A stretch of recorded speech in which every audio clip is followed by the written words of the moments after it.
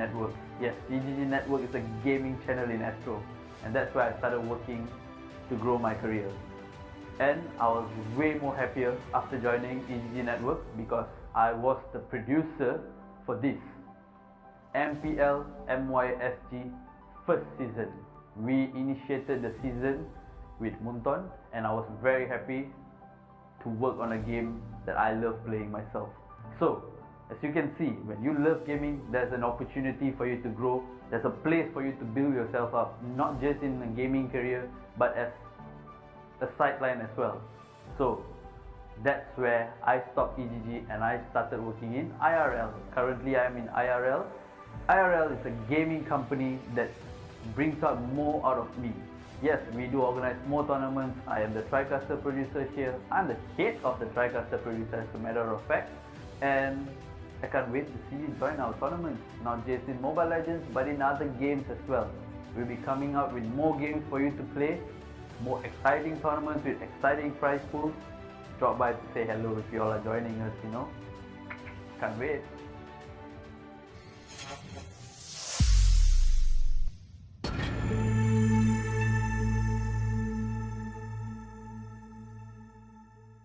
Hai guys. Hai semua, apa khabar? Apa benda kita nak buat ni ah? Aku pun tertanya. Producer, apa kita nak buat hari ni? Kita ada Spiderman kita hari ni. Ada apa? Spiderman ni untuk apa ni? Ada apa? Kita check dulu kepala dia ada apa. Ada lah ni producer nak kita buat benda bukan-bukan. Surprise ni. Ada soalan ke? Soalan yang producer kita minta kita jawab hari ni adalah bagaimana anda bermula menceburi bidang e-sport? Peace, macam mana kau bermula dengan bidang e-sport? Bidang e-sport ni secara tak langsung lah aku masuk dalam bidang e-sport ni. Masa tu aku still kerja as a sales assistant dekat Orange Sport. And then one day tu my friend lah, ada seorang kawan saya which is Zava kan. Obviously memang Zava. Dia ajak aku, tentu dia dapat job and then he need more people to work with him lah. Time tu kita orang handle qualifier untuk Galaxy Battle untuk 2 hari. So that time aku macam rasa aku best juga ni kerja dalam e-sport ni. Sebab kau boleh buat apa benda yang kau suka dalam masa yang sama kau earn money. So how about Zam? Aku sendiri pengalaman dalam e-sport ni sebenarnya agak lama lah. Aku bermula first sebagai trader Dota 2 dan dalam masa yang sama juga aku buat freelancer untuk company-company seperti TGC, Orange Sport, Genesis, dan setelah beberapa tahun aku berkecimpung dalam bidang ni, aku rasa macam aku boleh buat lebih lagi daripada tu. Dan kemudian tu aku dapat tawaran daripada seorang kawan untuk menjadi Fire Dragon FIFA Division as a manager. Dan start daripada tu aku merasakan yang aku boleh buat lebih. Oleh itu aku cuba lagi untuk mencari kembangkan lagi kejayaan aku dalam e-sport ni, di mana aku mendapat tawaran untuk bekerja di Matchroom. Dan daripada situ aku dapat belajar macam mana nak uruskan tournament, macam mana nak anjurkan tournament, macam mana nak handle player-player di Malaysia ni. Dan pada masa yang sama juga, setelah bekerja di situ beberapa tahun, mengambil pengalaman, dan aku mendapat tawaran untuk bekerja di IRL Asia, di mana aku berada sekarang. IRL Asia ni dia bukan sekadar e-sport channel.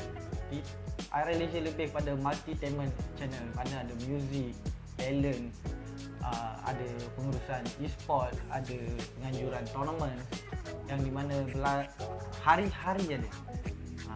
Daripada situ aku dapat belajar lagi banyak benda. Why not kita tengok apa lagi yang ada dekat dalam kepala otak Spiderman ni. Dia macam-macam Spiderman kita hari ni. Second soalan, bagaimana anda boleh join IRL Asia? Zam boleh jawab dulu. Okey, kalau aku sebab aku dah merasakan aku dah hampir 2 tahun di mushroom, aku rasa aku perlukan pengalaman baru, environment baru. Oleh itu aku cuba untuk mencari pekerjaan baru sementara masih bekerja, dan aku jumpa IRL Asia dan aku terus jatuh cinta dengan IRL Asia. Bagaimana pula dengan kau, Hafiz? Macam mana kau boleh berminat untuk join IRL Asia? Saya terjebak dengan IRL Asia ni melalui Zam lah. Obviously lah melalui Zam, sebab dia persuade saya untuk masuk dalam IRL Asia ni sebab dia pernah bekerja dengan saya sebelum ni. And then banyak benda lah saya belajar daripada Nizam ni, daripada management skill, daripada production. So saya rasa saya boleh grow more lah with him. Aku macam kembang pula sekejap. Kita pergi ke yang seterusnya. Apa yang ada dalam dia ni? Spiderman pun ikut SOP. Kita ni macam mana? Macam mana ni? Yang ketiga, alright, kita ada apa nasihat anda, kita punya nasihat bagi yang berminat untuk join IRL Asia? Apa pendapat kau, Hafiz?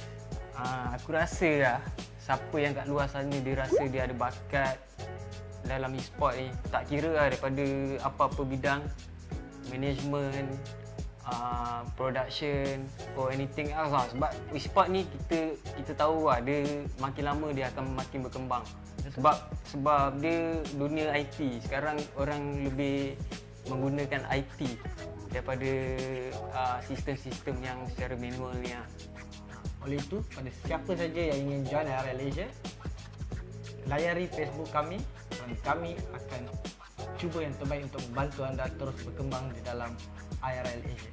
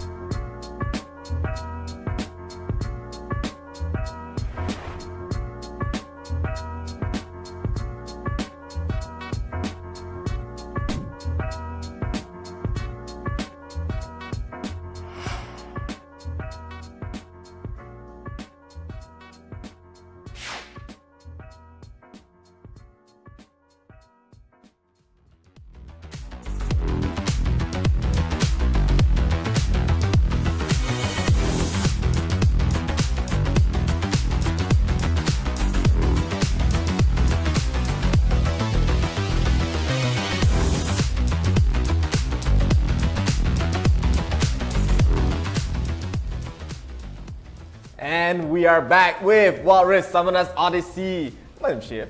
My name is Dion Faith. And we are gonna have teams today fighting for the prize pool of 332 ringgit. Not normal lah.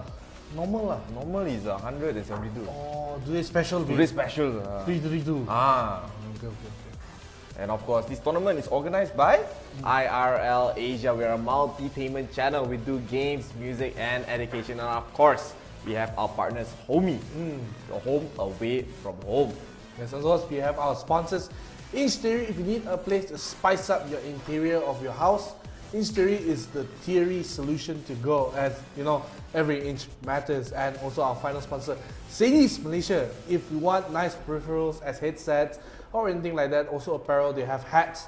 Of course, they have the very, very nice plushies. So head over to 𝐒𝐮𝐬𝐬𝐶 Malaysia if you want some of that, baby. Yeah, and of course, as I said, we are gonna have a special day today. It's a weekend edition for Walrus Summoners Odyssey. So the format is not a best of one anymore. It's a best of 3. Up to the grand finals, which will be a best of 5. I see. That is a very, very informative. But since today we're not going to stream all the way to the grand finals, right? Yes, because we're gonna split the tournament into 2. Too long lah. Too long lah. Of course, best of 3 is a team also.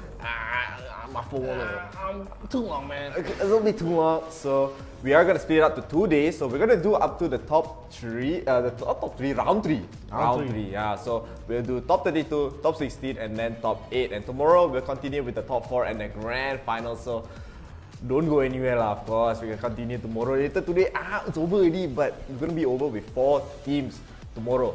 Yeah, you know, sometimes, you know, congratulations to, wait, that's the semi-finals, man. They go all the way to the semi-finals also. Make sure to stick around for your team. You want to support. There are a lot of good teams are here today, especially it's going to be best of 3, so more action, you know. Even if they lose the first game, come back with the comeback. Yeah, and of course, got to mention, please do get this page to 10,000 likes and follows. We want to get to 10,000 likes on our Facebook page and follows, of course. So we give you more games, more tournaments, and more content. And you know, we've been promising a new tournament when gonna come out. And of course, we are gonna give you exactly that. We'll be having a PUBG tournament on the 21st. PUBG Mobile tournament. Sorry. Yeah, so it will be on the 21st of May. It'll be a weekend, so it'll be running for 2 weeks, I believe. Yep. Yeah, so the prize pool is 2,000, man. 2,000 ringgit. That's a big number, man. Yeah, big numbers. That's 4 digits long. Wow, and of course, it is for the under 18, under 19.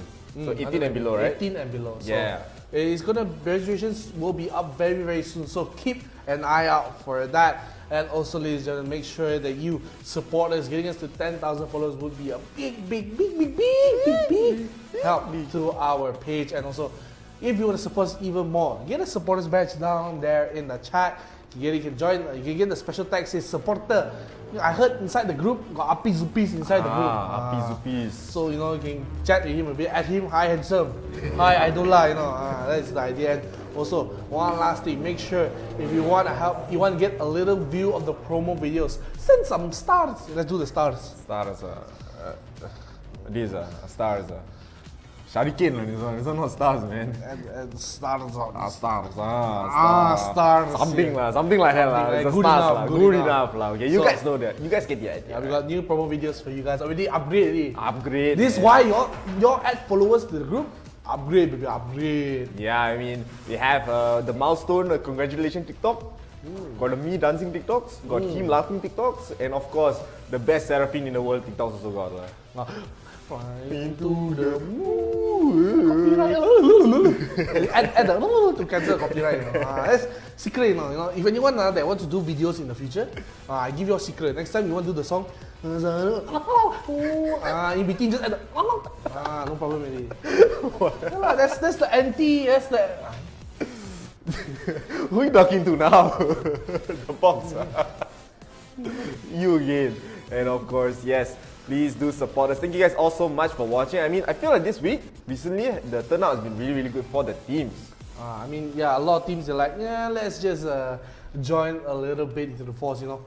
I think it's just really, really important for teams, you know, especially from the Southeast Asia region. It's going to be very, very important for them to come into many, many, many different spaces here. Yeah, I mean, Nothing lah. It's really important for teams from many regions of Southeast Asia to join. I saw a fly. Saw a fly? Where's the fly? Catch the fly, man. Catch the flies, fly. And yeah, we are having a lot of teams from different regions. We've seen teams of Pakistan joining, more teams from Malaysia are joining as well, and we've been seeing a high turnout for Indonesians as well. I mean, it used to be just all Philippines, and I mean, they're strong, but we love to see other countries as well join in, so join in the fun lah, you know, get some of the prize, you know, some prizes. I agree. Why are you laughing now? Why? Well, because you're laughing, man. You know, talking about these things happening right now in the tournament, it's just really, really important to highlight the importance of all these new teams coming. Because even though you guys are like veterans in the scene, you know, like, you know, especially teams like Level Up, you know, they win so many. I mean, of course, they were known as Out F4, they joined this, but it's the new blood. Out of nowhere, Logo come in and they win. You have teams like Alang Buso. Last time they joined a bit, then suddenly they come back. They became like, now they're consistent top 8 placing, consistent top 4 placings. Of course, they also won once a champion. So they're a force to be reckoned with. Yeah, I mean, still, all these teams are just improving. And one real killer, one of the real outliers, not just outliers, the one real best examples of people who kept improving, who kept just playing and got the win is 𝐿𝐴𝐶𝐸ation. 𝐿𝐴𝐶𝐸ation, logo, however you want to call them, the players are the same. I want to level up also, so I take off my jacket. Oh, you take out your jacket? Level up. Okay, so like as I said, 𝐿𝐴𝐶𝐸ation, the members have won 5 times and we can take a look at the brackets already. So we will have NXG Paradox versus 4th Dimension. And we've been seeing 4th Dimension join before. NXG, they've joined with similar teams. I believe they have NXG Academy, and this time it's going to be NXG Paradox. And of course, right below we have IRL esports 𝐷𝐿AW. We've seen them before. Chasing Dreams played very, very well the other day. And of course, we have Pillars Newbie and Frosty Zombie. Oh, Malaysian team. Frosty.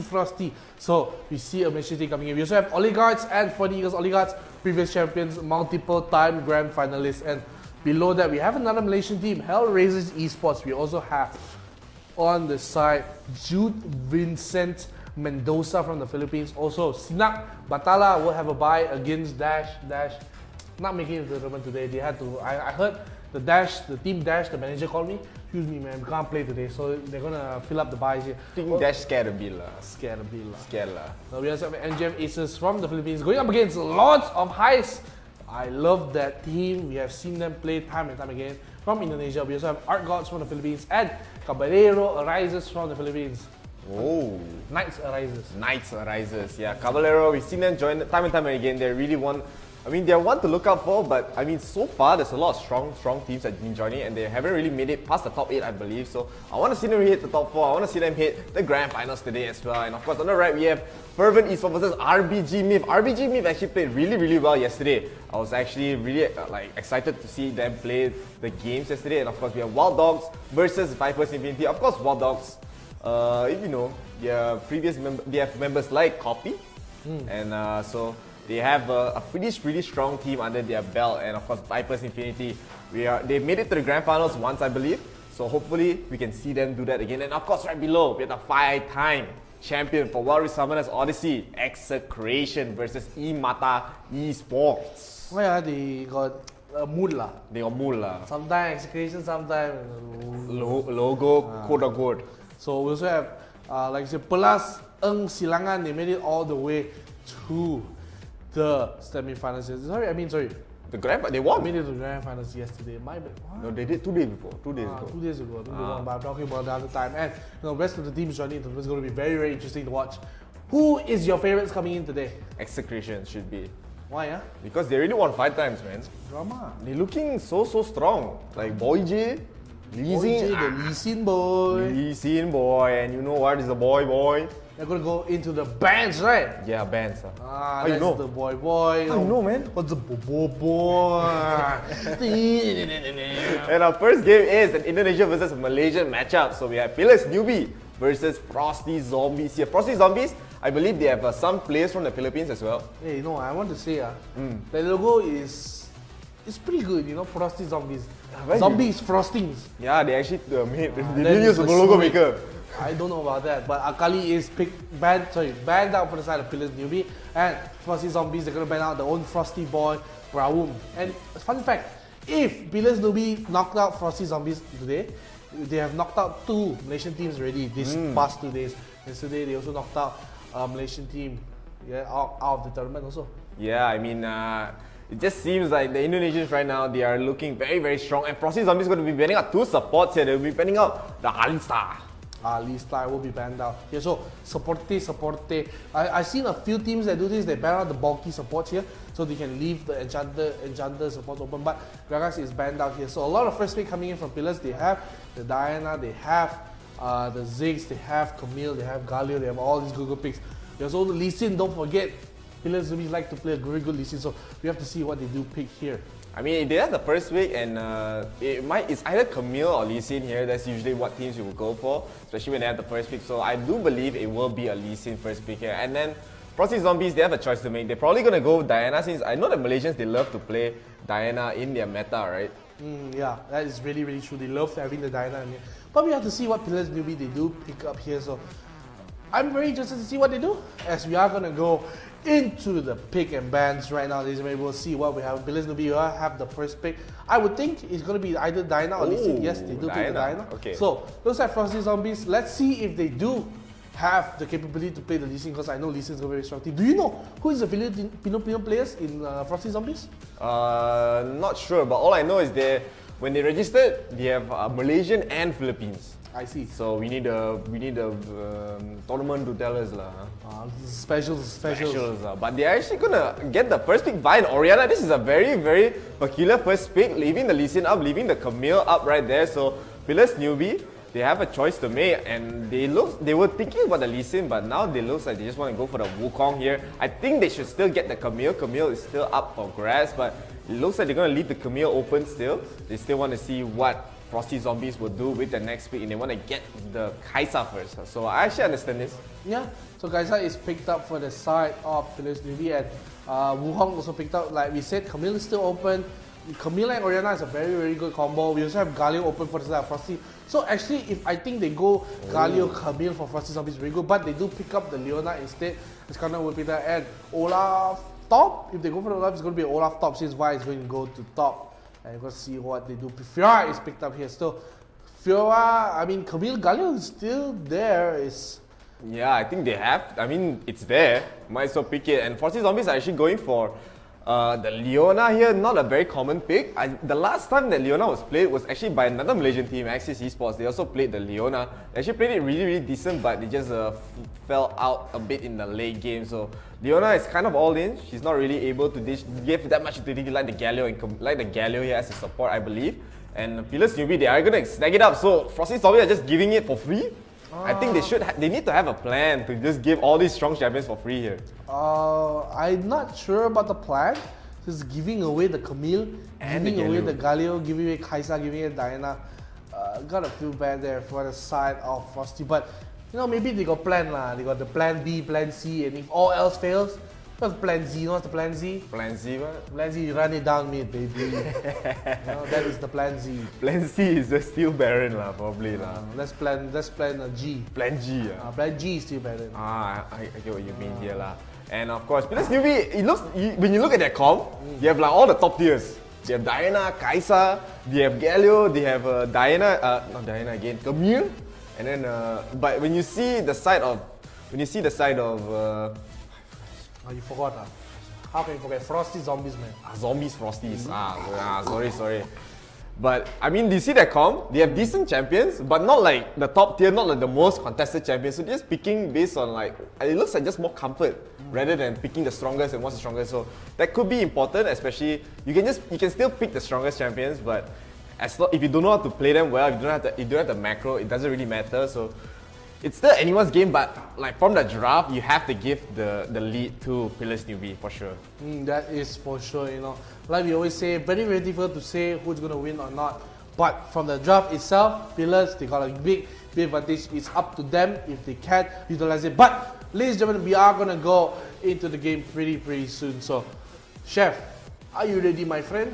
Yeah, of course. It's the first game of the day. The best of 3. And of course, the first of many best of 3s today. And very, very excited to see. since it's best of 3, maybe they just want to try this comp. And we are going to get into the game. Here on the left, we will have Pillars Newbie. And on the right, we will have Frosty right there. So Pillars right now, it's going to just go for a standard comp right there. And it looks like Yeah, we're seeing it from the background here, but finally now we're going to go into the game. So let's check it out. For the side of Pillars, they will have the 𝐬𝐜, the 𝐒𝐲, the 𝐻𝐳, the Diana, and the Wukong. And on the side of Frosty, we will have the Oriana, we will have the Corki, we will have the Vi, Leona, and the Fiora. So let's see how these two play out. Like we said earlier, we like the Pillars pick, but Frosty, if they are able to secure it pretty well, it could work for them. So let's see how they do work it out. Yeah, I mean, Pillars, they can just play aggressive, they can play safe if they want to, but I'm not sure how Frosty really wants to play this game. Even if they farm up, Unextinct on the 𝐻𝐳 is just going to be able to scale up if they just let her go. And Deku, especially on the 𝐒𝐲, not the best matchup against the Fiora, but we've seen time and time again that it's all about the mid game. And even in the mid lane, Diana is really using a lot of mana here just to harass out Orianna, but there will be a stun onto NXT. NXT is trying to run away, and nice flash into the stun. NXT has to flash, and it looks like they won't get a last hit. 𝐬𝐻 almost takes down NXT right there. So very, very close just for one Scuttlecrab, but I don't think Pillars are stopping. They are just trying to re-engage. Wukong is in the area, and Diana, it looks like they are going to get the Scuttlecrab anyway, so it's still a win for the side of Pillars, but 𝐿𝐴𝐻𝐼 is going back in. Very, very brave from Leona right there. So Frosty, they put in so much resources just for that one Scuttlecrab, and they lose it anyway, and now they're down almost 1,000 gold. Yeah, and you know, the thing is, 𝐿𝐴𝐻𝐼 chased through to his name. I think the 𝐿𝐴𝐻𝐼 is like in the anime, what, 7 scenes? 7 He's the sun, my god. You know, he chose the sun, so Leona since it's representing the sun, so staying fit to the name. But Pillars, due to the fact that they brought so much Mendes here, Frosty, they brought the mid laner, they brought the bottom lane all the way up just to fight for the Scuttler. They're now down about 600 gold here, almost 1,000 actually here on the side of Frosty. So they are going to be double Scuttler as well. So if you put so much resources, you got to make sure that you get the resources. But they were trying to equalize it down just to about 500 gold. But early scare, and also now because Kai'Sa was able to just stay down here for a little bit longer, she's able to get level 5 as Corki gonna be stuck with the level 4 for a little bit longer. Yeah, I mean, it will be probably the first big fight should be the next Dragon fight here, but Deku here is gonna try to out-trade Fiora, and he's actually doing very, very well in this top lane. We don't usually see this, but I mean, Bai is still the area, so it looks like KKT wants to just beat it out, but now Deku will get engaged on the nice ultimate from Bai, and using the extra ultimatum to actually cancel it, and a nice usage of the ultimate to get the invulnerability and not get knocked up right there. Very, very well done. Very well done indeed from the side of Pillars. You know, that's what's so nice about watching 𝐵𝐬 players do, because the ulti, basically ultimatum, it's an ultimate escape coming in from the side of 𝐵𝐬, and now still a 1,000 gold lead coming in from the side of Pillars. They're going to snowball it to about 1,500 here. So now just 10 seconds away from the Cloud Dragon, they're going to push deeper into the blue buff. They do spot the Vi inside the Bruce. Now she will try to fight for the blue buff. We thought up the Escorner here. Will be using up the Q1. We're going to be ready to the World Cup cycle, and the Moonfall will fall on the side of Frosty, and once it really goes down, they're going to chase 4 more. The Guardian ulti will fly backwards, stop the engage coming in, and Fiora, she's going to fear for her life, and she has to walk away, but now they're not dying. Diana will not finish off the kill. The barrier will be just enough, but Pillars, they will get 1 kill, and now look at the goal. What happened? 3,500, they're taking the top turret as well. So just from 1 kill and all the pressure in the lanes, look at how Pillars are now basically just destroying them in terms of gold. Now the Dragon does go down, the Corki going in a little bit too deep, Wukong flashing out, and the rest of the team just escape at the same time. So Pillars, they get the Dragon, they get the gold, and they get out. Yeah, I mean, Frosty, I get the idea what they're trying to go for. They want to group up at bottom. They want to try just Fireman and go for the Dragon, but Pillars were just ahead in time, and they were trying to get a pick off first, and then nice Fireman ultimate by the Triad right there on the Diana. So nice. Just stop every single engage that Frosty could do, and this is really the problem when you give away Diana like this. And Deku is actually almost killing KKT. KKT 1 hit, and it will get taken down, and Deku is winning this lane against KKT, and this is looking like it's very bad, man. I mean, all might coming here for Pillars. All might coming here for the Pillars side. They have about a 5,500 goalie here. They will most probably be able to defend the top turret here. Actually, they will get the push onto the Leona as Escorner is going to go down. No, the flash away. The shockwave. No, the ball was on you, my friend. Escorner flashes away. The ball does not land. And that, my friends, is called anti-synergy. Yeah, I mean... Pillars are basically destroying Frosty in this game right here, right from basically minute 0, getting that first Scuttlecrab, and then after that first Dragon fight, it's looking very rough for the side of Frosties right there, especially like a lot of mechanical mistakes. It's not just macro, it's a lot of mechanical mistakes that will add up, and 𝑑𝐄𝐆 wants to go for the solo kill onto 𝐬𝐻𝐼, comboing with the 𝐬𝐵𝐼 ultimate right there, and in the back, Alexi just gonna go in with his ultimate, but he's still alive. A 2-man taunt comes out by 𝐬𝐵𝐼. They're gonna try to go in, but they can't. It looks like Escorner is taking a lot of damage, and he will get taken down. And Pillars, they're just being so aggressive, so in your face to the members of Frosty, and they don't seem to have an answer, and they don't seem to be reacting very well as well.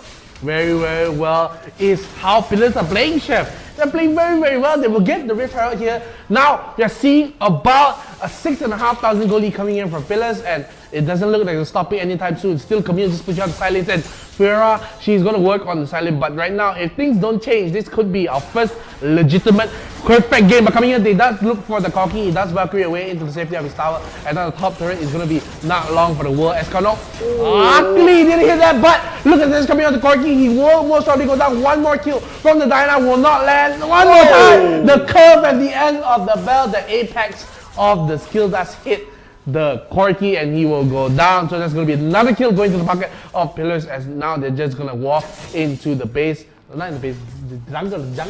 Yeah, the second dragon hasn't even spawned and they're almost up. They're up 9,000 gold. Look at 𝑑𝐄𝐆𝐿 just under the turret. I really want this turret, man. Alright, I'm sorry. I'm just back off. KKT really wants the heat. He only got one prop from the ultimate. He's basically just not able to even get a single kill. None of them are able to get a single kill in this game because Pillars are just controlling the tempo way too well. And Frosty, like, they're just really confused and what else to do. They're just getting engaged on time and again, and Pillars are really just one step ahead every single time. And 𝑑𝐄𝐿 again engaging on KKT. KKT just running away, but it looks like they're gonna go for a 4-man gang to the bottom side. The Triad is there actually, so they're gonna dive the turret. KKT is alone, but it looks like the turret's gonna get taken down, and he will get taken down here. Nowhere to run. Very nicely done from Pillars. As I said, it's just all tempo, and Frosty are way too slow in those turns. And now it's 20 seconds away from the Mountain Chef. You said the momentum, Pillars, they have the tempo. And now the tempo is going to shift to their favor, as now 10,000 goal lead in the pocket. We have basically two split pushes, even though that 𝐿𝐼𝐴 is of course set to split pushes. You can see 𝐿𝐼𝐴 now walking up here, trying to stop the push coming from 𝐿𝐼𝐴. But look how much damage he deals to this turret. 𝐿𝐼𝐴 is a little bit scared, but you can see 𝐿𝐼𝐴 and the rest of the team are wrapping around this 𝐿𝐼𝐴. So is this the end for the 𝐿𝐼𝐴? She does hook shot away, and the flash coming. 𝐿𝐼𝐴 does land the kill, and finally do we see a dead 𝐿𝐼𝐴? Look at it, ulti lands. 𝐿𝐼𝐴 gets the extra ultimatum. She's gonna heal up, flashing away, and goodbye. The 𝐿𝐼𝐴 say, what about me, man? He flashes away too, and my goodness, nobody dies on the side of Pillars, and it takes the Mountain Dragon right about now. Oh, perfect timing. 12,000 gold ahead. They had 5 people trying to kill one 𝐿𝐼𝐴, and now KKT is going to get engaged on. He can't run away. He has to repose. He has no flash. He will get taken down here. Yes, he will. And now our next thing is going to go in. Wants to get the kill onto Flaky, and he just gets taken out. And I mean, this is looking like a disaster. I really think this might be a perfect game, and Pillars, I mean, if they get it, this will be the first perfect game of all the games in the Wild Rift Summoners Odyssey right now. And next thing are putting on a show. 12,000 goal lead, no more. Now it's a 40,000 goal lead here. They're just gonna siege this turret. They're getting every single objective, and it's only been 9 minutes. 9 minutes indeed, and this is basically the start of almost a perfect game. There is basically nothing that Frosty has taken away. There's not even a half HP turret on the side of Pillars. I think they barely even touched the turrets, man. I think the only turret that took a little bit of damage might be the bottom turret, but I think that's it. Literally, Frosty has not been able to do anything on the map. Even their own jungle is like an undiscovered mess right now. So you can see how this side of Pillars, they're going to dismantle Frosty zombies.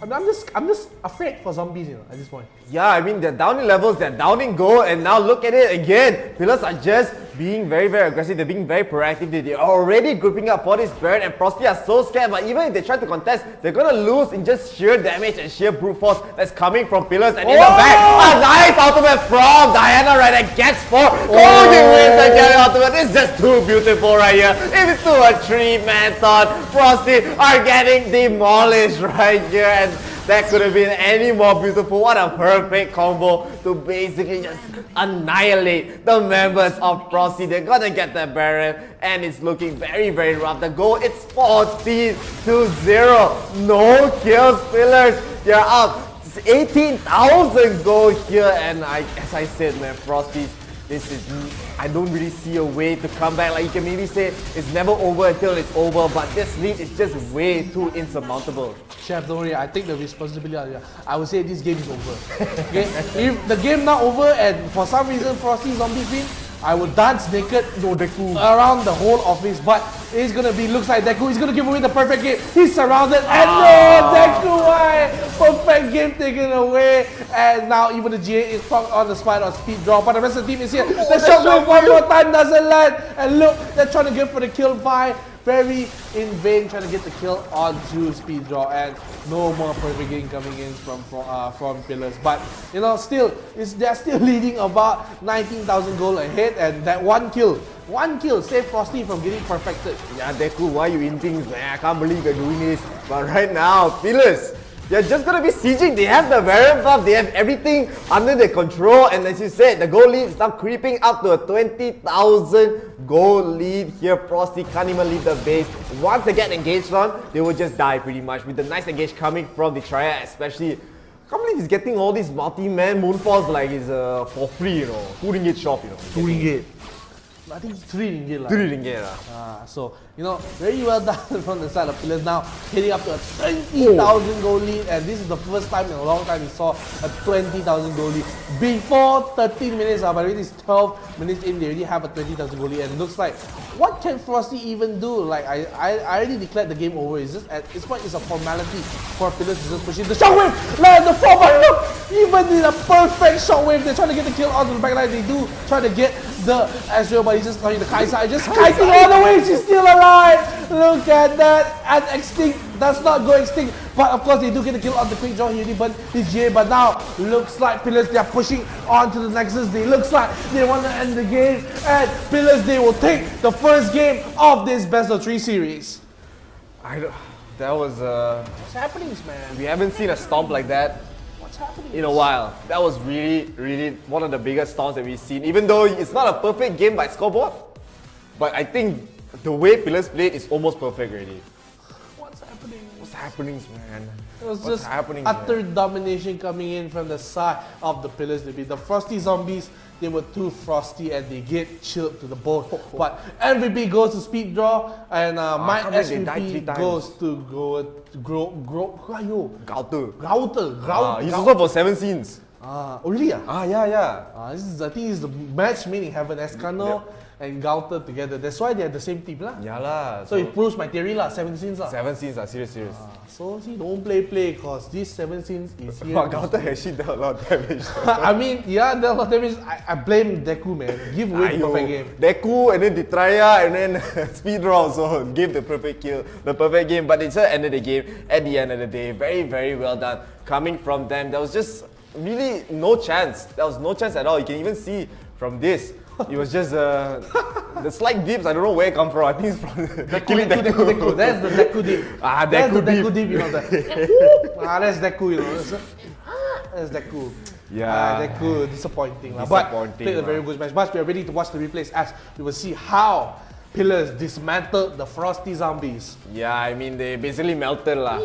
They didn't really live up to their name. And look at this, a very nice ultimate coming from Deku right there, dodging the gank and dodging the ultimate attack coming from Flanky. But here they just get a dragon, but 𝐿𝐷 actually goes in with the package. So brave right there. But I mean, there was no re-engage coming from the side of Pillars, so it won't be anything. But this is where Deku actually got a nice solo kill onto KKT. KKT had no summoners left, got out-traded by Deku, and here they tried to go for an engage on the top side. I mean, Frosty, they have great movement, but they're just getting caught out every single time. 𝐿𝐷 already taking a lot of damage. The shockwave completely whiffs right there, and 𝐿𝐷 is just left to get taken down here. And they try just played out of his mind this game, honestly. Yeah, and you know, just a lot of face checking actually from the side of Frosty Zombie, because they thought they were safe in their own half jungle, but basically Pillars, they made an outpost in their own enemy jungle, and it's just very hard to walk into anywhere of the map. And just look how deep they killed at the apex of the skill there. Diana will get the kill, and now look at KKT. He's like, what's happening, man? He's stuck on the turret, he can't go anywhere. And they take the turret first, then they turn their sights to him. He does land a nice repose, but he is toast, you know. That is just unfortunate coming from the side of Frosty Zombies. Yeah, I mean, this is a best of 3 though. So Frosties, I really think it really came down to not just their macro, but it's like this game was really a massacre. They can't even kill Deku here. Look at that. They throw everything, you know, every single thing. Leona ultimate, Vi ultimate, and even the shockwave I think came out as well. But they can't even take down Deku. And not just that, they can't even take down Cruz, right? He's just cruising away from that team fight like nothing ever happened. Now you are the one doing the cruising thing, but then right now look at the Diana. Look at Diana hiding in the bush. Then the moment is right, he goes in, the moon falls on them, the 𝐸𝐬𝐚 also falls onto them, the multi-nab knock up, the shockwave does only land onto the 𝐻𝐸𝐴, but it's a little too late as on the side of pillars, they will just decimate the side of Frosty Zombies, and they will, after this, they will take the parent and 𝐢𝐿𝐴. I don't see this, man. 𝐢𝐿, why do this, man? This is a bad play coming from 𝐸𝐿 here. He Throw the got game. turret, but he's throwing the games right now, and even Speedro is thinking about it, Look at him, just say, should I help, should I help? Nah, I think he's gonna run away. But it looks like Speedro also gets taken down here, I believe. No, he will just run away because the shockwave misses, and Flanky tried to chase down Speedro. They won't be able to get it, but as you said, this is just a formality. It's just delaying the inevitable, as the inevitable is the game ending right here. The shockwave does land onto 4, but like 𝐸𝐿's ultimate is just so good for disengaging. They don't even have the damage for that. And unextinct was just kiting, like I don't know what's the good analogy for kiting. Kiting is like taking a walk in the park, A walk in the park. Because you take the kite and you walk around. Just avoiding all the trees with your kite. That's like kiting, Kiting also you have to avoid the trees with your kite. Avoid the trees. Avoid the trees. Stay in the trees. No, stay away from the trees. Why? You have to walk. Why you want your kite to hit the tree? I don't understand. Oxygen.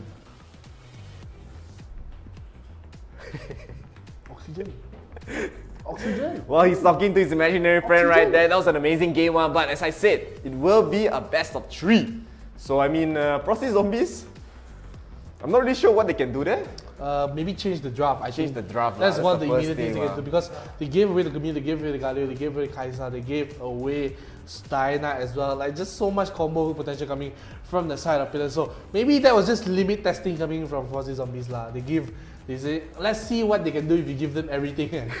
Let's see what pillars did. The only thing that I say, even like if you say 𝐻𝐚 is not the best pick, but into that composition it was the so best strong. pick because of the 𝐸𝐴 ulti, Diana ulti.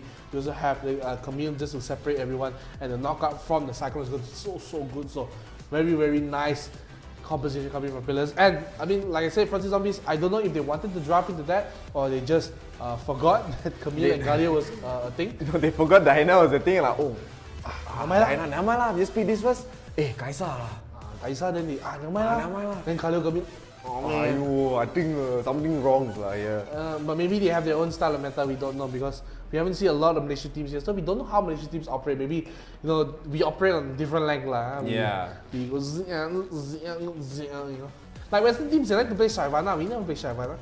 That is true. That is true. And even like the reason that Western teams play Shyvana, none of the other regions don't play Shyvana, but Shyvana got nerfed either way. Shy lah, I think Shyvana shy. Shyvana, shy lah. But I mean, still, it will be a best of 3. Hopefully, Frosty Zombies, they are able to adapt to having a more solid draft, I think. Because that draft just felt like it's all over the place. They have the Orianna, they have the Vi, and then they have the Leona, and then they have the Corki. It doesn't, that kind of comp doesn't really have like an idea of what they want to do. They can't really all in, because they're just going to melt, especially like we saw how they tried to all in. They just lose, all their cooldowns are off, and then they just die. I mean, the first Risk Cutler fight was, I guess, fine. They did try to go for 𝐻𝐸𝐴, but 𝐻𝐸𝐴 escaped there. And after that, everything went down here. They lose down in farm, they lose both Scuttlers, and then slowly they lose the fights. And after the first dragon, it was basically game over. As like there was a 4,500 goal lead already, just 5 minutes into the game. And really, when you hit 1,000 goal advantage a minute, it's going to be a big problems for your team. Yeah, I mean, even at the start, like the first minute, if you're already down 1,000, the lead is just going to keep adding up and adding up and adding up and adding up, especially when you can't get any objectives right there. And I think even pillars got like double scuttle, I believe, because they're just so much priority. Just like all these small things will add up. It might seem very minor. It's like, it's just a grab, we can get back the goal. But if a strong team, especially, they play their macro well, they can keep snowballing their lead non-stop. And I mean, it looks like Frosty Zombies, they were just not able, they tried to group up, but it feels like they're grouping up, it was even kind of aimless at some points. I think they were just looking for fights, but at the same time, pillars, they had such a good team fighting comp. The 𝐸𝐴, the 𝐸𝐴, the Wukong, the 𝐻𝐸𝐴, every else just combo, especially the Diana as well, just pulling around with the Moonfall. Just look at literally that fight where before they got Baron, before they got Baron, is where Diana was back, he jumped in, Moonfall, 5 members, Wukong, Cyclone, 5 members, into 𝐸𝐴, 5-man Hero's Entrance. There was just 3 knockouts with boom, like a bouncing castle, boing. I think that was like the best team fight we ever saw from any game, because we usually think about, wow, it should be damn nice, man. all the combos together, but we rarely see it because it's actually really hard to do in a real game. But in that situation, it was just perfect, man. Just very, very nicely done. 𝐸𝐴𝐻, especially just play out of his mind, and of course cruising in, getting the nice hero entrance as you said, and of course comboing it with it's like if that wasn't enough, the Wukong ultimate comes in again, and then the 3-man taunt comes in again. They really had nowhere to run, and I really think that Frosty Zombies, they need to change a lot. They need to change a lot to really not get the first game to deja vu. I agree, and like we said, the draft was the main issue, I feel. Yeah. Like maybe the plays were a bit questionable, but I think it's something they can fix very easily. It's not like Could just, be nerfs. Yeah, it's not like they just ran in and died. It's more like the comp just didn't fulfill what they needed to do, so they just fell in that game. And I gotta say, it's gonna be very difficult for Frosty Zombies if they don't change up their draft. And while we're waiting for the bans, let's talk a little bit about the bans that's coming. Oh, it's Yeah, Frosty Zombies here. We'll be having the first ban this game. Of course, the loser of a best of 3 set will be able to choose the side here. They will be banning out the Kai'Sa here. This makes a little bit more sense. I didn't really understand. I don't really like it when teams actually banning out the Alistar. I understand when you're banning Braum, but banning out the Alistar, like not many teams actually play Alistar nowadays. And even Alistar is not really the biggest problem of many comps. Like usually the big naughty kids all is the Akali, is the 𝐒𝐿, the Gragas. So you want to be banning out those champions then. Pillars UB are going to go with the same bans. They're going to ban Akali, and it looks like they might ban Graga again. Yeah, it might be the same bans for the side of Pillars Newbie. They will ban out the Graga, and they say, you know, if it ain't broke, don't fix it. But inside of Pillars, for Frosty, can't beat them, ban them. Yeah, so they'll be banning out the 𝐸𝐿𝐬 here. This ban looks very reactionary, honestly. Yeah, it's you like can't beat them, ban them. Yeah, just ban only Last so time you can't beat them, join them. Now instead of joining them, they beat. So I'll laugh if Frosty Zombie pick Diana here. because they have the first pick here. I mean, having a Diana would be very strong. It'll be a good start. It'll be a good start to have a very decent comp right there. And I told you. they'll be making the Diana. I told you already. Yeah, so Pillars UB, they have Braum though. Braum, and they can go They have 𝐒𝐿. 𝐿𝐼 also, they have 𝐒𝐿, they have Teemo. You see? I do think they're leaving the 𝐿𝐼 up because maybe they believe that Frosty Zombies, they're not gonna play 𝐿𝐼. They give 𝐿𝐼 up. Hey! Ayo. See lah. What you do? See what you're following? What's happening? I don't see, man. Look at the TV, man. Wow, it's sponsored by 𝐸𝐴𝐻, say this Malaysia.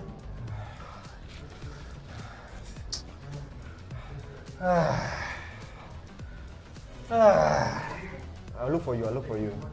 So I think looks like they're gonna go for a remake here. Of course, Kai'Sa is banned out.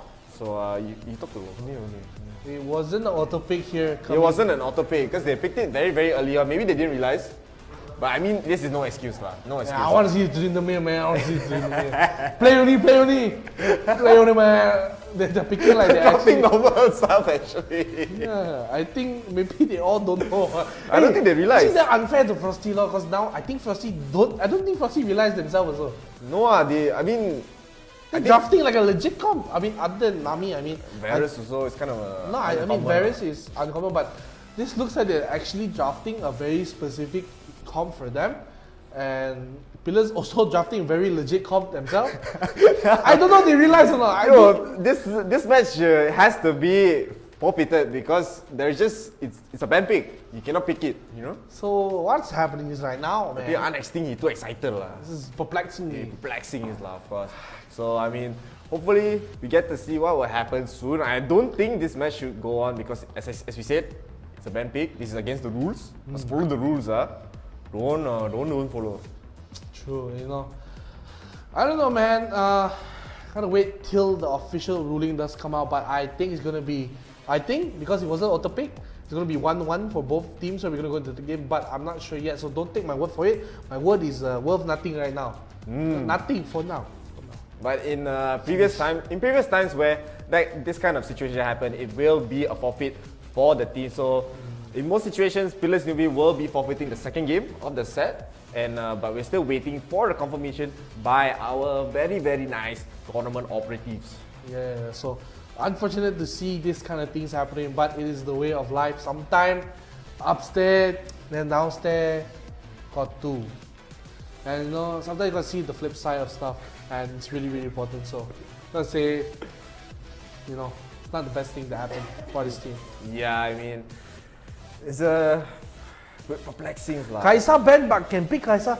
That's cannot why lah, Harry. cannot lah, Harry. That's why I tell you cannot. So we're Cannot. gonna remake the game. So I must coding a bit lah. Must give naughty, the finger come out. Naughty. Yeah, while we wait, of course, we did mention we want to get to 10,000 followers, but before to mention, right, you need to follow our TikTok also lah. TikTok. What's the name of the TikTok? IRL ASIA. Oh, same like the Facebook. lah. Same so. Easy to find, Got right? space, no space. What space? No space. All IRL Asia. ASIA. ASIA. Yeah. IRL Asia. What about Same as the Asia? Facebook page. I don't know, man. Asia. Some people say Asia, man. I'm from Asia. Malaysia. Malaysia. Yeah, true so lah. Because the SI suddenly got H, right? Say, sorry, I'm on high. What's he? Why you go high? low?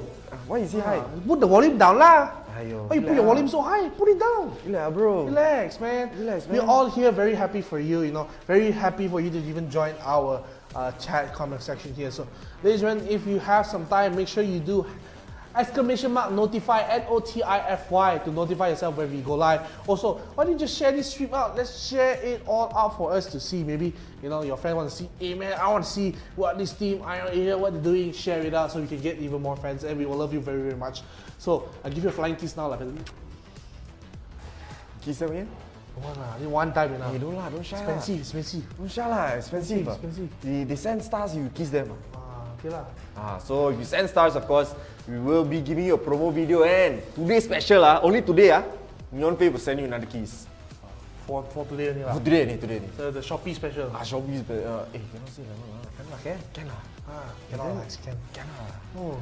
Shopping mah. Shopping. Shopping special. Shopping special. What do you think I said? Shopping lah. Pink shop. Pink shop. Pink shop. The shop pink color. Pink color. Pink color shop, guys. Got pink color shop, guys. Let me know. We're still waiting for the official decision coming in from our tournament operatives. But we're gonna be a remake. It's gonna be a remake. No, we're gonna go for a 1-1. So we're gonna go to the third game right now. So that's the official. Official rulings lah. So we're gonna see a 1-1 score because the Pillars they did pick a bank character, so they're gonna forfeit one game. So now back to the third game. So suddenly Pillars, alamak, what's happening, man? What's happening? I'm so appalled, perplexed by what's happening. So they're gonna get 1-1 for each. So it's gonna be basically a best of one all over again. Yeah, I mean, as I said, of course, don't want to keep repeating ourselves. It is unfortunate, but no, quite funny lah. Why lah? We beat them so hard, then they also, ayo.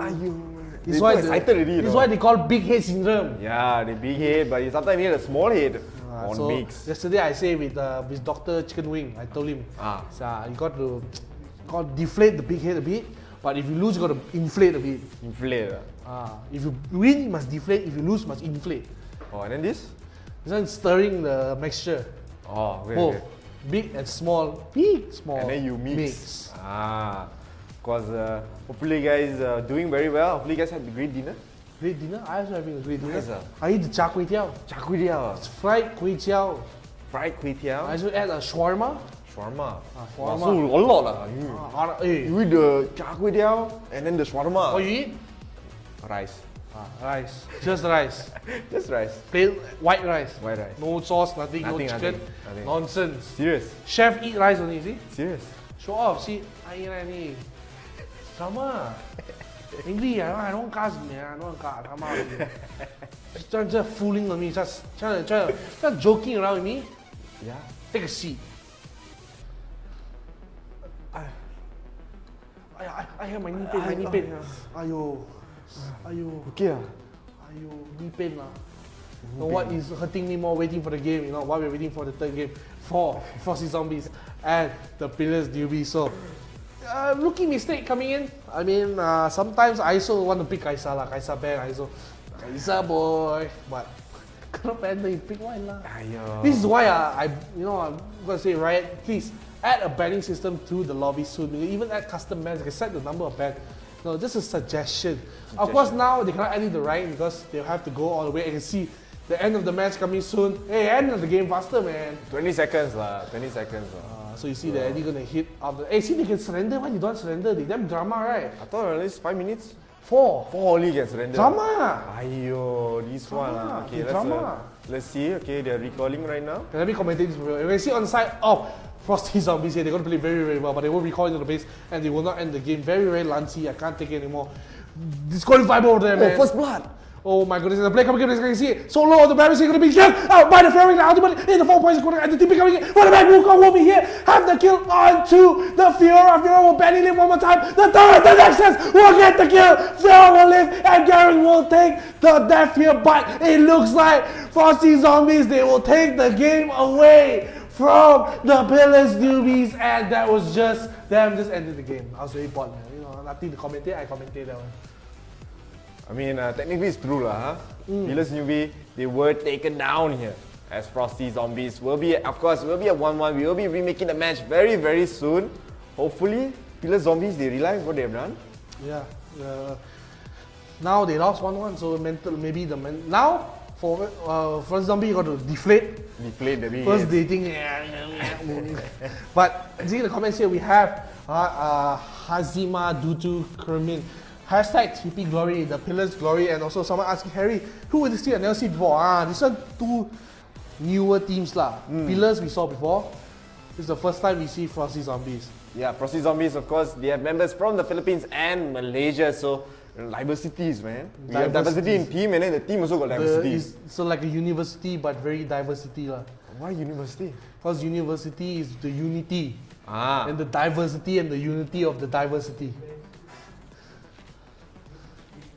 And we have someone called Zikrullah. What? 1-1. Yes. Correct. Correct lah. Max. One game add together is 1-1. So always, sorry, Dash is the best team. They're always in every match. Right. 2-0, 2-0, 1-1, 0-2, 0-0. Always Dash is in the game, man. Kind of simple stuff, man. Come again lah. And yes, we will be, of course, remaking. Hopefully, you guys, patient a bit lah. Weird while me. Patience is a virtue. Sometimes I'm looking at these teams and they're like, sometimes I don't know if it's the truth, the rumor lah. Sometimes I like to give away one game, you know. You know why? Why? Equal my height. You know?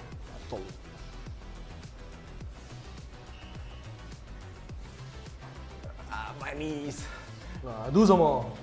Dramas, guys. Must exercise lah. King dramas, guys. This guy like to drama show, you know. Drama show. What? TV3? TV2. Oh, TV2. So. TV2 is the classics one. Okay, so we have Respect coming in from Zikrul. Respect to me or what? I think both Neon Harry Face said it's on high. Why lah? I'm on high. Why you on high? My mic very loud, is it? Is it on high volume? Sorry lah. Hello? My mic on high volume, is it? Why lah, Harry? You say I'm on the high. I'm actually on the low. My volume very low. I put very low because I shout very loud. You just shout very Lah, I come low lah. Okay lah. Come low a bit. Can see I didn't hear lah, cause people say I too high. Cannot see. Cannot see Cannot see. So, while we're waiting for the third game to come in, we just saw them just end it again. So, waiting for the teams to, I think for the side of Frosty Zombies, yeah boy. Yeah. But Pillars, man, how could they, if now Pillars lose, it's the worst it'll feeling. be the worst feeling lah. Confirm someone will blame someone. Yeah. Hey man, I'll pick man brand. So I mean, this at least gives Pillars a bit more like not a big head anymore. They have to play all out. Medium head. Medium head lah. They have to play all out. They have to really show that they still want to win this. For in their mind, this is a 2-0, but it's 2-1. Give up the game if they want to win lah. Frosty Zombies, of course, they have a chance. They have a chance right now to really come back and take the set with the slight mistake right there. And I really hope they do, because their draft actually, as you said, was quite legit. Quite legit lah. Quite legit. It was very, very nice. Just the Barriers and Nami. Except the Nami was a bit wingy dingy. I don't know, maybe they're still throwing around. Maybe they knew for sure. Yeah.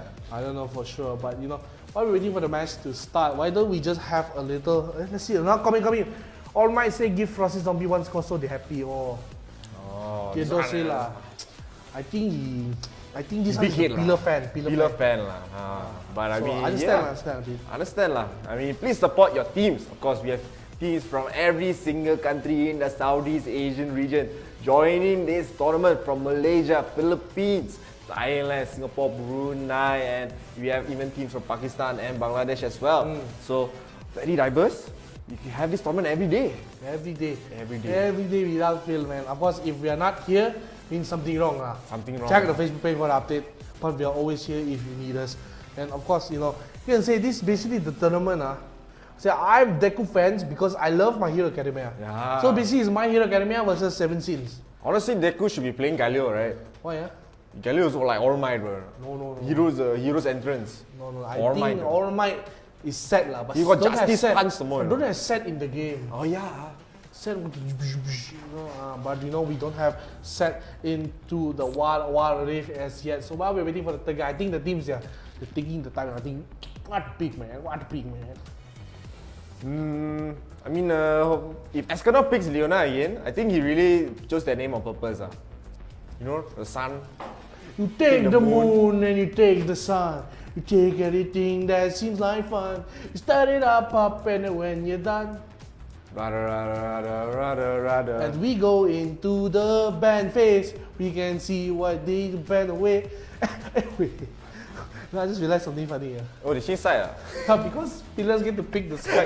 This is the big brain, man. I tell you, this is the big brain. They purposely lose and they get to pick by the blue side. It's a bit too much, lah. Because I think that maybe I think that side we lose lah. We pretend we lose, we pick the wrong pick, then we go to the blue side. This is the big brains, man. Pillars are the biggest brains. And they're changing the band, so Pillars are actually having the first bench. Same, Graga, same thing. I mean, like Pillars having the first bench now, and now Process Zombies they have to battle the Diana. No, hey, this is number one.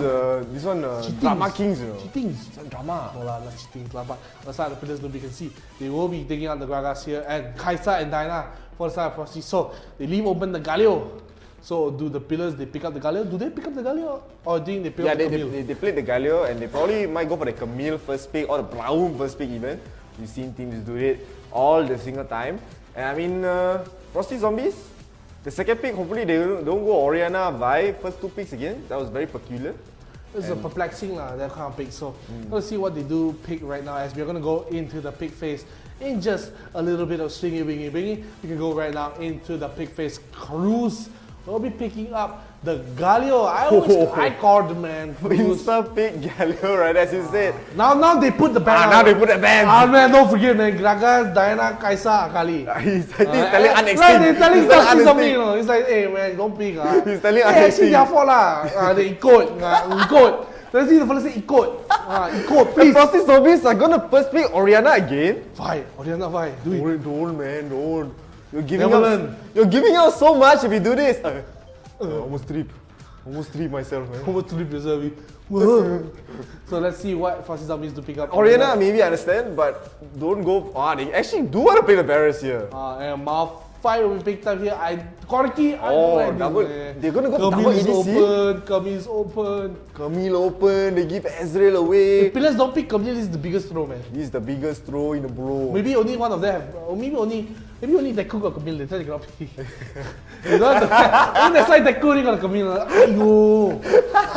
thought they were gonna pick the Camille, man. I got a second pick. Yeah, speed draw. Probably going for the listing is very nice, but he will be picking Yasuo here first. Yasuo for probably Betraya, or maybe he's going to do Yasuo jungle. I'll be very surprised if it was Yasuo jungle.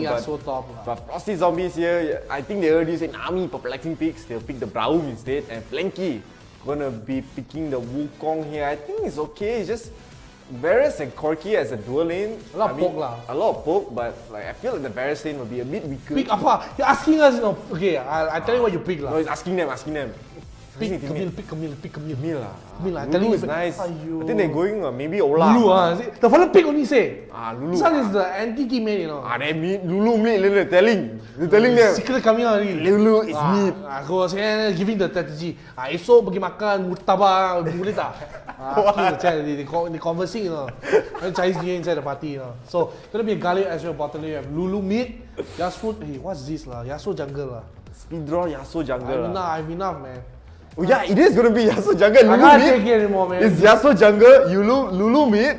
Ayo. And now KKT is gonna get his Garen. So this is a perplexing comms. We haven't seen. This is the first time we see Yasuo jungle. I think they angry lah, no Kaisa. Maybe the ADC only can play. I don't know. No lah, they try going 𝐸𝐬𝐬𝐬𝐬𝐬. They drama a bit lah. Ayo, not fun lah. But Speeddraw is going to be playing Yasuo jungle. This is the first time we ever seen a Yasuo jungle. The last time I saw Yasuo jungle was in my ranked match. It didn't go so well lah. Why lah? I think I got. Do you have a world famous Yasuo player Tatsu? You know. Oh yeah, I'm sure you can play the Yasuo jungle. You know. Yeah, true lah. I need Tatsu in my team lah. But I mean, Frosty Zombies, their draft is a bit better than their first games, I must say. But I don't think. I mean, they still have a lot of issues, especially going for double EDC. They have no EP damage. They have nothing. They have to rely on Corgi. Corgi very cocky here, but while we're waiting for the match to start, I mean, AP can go AP barriers also. AP barriers, yeah, we have seen AP barriers as well. Can go in the middle, we have to see what they have to do. So while we're waiting for the thing, so we can see what we're gonna have is in store for us. Here, the Yasuo jungle, Lulu support with the 𝐿𝐴. So a lot of poke. I think it'll be very difficult. I think Corgi might go bottom, and Varus go mid, might. That's gonna be a small might, but you know, it could be also a 1-3-1 as well in the and then I don't know. Talking about Tatsu, right? I heard last time Tatsu told me Yasuo support is the best support actually. Serious? I think nonsense bit lah, that Tatsu fella. Yeah lah, I think this one, Tatsuko. But we are going to go into the game, ladies and gentlemen. The final match between the Pillars New Me and the Frosty Zombies from Malaysia. So Indonesia against Malaysia right now. Let's see how Frosty can bounce back. But of course, because Pillars gave away that one game, it will be 1-1. And any team that makes a mistake will go into the ditch right now.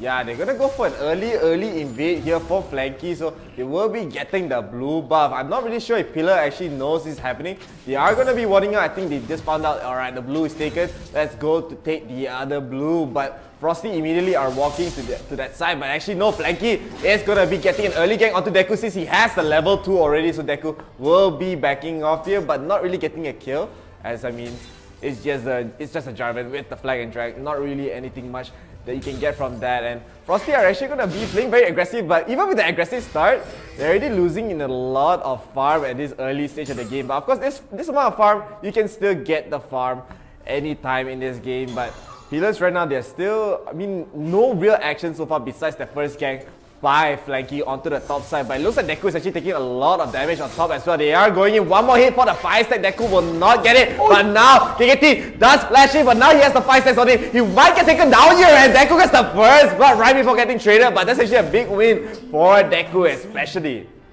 Especially in the, you said it best, Chef. You know, you say it best and you say nothing at all, you know. Okay lah, I don't talk. So, you know, I don't know what they make the song, but it's just that they're going to look at the fight for the side of Pillars. They do knock up the Jarvan, but of course he still has, actually he doesn't have flash, maybe they can go deeper in, I think they didn't know, but they will basically take a double Scarlet here. What's that flash? Oh, go for the kill. Oh, the Lulu, one more hit will not finish off the kill. I thought, where are Grota going with the flash, but now looks like Frosty will try to get the double Scarlet, but will not be able to as they get the smite onto the Yasuo and they will get away. So Lulu will be happy that she didn't die, but now Deku is punishing KTT at the top side with the Darius. So trying to be aggressive with me, boy, not good enough, as it's going to be a trade up here in the top lane. They're going to be very, very difficult for the side of Frosty to come back to the top side. Really 1,000 gold deficit coming in early on for the side of Frosty. And I mean, Pillars, they are being, as I said before, that first blood by Deku on the Garen right there, it just gives him so much priority in this. And NXT is playing very, very aggressive as Scouter. It's one level down, but NXT has to be a bit careful. If he gets one more hit in, he will get stunned. But in the flank, we see Flanky living up to his name. He wants to go for it, but the bottom side playing it very, very safe, understands what's happening right now, and they won't get ganked here. So the bottom lane is going to be doing fine for the side of Pillar. Yeah, and still all lanes are pushing for the favor of Pillars here. Mid priority, bottom priority, top priority, all very, very nicely done for side Pillars. So they pick very, very strong winning lanes here.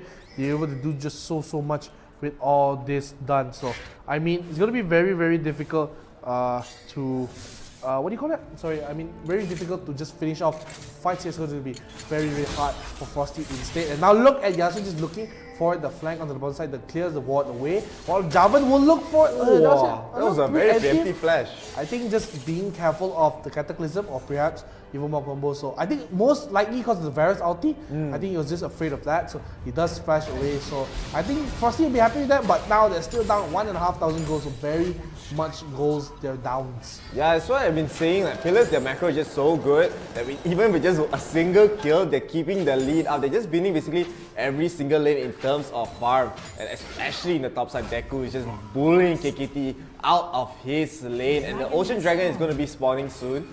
Not the most important dragon, we've seen teams just give it up, but I mean there's no real other objectives to fight for. They usually just try to contest it here, and I think Frosty has a pretty good chance, especially with their comp. They have a lot of team fight compared to Pillars. As Pillars, they have to rely on getting the Galio knockouts, but 𝑑𝐄𝐄 is actually joining the party, so a lot of the damage can actually come from him, and he might be spotting Flanky here in the bright. Flanky spots out the Darius and runs away. That's how scared they are of this Darius, and 𝑑𝐄𝐄 will be the one to lead the charge for this Ocean Drake. Ocean Drake will be started by the side of Pillars boy. But the combo actually coming in from Frosty is going to be very strong in the team fights. You have the Javan just go in, and now going in with the knockup, but a nice knockup from the Yasuo actually lands onto the backline, so they're not trying to get the kill. But right now you can see they're just looking for the fight. They really killed the Braum on the side of the Frosty, so now it's going to be 3 members, 4 members dead, and only Varus is alive. That's going to be everyone dead, and now the tick will burn, and the lag, just for the special effects to get the kill under him. It's going to be an ace early on in the match, and now Pillars, they're looking really, really strong, already having about a 4,000 goal lead. It's going to grow even more as they're going to take the bottom turret as well. I don't even know what happened. I thought like Frosty, they got the engage, they were good. It looked so good for them.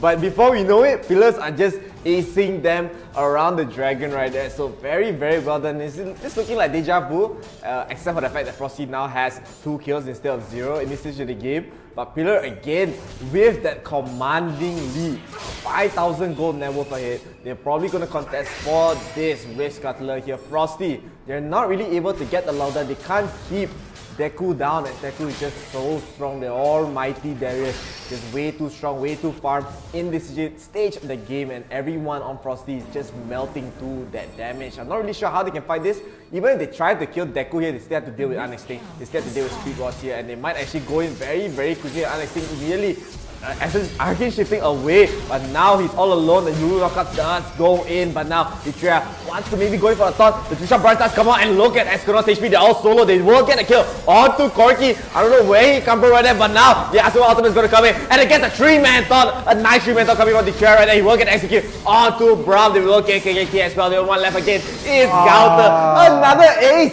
back to back. Back to back aces for the side of Pillar, and it looks like a game 1 all over again, but at least, Frosty, they got the 2 kills early on, so we can't contemplate whether it's going to be a perfect game or not. But now they're down, it's even worse than the first game. They're down 11,000 gold in the 6th minute of the game, so almost a 2,000 gold advantage per minute for Pillars right now. How lah, Chef, how? I mean, as I said, going for this kind of double ADC, I understand the idea, but the problem is Varus does take quite some time to actually get online and actually be a threat in this team fight. That's why here is the last in the team fight, but he can't really do anything right now. And Pillar, their comp is just so well rounded. They have the damage, they have the engage, they have the sustain from Lulu. Unextinct might get caught from Flanky here, but it's an Ezreal. He can just arcane shift away. Now Speedrun is going for the flank onto Flanky. Flanky wants to run away. He does get a flank and drag now. It looks like he just leaves Escanor alone to get taunted, and he will get taken down. He will be the sacrificial lamb in that fight, and still Pillars are just mowing them down. Frosty, Speedrun might be catching Flanky here. Flanky trying to recall away, but not the safest space. And even in the top side, look at 𝑑𝐄𝐄 just going in. 1v2, the Galio ultimate is going to come in. The hero is here. Kate is already having the 5 stacks. He looks like he's trying to run away. The taunt does go on to the 𝐸𝐸 right there, and 𝐸𝐸 will just run away. KKT safely recalling right there. I'm surprised he didn't catch him out. 𝑑𝐄𝐄 almost like 1 second away to catch out the Garen, but still, Pillars are just so aggressive. They're just not dying to the damage coming from Frosty, even if they get the most perfect engages. Yeah, and it's just really like, okay, at least I can see the game's not over yet, but it looks really, really grim. for the side of Frosties, but now they lack, they trap the Ezreal in. He does have the he doesn't have the flash, it was on cooldown. But they finally get one more kill in return. But even with that kill, they're still down 11,500 gold. And I don't see, like, the only way they can come back here is they ace, they get the Cloud Dragon, and they get the Baron at the same time. And that maybe will set them maybe about 2,000-3,000 gold apart. But other than that, I don't see a way that Frosty come back from this. They really have to go for the miracle fights, the miracle steals, and the miracle win. Yeah, I mean, I believe that if they really wanted to go for like a poke style comp, especially going for the Barrels, I think going for a Ziggs is probably a better choice. That he has a bigger damage output, he has bigger teamfight potential, as he has a lot of AoE right there. But Deku is gonna lead the charge. He will engage onto Braum right there, and the GA already spent by Flanky, no GA. 5 stacks gonna be on Escanor, and look at 𝐿 just going in. The big boy getting buffed up by Lulu, and they're gonna get aced once again. No, 𝐿𝐷 is the only. Actually, Flanky is the only one left alive right there, so it'll be a 4-0, and they still get the dragon. Just now the goal lead, 11,000. Scratch that. Now it's a 14,000 goal lead. Everyone is just so much more far than their counterparts. Frosty only have 1% alive to defend this base. Looks like they're just gonna get this inhib turret for free pretty much. Yeah, and now players tell you, let me show you how to scratch that as they push up the inhibitor turret here in the mid lane.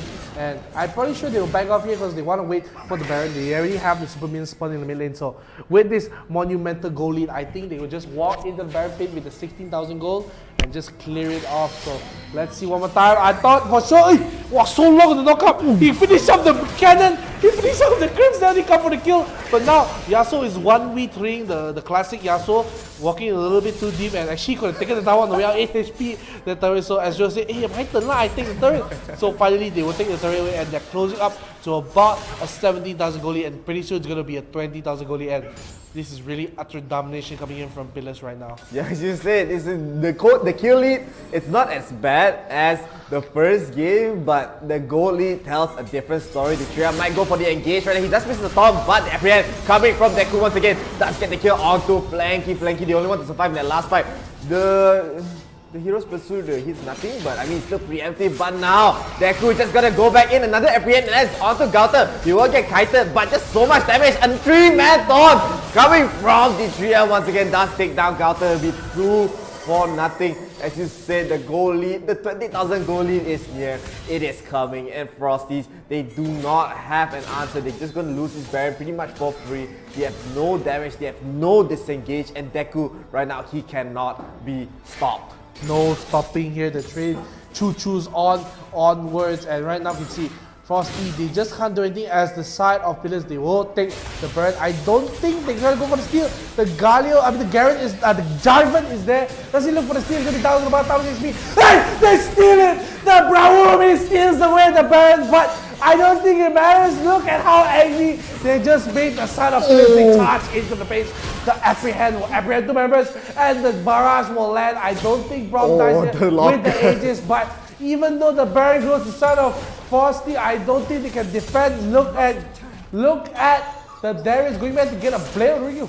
Who gets Blade on the Ring anyways? But he gets it, and now looking for the TP to come into the fight, and I think this could be the end for Frosties right now. I don't know how Browns are just getting all the steals. This is not the first time we've seen Browns stealing the Baron right there, but as you said, I mean, it's just delaying the inevitable. This happened once again. The last game, I believe they stole the Baron too, but I mean, Pillars, they're still up almost 20,000 goal lead. They might go for the engage on to Unextinct. No, Flanky, you're smarter than that. You're not gonna be able to just go in. You're just gonna get kited out once again by Unextinct. He's just way too strong. Even this Baron buff is just gonna clear up the minions slowly but surely. But I mean, Pillars, they still have the damage, they still have the farm. They're gonna group up once again to the top side, but I don't think you're gonna catch Deku here, as Deku will just back away. Instead of backing away, he was just waiting in the brush to kill Flanky, but right now they're just gonna go into the mid, just want to clear up the minions. But Pillars, they're just taking it slow. They're waiting for the next dragon to spawn.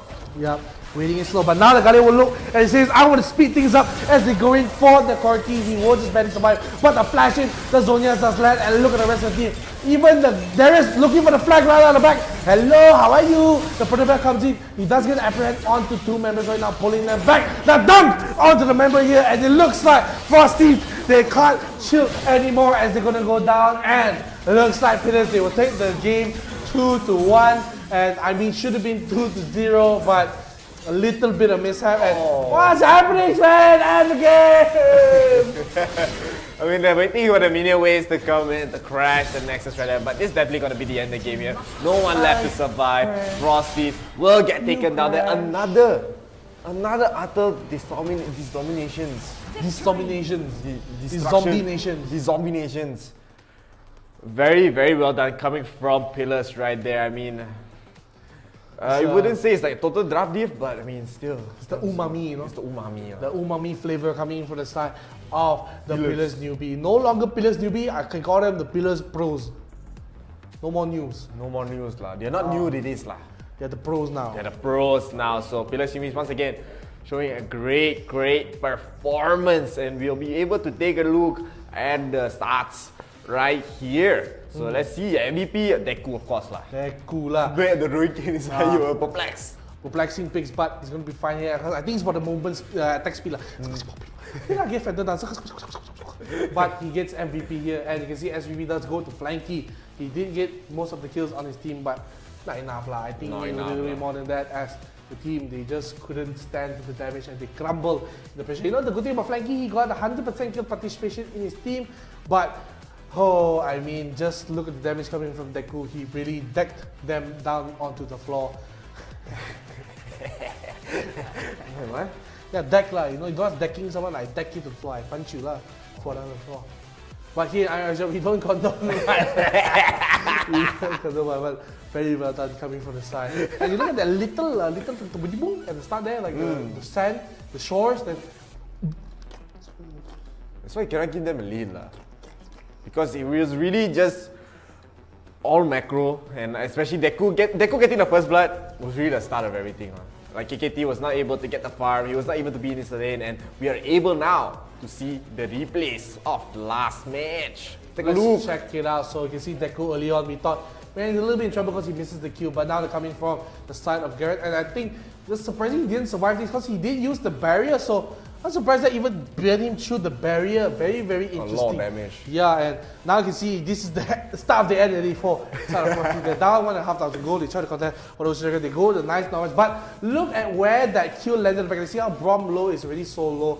Even though they kill off the Lulu, is just look at 𝐒𝐿 in the front line. He gets one, he gets two. Now chasing for his third as he gets the 5 stacks onto the Varus, and that is goodbye. The lag just to signify, you know, something's wrong. Something's wrong, man. And here, you know, we get one ace, and this is the second ace coming at the Rift Herald right about now. The side of Frosty, like, you can't let them do the Rift Herald, man, got to stop them. So they get the nice cash onto the but he just arcane shifts away. They chase a little too deep for him, and the rest of the team is like, I'm coming, man, I'm coming. They just start the Rift Herald. 4v5. Now the Corgi just solo, he can't even join the fight, so he's taken out by the 𝐒𝐿, and the Varus ulti does land on the Lulu, but it's not enough. Look at them just being so tanky. The pawn does stand on the tree, the rest of the members can't stand the damage. They didn't even get the 𝐒𝐿 off with the Garrett execute, and there was just utter decimation coming from the side of Pillars. Back-to-back aces coming from the Pillars newbies right there, and Speedrock again gonna get the engage onto Flanky, and poor 𝐒𝐿 gets taken down right there.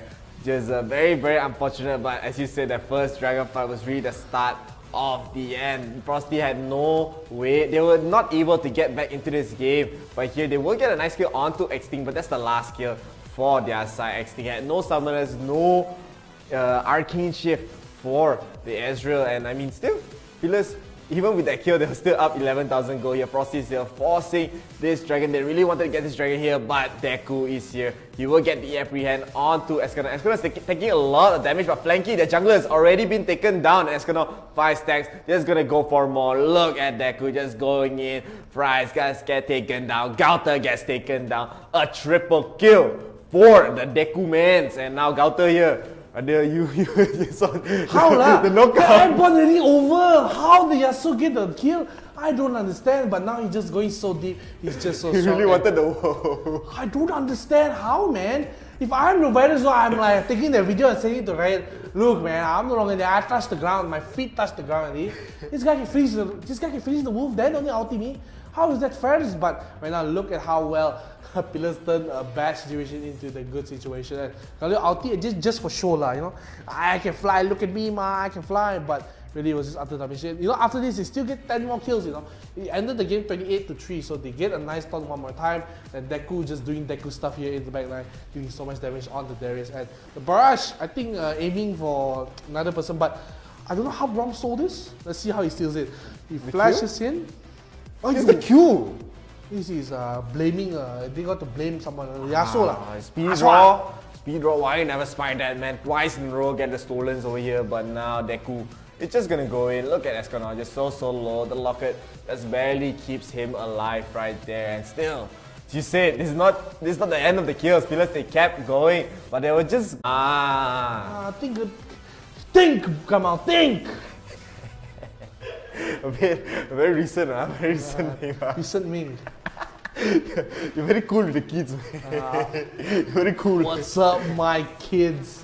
What's up, young people? Yeah, what's up, young people? What's that meme from again? How do you do, fellow? How do you do, fellow children? I don't know what fellow.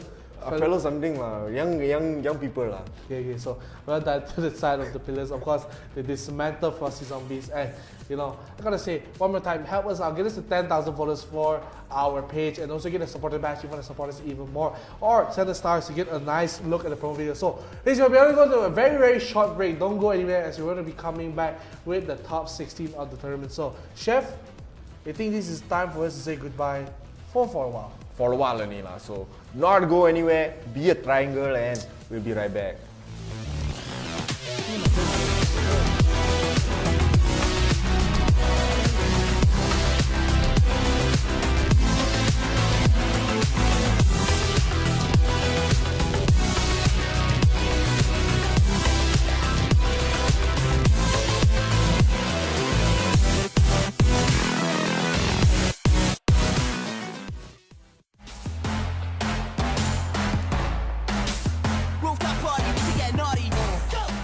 Ladies and gentlemen, welcome to IRL ASIA's YouTube channel. I'm 𝐿𝐴𝐵, and today we'll be taking a look at Summoners Odyssey's plays for the week.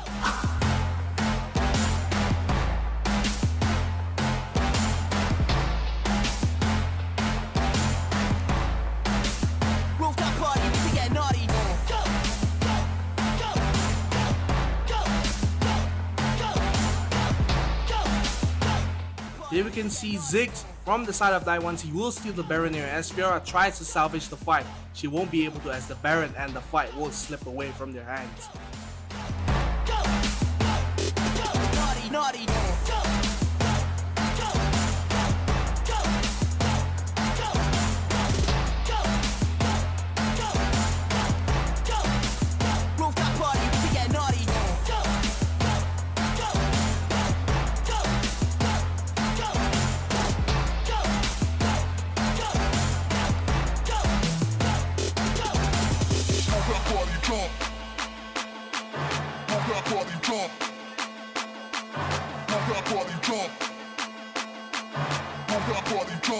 That was some fantastic plays this week for Summoners Odyssey. Remember to subscribe and like our YouTube and Facebook page for IRL Asia. This is 𝐿𝐴𝐵 signing out, and I'll see you in the next video. Make it click.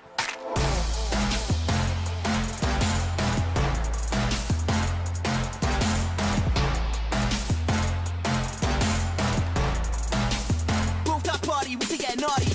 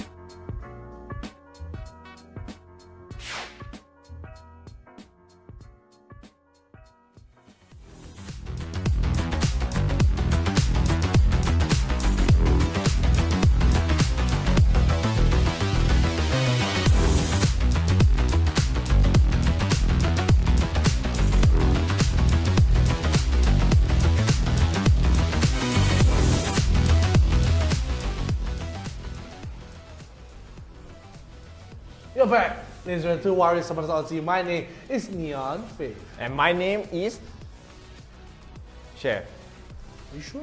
Yeah. Oh. It says down there. Okay. So your joke. Still again. Come again. So, this tournament is organized by IRL Asia. We are also partnered with Homie. Yes, and our sponsors, of course, is 𝐻𝐻𝐻𝐻 and 𝐒𝐮𝐦𝐬𝐨𝐬𝐻 Malaysia.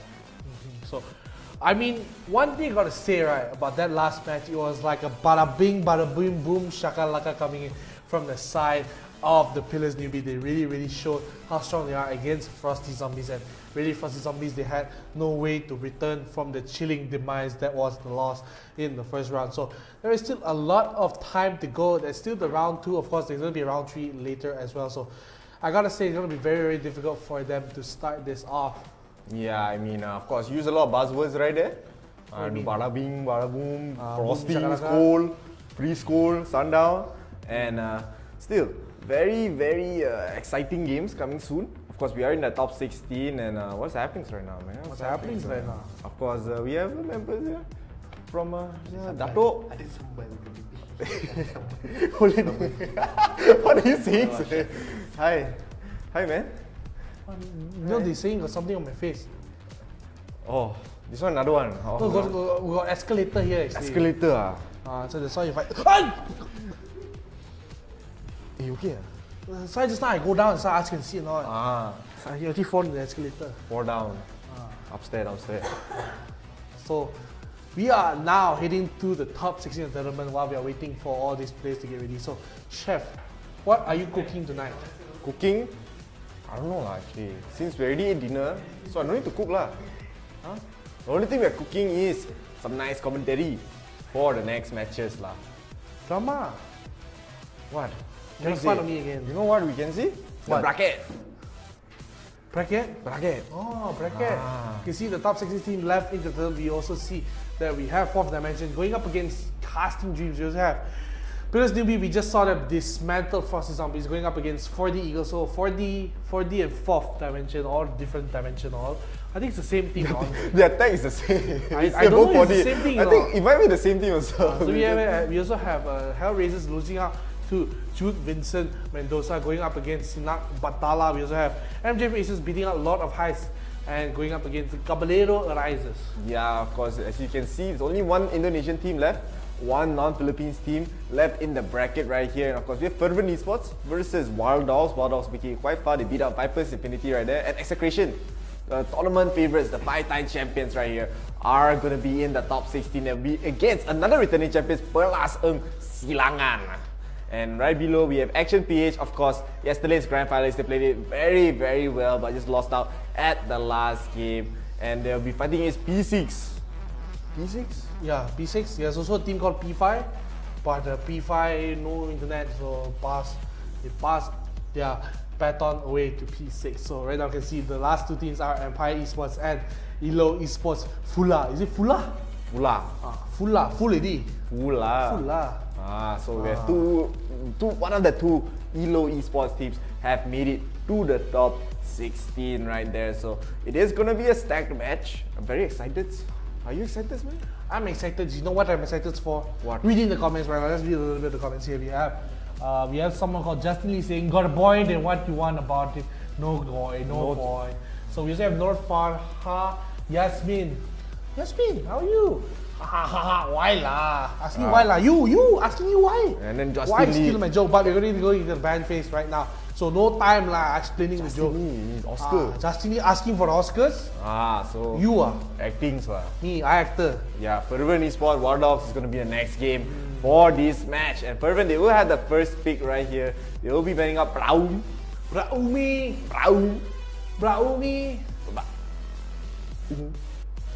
Shakalaka. More buzzwords coming out already. I think And now, Wild Dogs, they are going to have the 2 bands here. What would they ban? Would they ban Akali? Graga? I think they'll ban Gragas lah, I think. Gragas, and maybe they might ban Lee Sin as well. I think they'll ban Akali here. Or Akali, Lee Sin here. Or maybe Diana. Camille. Or maybe Camille. Or Camille lah. Camille Cabalo. 𝐶𝐶. So now, Steal again. okay lah. Fervent right now, they're going to be banning one more. Now whisper angry. Passive aggressive from the last whispers into the mortal reminders. So now, as we will see the Akali band out from Fervor Esports. So we're gonna see a back-to-back casting right now, social distancing, you know. Social distancing. And here they'll be banning out Akali right there. And of course, very, very standard bans. Nothing unusual right there. And Fervor Esports, What? Kino, Wait, itu crack. crack the back. Cracking the bag, then crack the jokes. My neck, my back, you know, very painful. So I gotta crack it. Very, very nicely done. So Fervor, they will ban out the Braum and the Akali, and for the side of Water Dogs, they're gonna ban out the Gragas and the Camille. So these both teams, you saw that on stream before. The Water Dogs, the picture is not a dog, man. What happens? Yeah, so wait, what does that have anything to do like with Wild Dog? it It's a looks like a tornado. tornado, right? It's a tornado. Tornado, holding lightning. Tornado don't have lightning, man. What's happening? Like they turn the tornado to a dog, maybe you understand but but I mean, we are gonna get into the ban here. Fair. Fervor Esports. Fair. They're picking out Cobra Lee Xin. Lee Sin. Let's see Lee Sin. if Fervor Esports do speak out the Lee Sin. Lee Sin is a very, very strong first pick. But they say, hey, shout out Mancasters. We're gonna go with the Diana here for their team. So Diana's also Joker very, very man good. this one. Shan. Joker man. So he's gonna be very, very good first pick. Wild Dogs, they have Yanagi in the team. Yanagi! Got Jay, got Copy, got Guts, Ila, got Taurus. This is what team is it? This is the Something lah. Something lah. secret lah.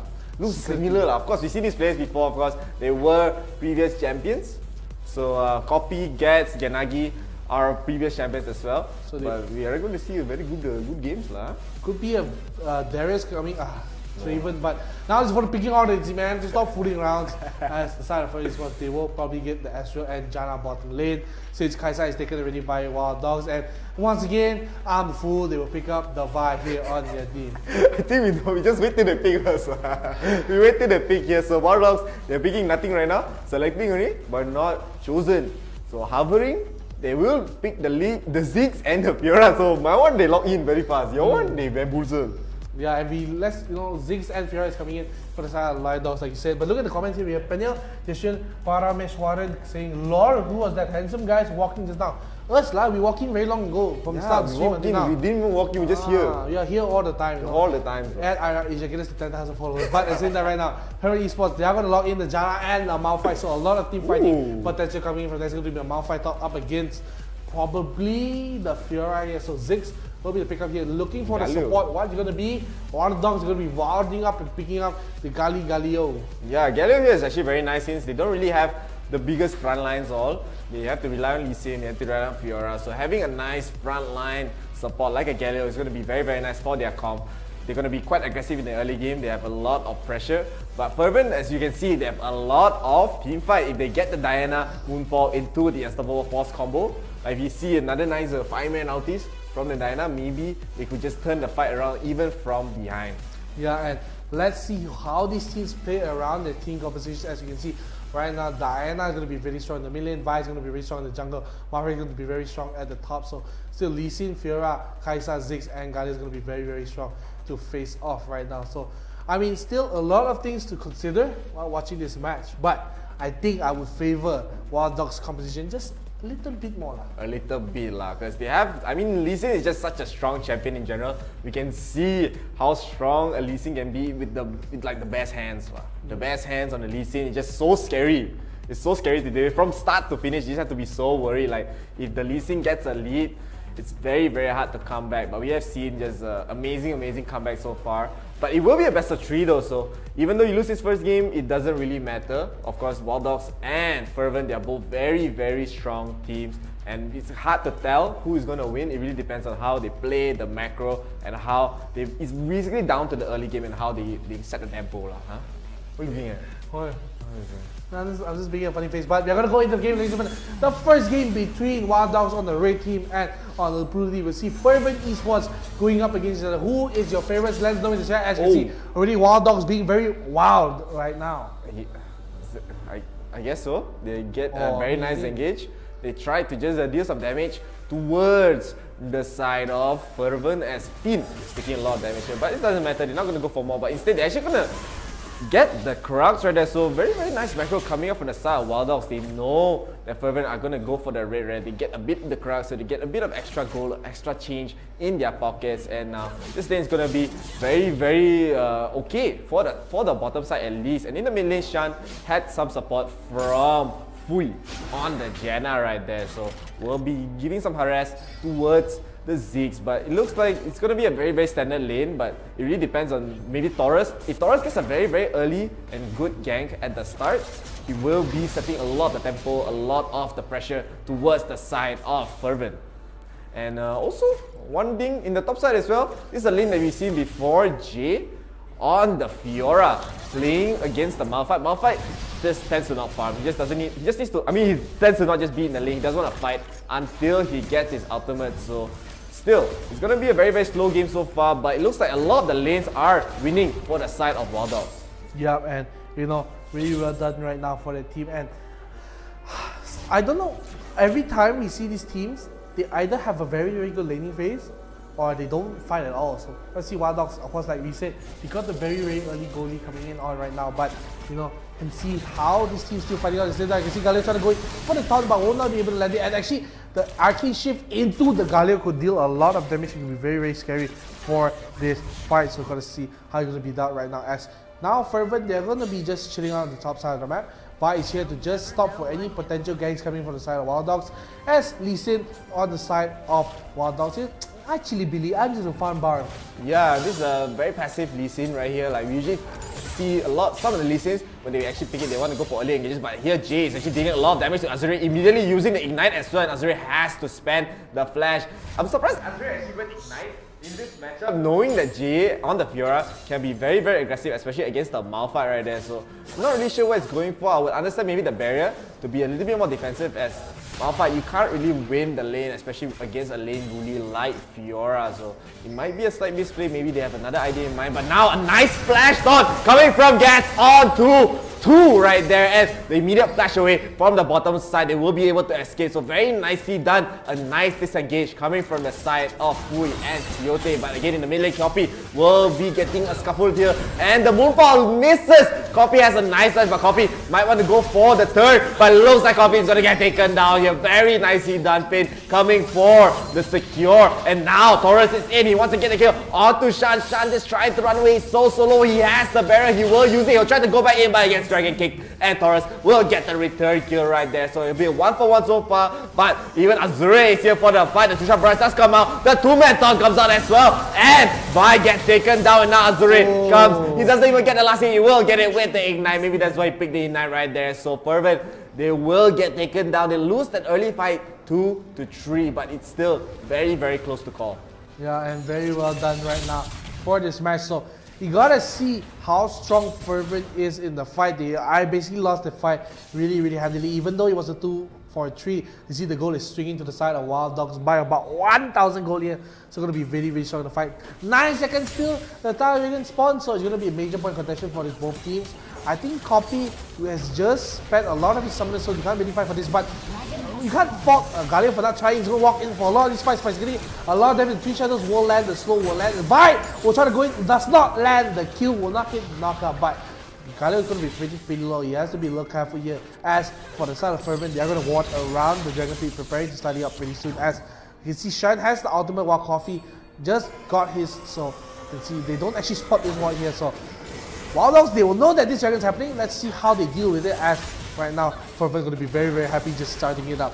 Yeah, I mean, they were able to set it up because of the fact that 𝐿𝐿 was really low, but now Wild Dogs are already here. They didn't get to finish the dragon here, but now the dragon is so low. Taurus is just going to be able to get it. He just dragon kicks Vi away. No smite for you. Jay is going to try to go in. The monsoon does come up from Fui, but Fui is so low. The Mega Death Ball will take her down, but now the taunt does go on to 𝐿𝐿. 𝐿𝐿 will stumble force away and flash, but Diana is here. A 2-man Moonfall into the Vi ultimate will get a return onto Gats, but Taurus just goes in and he will get the kill onto 𝐿𝐿. He'll just lose the GA right here, but Wild Dogs are playing this fight so well, and Fervent, even with the nice ultimate from Shan, they were not able to get the follow-up. My goodness, I mean, honestly, You saw that sector charge into Leezy Sonic Wave. That was beautiful. Coming from the side of Wild Dogs, but now they're looking for the top. What about Torres? Why, man? Giving it a heart attack. But now look at Jay just standing, walking around in front of the Malphite. They would have to back off slightly there, as of course they have to respect Oro on the Malphite. He will be very, very strong. If they are out of position, they could be killed here. But the battle of supports, the Twin Shadows just come out to slow down Gats. And for me personally, I don't like the Twin Shadows unless there's Akali. But perhaps there's a reason for Fui, so it's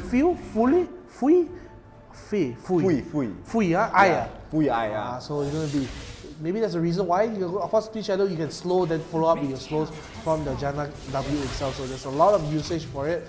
But honestly, I think Redemption of Aegis has more usage right now in this fight, especially with a lot of damage coming from Yanagi, from the Galio, from Jay on the Fiora, from the Lee Sin, from the Ziggs. But looks like Fervent, they want to start stop the take from Wild Dogs as they try to start off the barrel. But look at how low already is the Vi as the back off here. But now the Ziggs bounce back into the back of the Malphite. That's out to the back. Like you see how much stock lands earlier on the Galio. The flash out from Jay will be able to survive for now. But now the move on will land. They will get the Brave Herald on the side of Fervent. But now the fight, does it look like it's going to the favor of Wild Dogs? They get the safety on the Yanagi. Yanagi doesn't die. They get the kill on the Janna. And now what is left is Quinn on the lane on to the Vi. Will pick up a little bit of honey fruit, but will not be able to survive. It's sneaking away, and it's going to be ace for Wild Doggies. Yeah, Wild Dogs, you can see how they just played. They just poking around the Fervent's forces right there. They were just trying to fight. They were trying to fight, trying to go in, but this kid hit poking and backing off, poking and backing off, and eventually they got a very, very nice engagement, especially on Gats. He got a 4-man taunt in that fight. He just bought so much time for Wild Dogs to get back in. They lost the Rift Herald, however, but the Rift Herald is really, we've seen teams time and time again, they don't even get to use the Rift Herald until they end the timer right there. But Gats actually playing so aggressive. I really like his playstyle. It's not giving Fervent a single bit of space to even breathe in these fights, and Fervent, they're just so worried about so many little things. Gats engaging, and Wild Dogs, as I said, just poking out very, very well. They're waiting for the right time to pounce, and they get it, and they get the ace. Very well done. So still they are on the ward here, Wild Dogs, but they're up 6,000 gold. I think that's going to be very, very fine for them. And this has been a trend actually. A lot of teams, they're losing a big fight in the Dragon and the Rift Herald and just losing so much gold. And right now, if they leave his copy all alone on this tower, he's going to smack it so low. The Satchel Charge has come out, one more hit and he will go down. And look how far this take the about a 7,500 gold. Now the kick from the Lee Sin will force the flash coming from Diana, but she will have to fall back right now. Going to be a lot of damage coming in. And the move on has come, but the Ziggs ulti, the Mega Death Bomb will megally secure the death. But right now, a lot of damage coming out. The Yanagi going to get caught a little careful, but the Kali ulti does come just as Parakim and Jay will get hit by the Monsoon. There's going to be a little careful there. Sorry, Howling Gale will hit onto Jay, so he has to back off the S right now. Still, Fervent, they're looking for a place on the other side of the map where they just lost the Dianas. But it does not come to fruition as Wild Dogs. They just have a nice thing. But Azure, as you said, is going to be lurking around this corner of the map, but he will not be forcing the engage here. As you can see, Jay all the way to the top side there, looking for a play. But right now, Vi getting bullied by the Lee Sin, has to put the Gagas to play, and now has to just back off to be a little bit careful here as Ocean Dragon has just spawned on the map right now.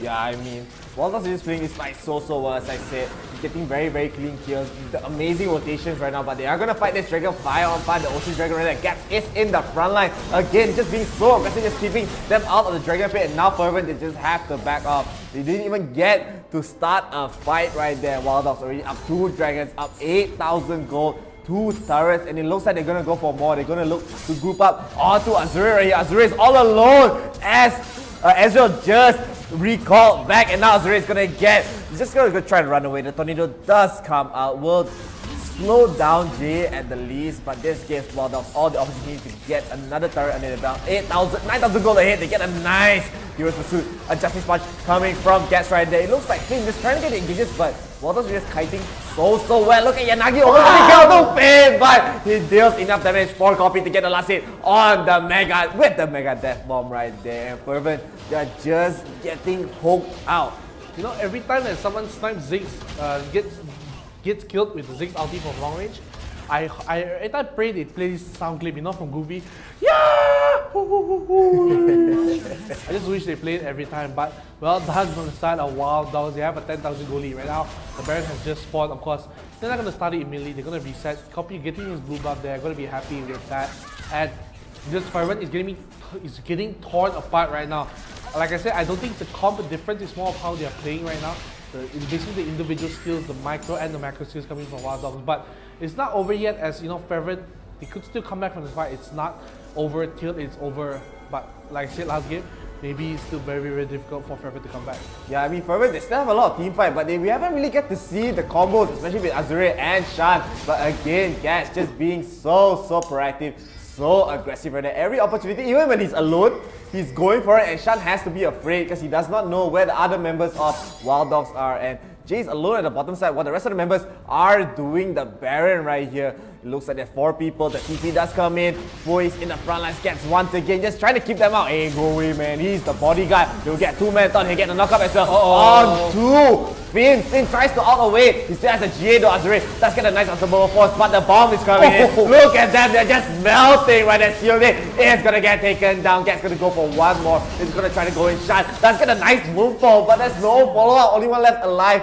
It's Finn as he just waddles away. And Wild Dogs, they are now up 40,000 gold. No, I spoke too soon, man. Gas is just going in, and it looks like Finn will get taken down. It will be an ace for the side of Wild Dogs. They're just gonna siege more. They're gonna get the mid turret. They're gonna get the inhib turret. And with the Baron buff, they might not even stop. But with Fervent being alive, it looks like they might stop. Yeah, they're probably gonna take the turrets and then back off and reset. But maybe Wild Dogs, like you say, will be a little bit more greedy than they can because they can still 10 seconds here for Finn. They do try to do maybe greed a little bit for the tier 3, but they realize, yeah, that's not the best idea. And they back off. What's up, the arc? And they're gonna reset, get more items right now. Yeah, still. This goal lead is kind of perplexing. Appalling. I think it's appalling.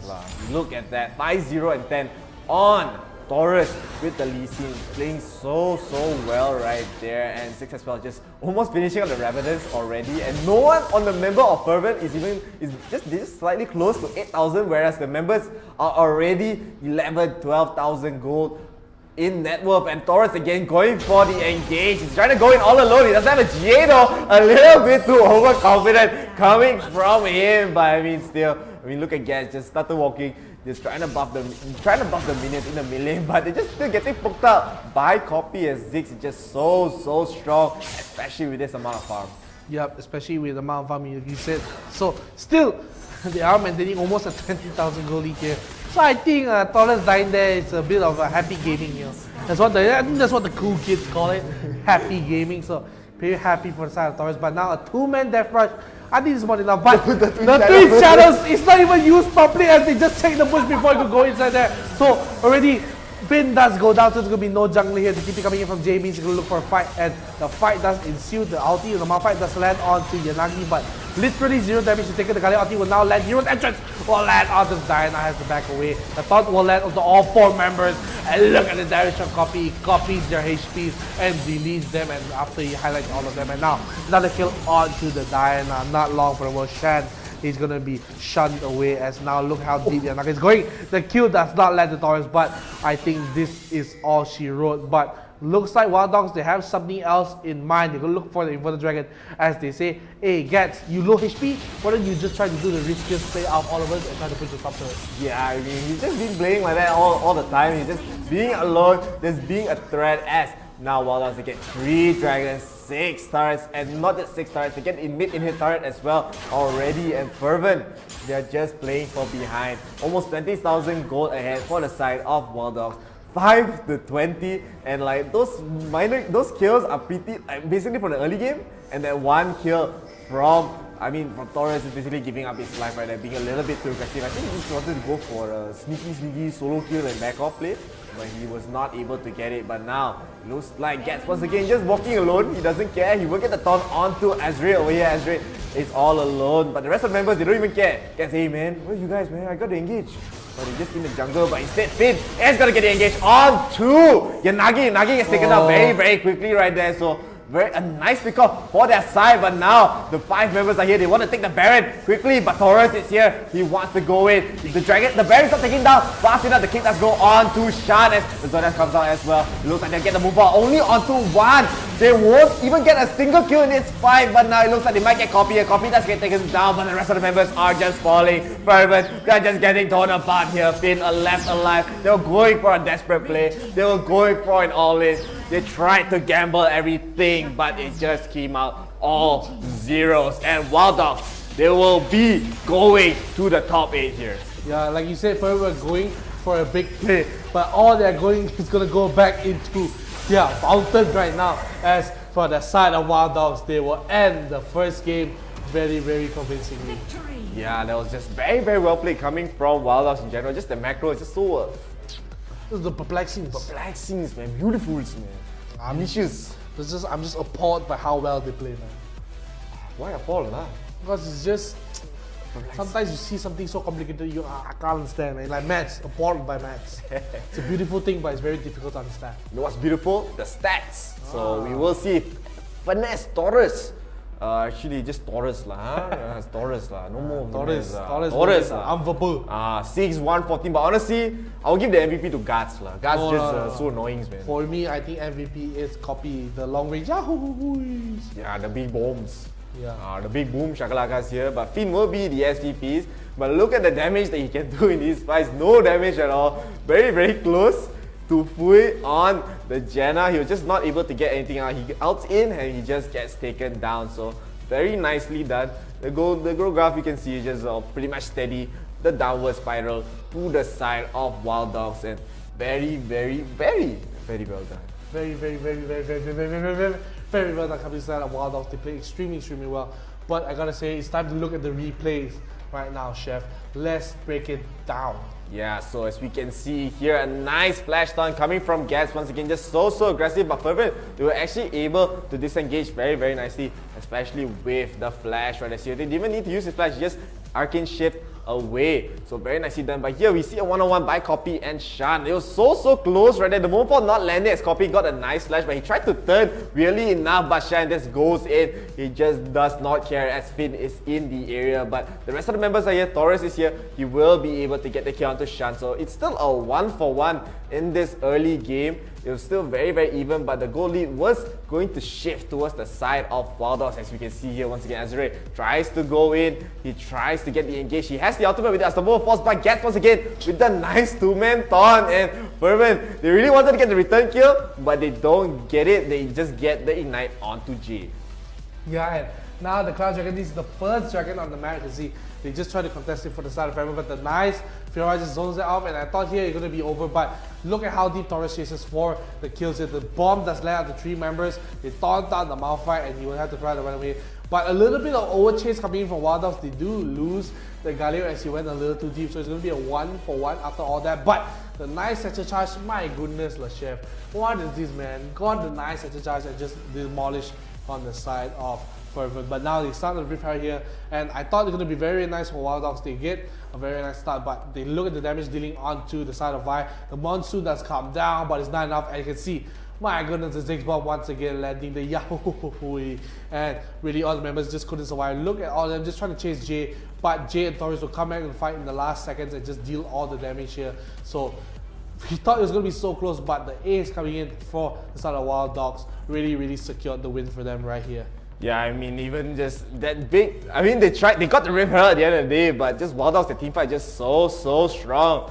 They were just kiting so well, just going in and out, not really committing to any of these fights until they saw, alright, Fervent on very low, they would just get taken down. Here, a nice rotation right there, 𝐶𝐈𝐒 picking Shan down. Oh, he's gonna back out, I'm gonna chase him down, but actually 3 members are here and he will get taken down right there. Very nicely done. And Wild Dogs again, with every lead that they can get, they just try to keep the lead going, and again gets with a nice engage right there. Finn tries to go in, tries to get the engage onto the members of Wild Dogs, but he's just so strong. Look at him just getting poked out right there, and the Mega Death Bomb will take down Finn Fui. Tried to use the monsoon to get the healings out, but it's not fast enough. As just Wild Dogs, they just have too much burst damage, they have too much damage over times, and now 𝐶𝐬𝐲 again is being the bodyguard for the Baron pit. He's just gonna go in, gonna get the engage onto Finn. Finn tries to out away, but just immediately uses his GA and they're just melting one by one here. Azure is melting, 𝐿𝐴 is melting, and in the back, Shan tries to get a return kill. Looks like Torres will not get taken down. Instead, Diana will get taken down here. And Finn, once again, the only one left alive for now as well. They're just gonna chase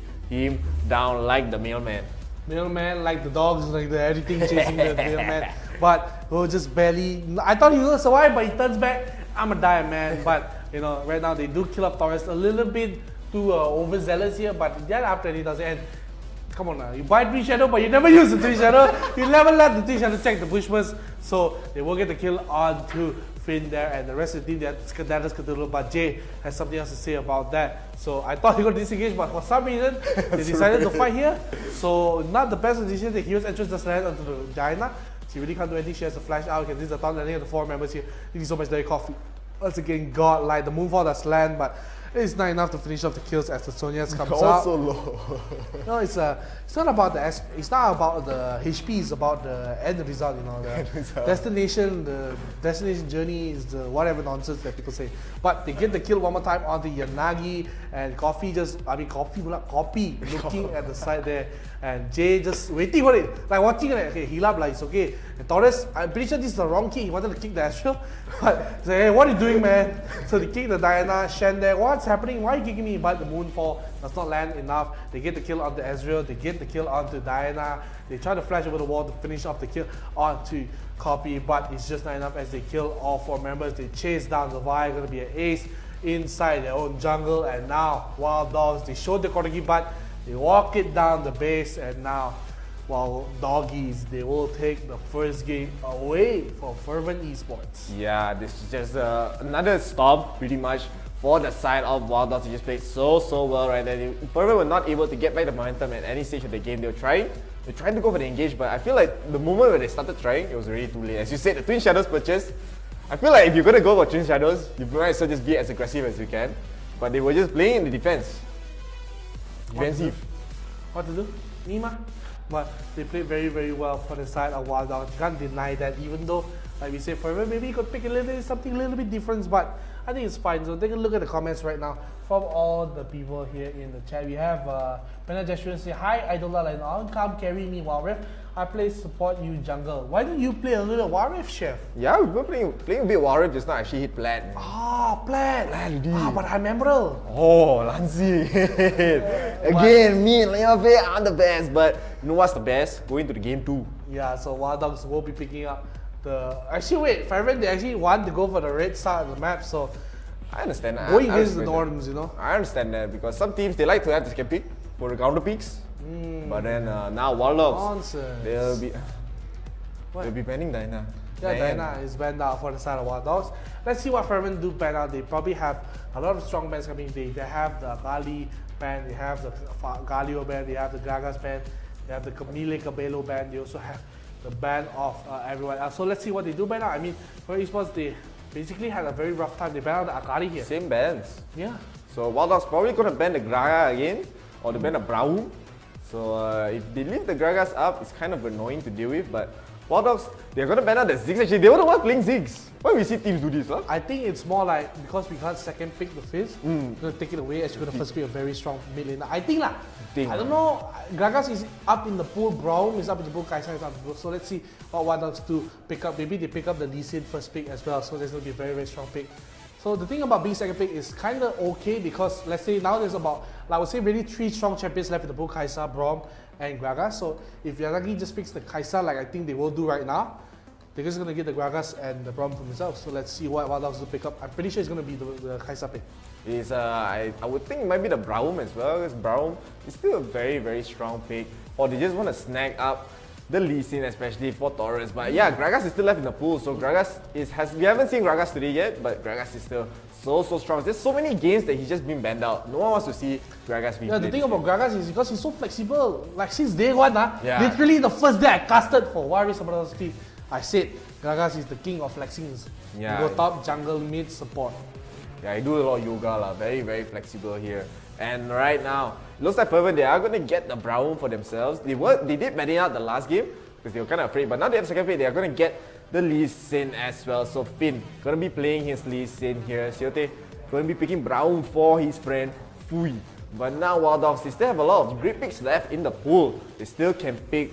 Maybe Tristana will be nice here. 𝐿𝐴's open though. Yeah, 𝐿𝐴 is still open, and 𝐿𝐴, we can see him play the Ahri as well. Ahri, 𝐿𝐴, I mean, 𝐿𝐴's Ahri is just very, very strong. But now Taurus is turn to play the buy here, so they kind of taking the. So let's see what else is going to be picked up for the side of Fervent Esports. They have 2 more picks. Of course, I think 𝐿𝐴 will be the obvious pick here, but let's see what they do go for it. So Fui, does he go for the 𝐿𝐴? I think it's going to be the smarter pick here, as 𝐿𝐴 is very, very strong.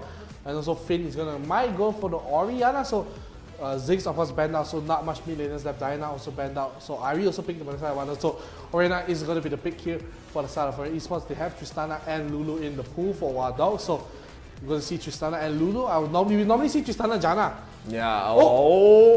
We haven't seen the Nami before with Tristana and Bamboozle once again. Bamboozle once again, they're thinking. Sonat, Lux, Janat, Lulu, Blitzcrank. Yeah, you're funny, man, Lulu. Blitzcrank would have been perplexing, to say the least, but now Fervent. Picking the Garen here is way. I think Garen in general is just way better than Malphite, because Garen can actually just stand in the lane and actually get some farm. But even against the Gragas, it's kind of annoying to deal with Gragas' pokes, but he still will be able to stand his ground. If he gets to level 5 especially, Gragas has to be a little bit afraid. If he takes too much damage, he'll be poop, executed. But Garen is picked up for Fervent Esports, so we see the matchup. Top lanes will be Gragas against the Garen. We'll see in the jungle we have Avai up against the 𝐿𝐴 in the mid lane, Ariana versus Ahri, and we have Braum, 𝐿𝐴 up against Tristana and Lulu. So we'll see how these teams do play it out. I was pretty sure that Wild Dogs would pick up the 𝐿𝐴 for Yanagi, but they say Yanagi very flexibility, so they get the Gragas here for him. So we're gonna see how they do play out with this comps right now, Chef. Yeah, I mean Tristana is still a decent pick, especially recently. A lot of teams have been playing Tristana very, very well, but the real issue with Tristana compared to 𝐿𝐴 is that she needs a lot of farm compared to 𝐿𝐴. She needs a lot to get going, but if they play as aggressive as they did, if they got the early start that they did, they are going to be able to get Yanagi to be so strong. He's going to melt everybody, and with the bombs especially, the mines. Bomb mines? I don't know what's his... The explosive cast. Explosive, no, the... Tristana lah. Cast serious. No, that is the Gragas. I don't know what's it called. I think it's a mine or something. I can't remember. It's like a mine sweeper. It's like a mine that hits a...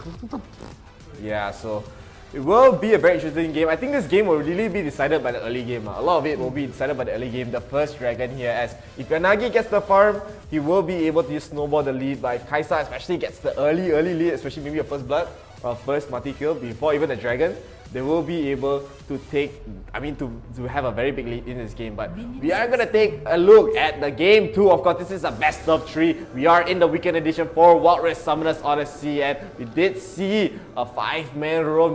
They were using their classic strats right there, just going in blind, do not care, and they will not find anyone. So we're going to see a very, very standard lane matchup right here. And right now also, we will see, which is nothing really unusual, just normal leashings for both teams right here. And now Fervent, ASMR stream right now, as we do see Wild Dogs. Why you ASMR lah? Drama. ASMR lah. Relax a bit, early game. Okay, so start off Fervent, they're gonna go very something weird. They're gonna do a lane swap right now to see already punishing the Gragas quite a lot. So this is something we never see at all from the side of any team. So Fervent, they decide to go for the lane swap here, and I don't know if it favors them or the other team. So it's gonna be very interesting. Garrett's gonna be bullied the whole time as well as Gragas. So basically for Fervent, it's like Gragas, you're gonna not get any farm, and we're not gonna deny all the farm from. It's easier for the Gragas because Gragas can just throw the caskets and slowly get the farm, and for Garen he has to walk up and hit them individually one by one. So I don't think this is the best of decisions, but it is the decision that Fervent has made, and hopefully it does pay off for them, as if they lose this game, they're out. So you gotta be very careful with their decisions right now. Yeah, I mean, I guess they're more important. They feel like it's more important to secure the farm on the 𝐿𝐴 rather than give up the farm away from the Gragas right there. So it wouldn't. I understand what they're trying to do, but of course, as you said, Gragas can just farm out with the explosive caskets, with the explosive barrels right there. So I mean, Azure as well is just gonna be still fine. He just doesn't have to overextend. He just has to wait for the minions to hit the towers. He just has to wait for the minions to just go near and he can get the farm there. Even Yanagi can't really outrange the Garen yet, so it wouldn't really be that big of a deal. So I do understand what they're going for. Fervent are, it's actually really paying off for them in some sense as they are getting a lot of farm. Just a little bit more farm compared to Wild Dogs here as Jay will be just getting harassed out of his lane. He's also trying to do what Azure is doing, but Azure is actually just getting a lot of farm because Yanagi is just constantly pushing the turrets in, but on the side of Fervent, they are freezing the lanes, they're not giving Garrett, I mean they're not giving Gragas a little bit of space at all, but Azure is actually taking a lot of damage right there. He has to be a bit careful right there. So Fui will be spotting Taurus here. Taurus wants to go for something. The shield does come out, but looks like he will just run away. But no, Fizz just goes in with his ultimate, but he won't really get anything out of it because there's no more follow-ups right there. So very good ultimate coming from Taurus. Not really sure why he would do that, but now Finn is here. Finn might just go for the ring catch. He knows Taurus has no ultimate, but Finn knows that there's no ward. He will just try to go for something, but Taurus right now, he will just run away and no more kills. But on the other side of the map, Garen getting the first blood onto Lulu and getting traded out right there by Tristana. Yanagi getting the kill right there onto the bottom side. So it will be a 1-for-1. No big deal right there. Even though the goal, the first blood did go to Azure, but it's still very even for both teams. And Flynn once again is going to go in onto Yanagi. Yanagi has to use the barrier immediately, but now Finn is here and he gets Dragon Kick into safety as Yanagi lives at a sliver of HP right there. Very nicely done coming from Yanagi and Gats. How like Yanagi, for sure he knew he's gonna survive. He put the correct button, you can never kill me, but he survived with literally, I can safely say less than 5 HP. So I don't know, I want to have this man's confidence, but you can see right now the Braum is going to caught up, trying to take off the wrist color here. They do spot the Lee Sin away. The charm does land. It's going to be a lot of damage actually landing on the Braum. He has to burn the flash, so there's going to be a flashless Braum for this Inferno Dragon take as he has just spawned. When I can see already hitting up the wrist color here. The rest of the team is here. They have just Gragas backing off, going to reset right now, but now the fight is going to start breaking out here. Already Lee Sin's going to be so strong in this fight here. Now they land the charm one more time on the Braum. He doesn't have flash, remember? He's going to be so low. Ignite is going in. There's 2 slain for the Dragon from the side of Wild Dogs, but now the fight will break out. The Shockwave will land onto the Tristana fight. The back I can see only Gragas dealing so much damage. The flash onto the Orianna. She will go down and they're chasing down onto the Kai'Sa. Charmed up will make a flash, but it's not enough as she will be one more hit away. Will be taken out as Ari and Gragas, they will both live. It's gonna be a 4-4-1 for the side of Wild Doggies. Yeah, very nicely done coming from them. They still got the Inferno Dragon, so that's just such a big win for their side at Fervent. They were not able to get any great engages right there. I think Fui losing his flash right there was a really big deal. He was not able to get a great ultimate. He still didn't use the ultimate the entire fight. He was not able to join the fight right there, and Wild Dogs is playing this fight so well, especially as I said, getting the Inferno Dragon, one of the strongest dragons in this game, is going to be able to give the damage output very high for the side of Wild Dogs, and they are going to be up 4,000 gold here, almost 4,000 gold here at least. And Yanagi is going to try to mirror the members of Fervent as they did put their dual lane onto the top side, but now Yanagi is going to be quite strong, especially with the Inferno Drake, especially with the item from that last fight. He's just harassing the dual lane up in the top side. Yeah, and you know, the thing about this pick coming here, one more time, Braum is like a magnet for his charms. I think he loved the Ari too much. Please, Ari, charm me, man, please. But he will be punished for that. As right now, you can see Yanagi will be just clearing on the minion waves. He's going to be very strong. And now the charm does not land on the Kai'Sa, but it's going to be a lot of damage coming in here. And Braum will put up the shield. They're trying to get the Fisher onto the bomb member to turn out. Will be done, but Lulu ulti will land. And the backline Shockwave will not hit onto anyone else as he tries to back off. But really so low. The bomb members, the Tristana will be taken down, but Garen is the target here. Vi will also go down to the side of the Shockwave. But Kakas in the meanwhile took the bottom tier 1 and is looking for the tier 2 extender, but he's going to look for the Rift Herald here. The ball does spot out Lulu, and they have to be a little careful here. Probably the Rift Herald will fall to the side of Fervent, but still, Wild Dogs, they hold about a 3,000 gold lead. Yeah, so Fervent, they were able to get the Rift Herald once again, pretty similar to the last game right there, but instead, this game they're actually winning all these fights in the top side, so they are trying to fight back very strong right there. But Jay, he's just, as you said, split pushing the entire time. He didn't really even join the fight right there, so it took a lot of resources for Fervent to even win that fight. But I mean, when Jay joins the fight, he's going to be a force to be reckoned with, especially from the damage with the displacement coming from the explosive casket for J. It's gonna be so strong, and 𝐿𝐷𝐷𝐿 are still gonna be so aggressive, but Fui with the stand behind me, the shields gonna be so strong as he will just block out a lot of the damage for the side of 𝐿𝐷𝐷𝐿. Torres trying to push to the top side, but I don't think he will get anything. But it looks like he's actually, I'm quite surprised he actually dashed in right there, but it's probably just a bait for 𝐸𝐸 to get in. 𝐸𝐸 does get the charm on to 𝐿𝐷𝐷𝐿, but it looks like the members of 𝐿𝐷𝐷𝐿, they should just back off here. The shield does come in, the 2-man shockwave comes in as well, but no follow-up right there. Fui just blocking a lot of the damage, so it will be a sort of nice engage coming from Fervent, but no follow-up means they just have to disengage a lot of their damage, a lot of their team fight, and crowd control is already gone. Very scary coming in for 𝐿𝐷𝐷𝐿. Almost make a big blunder there, like, you know, putting your queen up for taking there, but it's gonna be fine for the side of 𝐿𝐷𝐷𝐿. You see Gragas still at the same time, Jay on the split pushing job here, really gonna be on TikTok very soon, but we can see right now the Gragas just having fun in the side lanes, while for the side of Fervent, they really have to push the pace here because they just let the Tristana skill, like we saw how many times the Tristana scaling boy, it will be very difficult for the Kai'Sa to keep, especially the range difference is going to be massive here at 𝐿𝐷𝐷𝐿 right now. They're just holding on to the 3,000 gold lead that they have accumulated over the game. Yeah, I mean, still, they are going to be so aggressive. Look at Torres once again, just space checking the brush. They will spot out 𝐿𝐷𝐷𝐿, but 𝐿𝐷𝐷𝐿 will just spin. He's actually quite tanky in this game, so they're not really going to be able to take him down, especially with the burst damage that 𝐿𝐷𝐷𝐿 had. They have to just keep these fights as long as possible. And now Fervent, they're actually going to try to fight back. They're going to start up the Mountain Dragon, where 𝐿𝐷𝐷𝐿, they will be trying to siege down the mid lane. The Rift Herald will be dropped to the bottom side, so there's a lot of pressure for 𝐿𝐷𝐷𝐿. And 𝐿𝐷𝐷𝐿, it looks like they want to actually just give up the Dragon completely as they get the mid turret. But now, no, they're actually not giving it up. They're just going to get the mid turret. They will try to go in for the steal. They will fail. Torres just out in, but he doesn't. Does he have the GM? I'm not really too sure. But the Glacial Vision does come in from Fui, but Fui gets taken down with the explosive cascade right there. 𝐿𝐷𝐷𝐿 will take down J. It will be a 3-for-1 so far for Fervent. Fervent is fighting back. They will take down 𝐸𝐸. 𝐸𝐸 will get taken down. 𝐿𝐷𝐷𝐿 gets a double kill. Only one to survive is 𝐸𝐸. Will be spotting out 𝐸𝐸. I saw someone there. Nothing lah. Must Just have walk been back nowhere. to the bottom. It must be a ghost. Yeah, so still, even though there was a big of a fail coming in for 𝐿𝐷𝐷𝐿, they lose quite a lot. So Fervent are going to be very happy. They actually will get another charge on the bottom. Will probably take the bottom tier 2 as well. So the goal will go in the favor of Fervent. So a big team fight win for them. But I said it too soon once again. Customer curse, me again, all my fault all the time. And they'll be trying to run away from this Ahri. If this charm lands, they might be able to get a kill, but they're just a little too fast for them to chase. And 25 seconds till the Baron spawns. I think right now it's the time for 𝐿𝐷𝐷𝐿 to maybe be a little more careful because that shockwave coming from Shan really changed their fight, landing on the 3 members and just pulling them so low.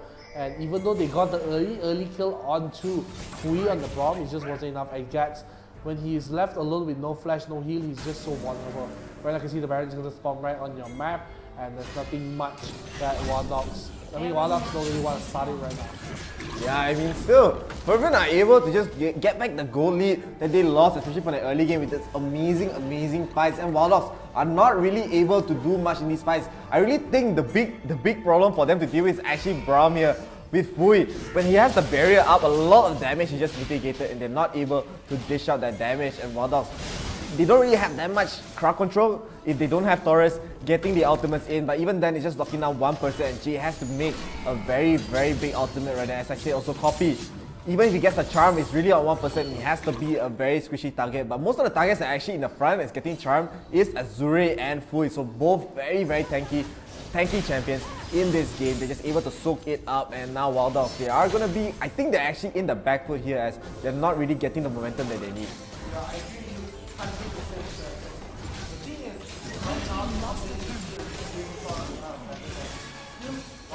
Looking for all the counter pick because he should allow the match to split up the back. I think the home counter pick, they're looking for the mid to a lot better than turn how to do the job. But here by the block, the QSC got flash on it.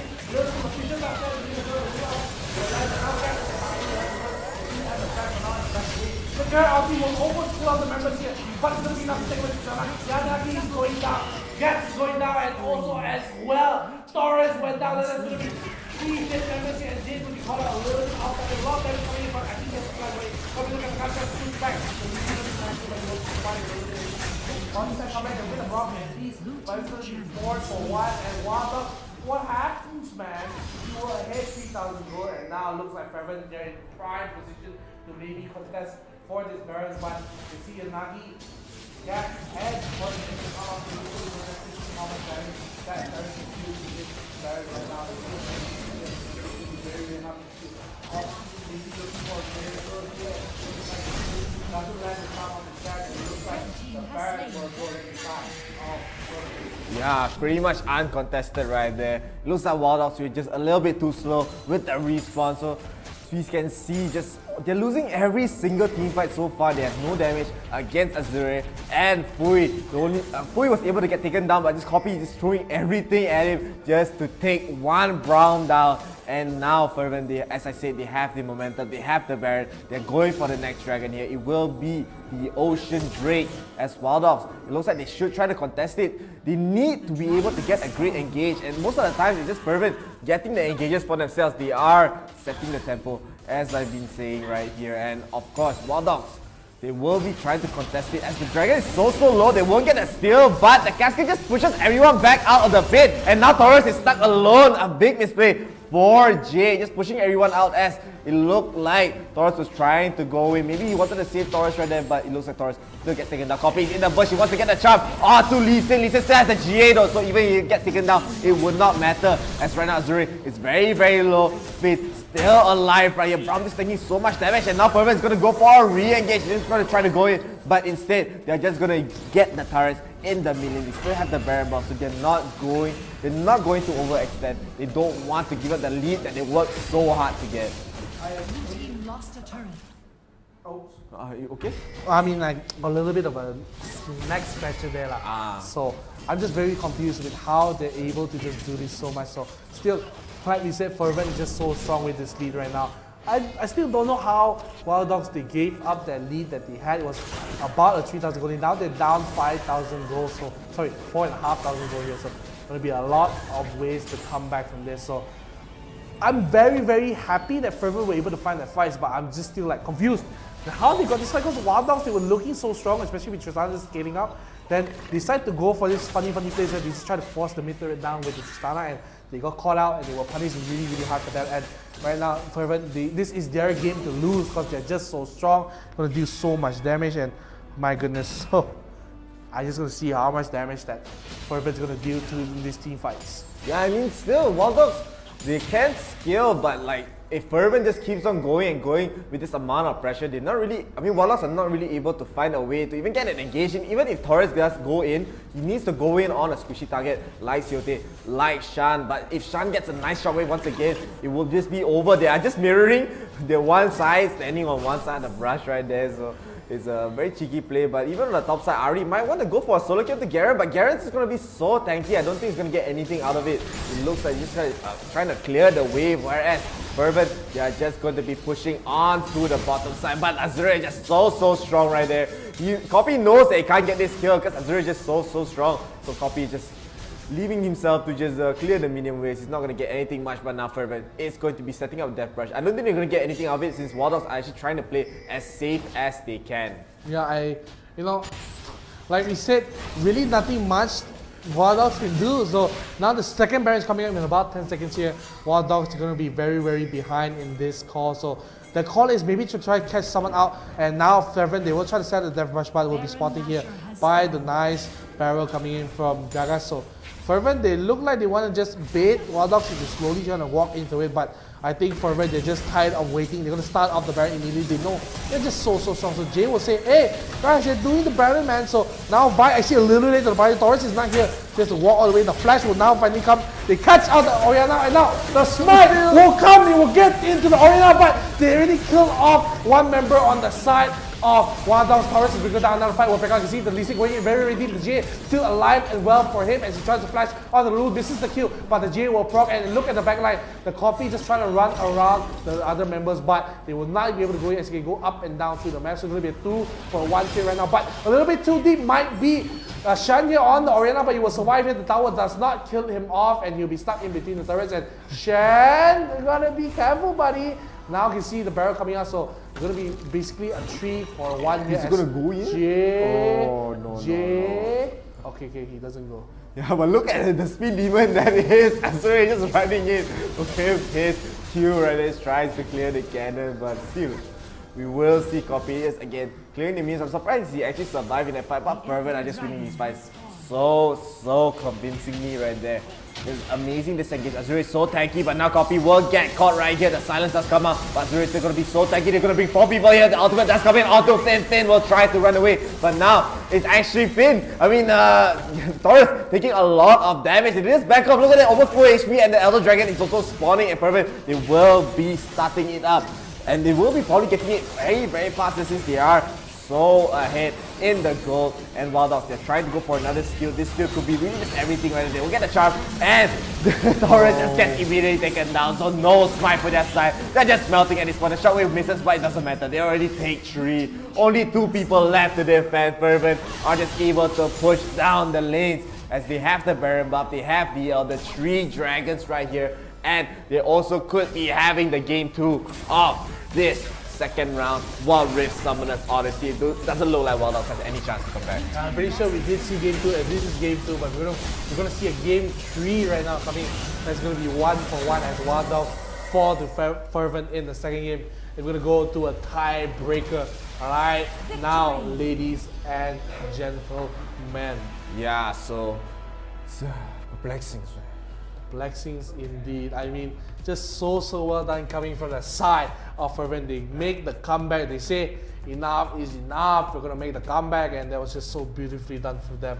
Yeah, I mean, their draft is just so well put, especially they're just so aggressive. They as you saw, Dogs, they had a great start at the start, but I really think it came down to the top 5 where they were so aggressive. They grouped out, they got back the kills that they lost, and even though they were down in gold, they just kept the momentum going. And once Azure just got way too tanky for them to deal with, they were just really hard to deal with. And maybe we can take a look at the stats here. We can see who is the MVP. Shan is the MVP here, 4-1-14, and 𝐶𝐈𝐒 the SVP as well, 2-1-5. He actually didn't die as much this game, but he was just really not able to get a lot of the assassination kills that you would think Ahri was able to get. Yeah, and I think really 𝐸𝐚𝑔𝐸 and 𝐸𝐴TS played a little bit too aggressive this game. Because like I said, the moment where they threw the match was when 𝐸𝐚𝑔𝐸 just randomly ran down with 𝐸𝐴TS, trying to just get the turret with no proper wardings, and the side of 𝐻𝑒𝐻, they're like, hey wait, this guy, he's just running down mid, so they just secure the kill onto him and slowly snowball into the Baron. So well done for the side of 𝐻𝑒𝐻. They saw their chance to make the comeback, and they did. And look at the damage coming in from Shen. My goodness, dealing so much damage on Orianna. Orianna was the original Ziggy's, you know. Yeah, 24,000 damage right there. You used to see Orianna just 100% pick ban rate, but now, I mean, it is paying off for the side of 𝐻𝑒𝐻. But this is where, yeah, it really swung from that top 5. Honestly, they were really in the lead, but after that, they just kept going and kept the momentum going. As you can see right here, 𝐻𝑒𝐻, they played this game so well. But now Dogs, they will be going to a game 3. So I don't think they were expecting this, even though they're going for a little bit of a spicy, not really conventional draft with, as you say, Lulu Tristana. You don't really see that very often. So they still have the game 3. They can still go all out. They still have to adapt the where 𝐻𝑒𝐻 they have the momentum. So technically 𝐻𝑒𝐻 picked the red side, but then now we're going to get to see the replays of the match to see what transpired in the match, the comeback, how we have. Yeah, so this one very nicely done. After a first kill by 𝐸𝐚𝑔𝑸, the Dragon Kick just barely does not kill 𝐸𝐚𝑔𝑸 right there. So Finn will just run away. So very nicely done here. The first dragon fight was Taurus was able to get the dragon fight right there, but the charm, as you can see, Rui just so tanky, just tanking everything. He was not able to die in this fight, but I mean, Dogs, they were just going to be so strong, especially in this stage of the game, just melting the members of 𝐻𝑒𝐻. 𝐻𝑒𝐻 didn't really have a frontline right there, and they lose 4 in this fight, only taking down 1, only taking down Taurus, and 𝐶𝐲𝐻 does get taken down at the end. Very nicely done, as this is really the start for Dogs to try to keep the momentum going. Yeah, so Dogs, they get the momentum going. You see top side, they look for the fight one more time, but a little bit too deep. The vision does land above there, and Tristana, even though gets the ulti by Lulu, she's just a little bit too much damage from the side of Garen. The execution does come down. He does go down. 𝐶𝐈𝐒 will be there to copy and paste the damage coming in. Will not be able to finish the Garen as well. As you can see, Vi also Taurus dying off. And this is the Mountain Dragon, and we can see they all teleport come down. Vi just a little bit too late to steal it, but right now they will try to fight immediately. Vi is going down, but Gragas coming in with a lot of damage, gonna get the kill onto Faye. But look at this shockwave right now happening between catching 3 members. They all have to flash away. They ought to be very, very careful. They are taken down, and Yanagi and 𝐸𝐸 are the only surviving members. As you can see, Garen just spinnings to winnings as Azure makes sure that he gets the kills. And 𝐸𝐸 right here, I don't know how he's not dying in any of these fights. This one is a very, very peculiar play. Coming from Yanagi, you just caught way too far off, and the instant glacier pitcher coming from Pui just wants to lock down Yanagi. And they use everything just to save Yanagi right there. Even the shockwave used to get the kill, but then Finn just cleans up. He gets 3, and Fervent, they're just keeping up with the momentum. They do catch Jay here, but Jay tried to go for a return kill, tried to bring the casket back, but just a little bit out of position. Jay is so solo, tries to body slam, tries to get a return kill, but 𝐸𝐸 does get the kill onto Brown, however, but still taking down Jay, losing 4 every single fight, and after this, there was just really no way for Wild Dogs to actually get back to the game. The casket used to try to go for the steal. Torres also went in a little bit too deep and gets taken down, and the momentum was really just in Fervent's favor. We do see them trying to get a kill onto Azure and Finn, but he's just so tanky, and Azure not taking any damage, or just running away. He does not care. Finn still alive, doesn't even have to spend the GA, and Fervent, they just re-engage. But when they time for re-engage, Wild Dogs, they just back up. They know they cannot win this fight. And the thing is, so I mean, the steal attempt coming from the side of Wild Dogs was nice, but I don't think ulting the Orianna and then trying to go for the steal is the best idea. Orianna actually gets the Baron here, and really Wild Dogs, they just were demolished. Even they don't even get the kill onto Fui. Maybe if they got the kill, it's a 2-for-2, and they could maybe turn the fight. But because of that one misstep coming from Y, maybe just using ultimate prematurely, doesn't get the kill even onto Orianna. Not the best of showings as 𝐸𝐸, he does, the name lah, 𝐸𝐸, the 𝐸𝐸 does get escaping away from the fightings, but this still one more time, a little too early coming from Y. They had no vision, so they had to go in blind, but well done to the side of Fervent. They just get all this done, they get the kills, they get the win, and honestly, Fervent, they play so well. If they carry this momentum over to the 3rd game, it's going to be lights out for Wild Dogs, but you can't count the doggies out. They had a great early game, just falling short a little bit during the mid game. Yeah, so Wild Dogs, they have to just try to figure out what went wrong this game. I mean, they need to just keep their lead, especially when they get a very, very good lead at the start. You need Tristana to be able to just scale up, be able to deal all that damage. Finn going in lastly to get the kill in the fountain. Very nicely done. Showmanships lah, showmanships. Yeah, show the sheeps. Show the man the sheeps. Nonsense again. See, Nonsense that's a again. sheep. That's showmanship. I show the man the sheep. Hey, that was sheep, man. You with the nonsense once again. But yeah, we are gonna get into the game 3 here, so do not go anywhere. We're still not finished as both are tied 1-1. Winner of this match will go to the top 8. So very, very important. Very, very important indeed. Both teams are so strong. Wild Dogs, are they able to adapt once again? Are they able to bring the fire? Yeah, they brought 2. They brought Bindu this map. But dog don't breathe fire. Come again. But dog, they don't like fire. You put the fire, the dog. Charmander. Ow, ow, ow, ow, Charmander. ow, when you pain, you know, they ow, ow, ow.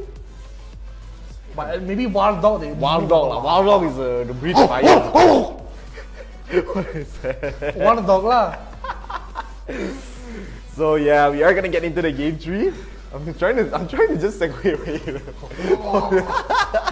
That's Wild Dog lah.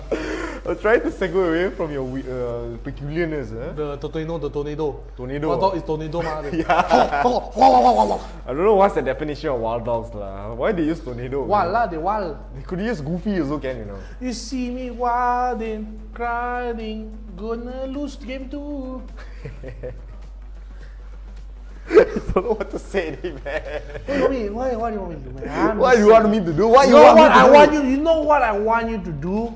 You know what I want you to do? What you want me to do, lah? I want you to help us get us to 10,000 followers. 10,000 followers. We're gonna get to 10,000 followers for more games, more tournaments, more content. So please do follow and like the page. And we are gonna get into the game 3. As game 2 already happened. Me again. So right now, Perfect Esports, they are gonna be the main focus now. They do get the blue side. I think Wild Dogs, they got the drama lah. They win with red side, they lose with blue side, and they pick the red side again. Yeah, so Fervent, they've been banning Akali here. So I don't think we're gonna see an Akali today as Wild Dogs, they couldn't ban out the Gragas. And I understand this ban, but I do think since they do have the second pick here, they might want to ban out Diana maybe. They want to ban out Camille, yes. So Fervent, they still have one ban to go. I think they will be banning out either the Braum. I think Lee Sin banned lah. Braum. 𝐻𝐸𝐲. Oh, 𝐒𝐮𝐦𝐬𝐨𝐬𝐿, I forgot He's lah. banned for the start of Fervent Esports. So let's see how they do perform in this match. So, you know, put it there, chef.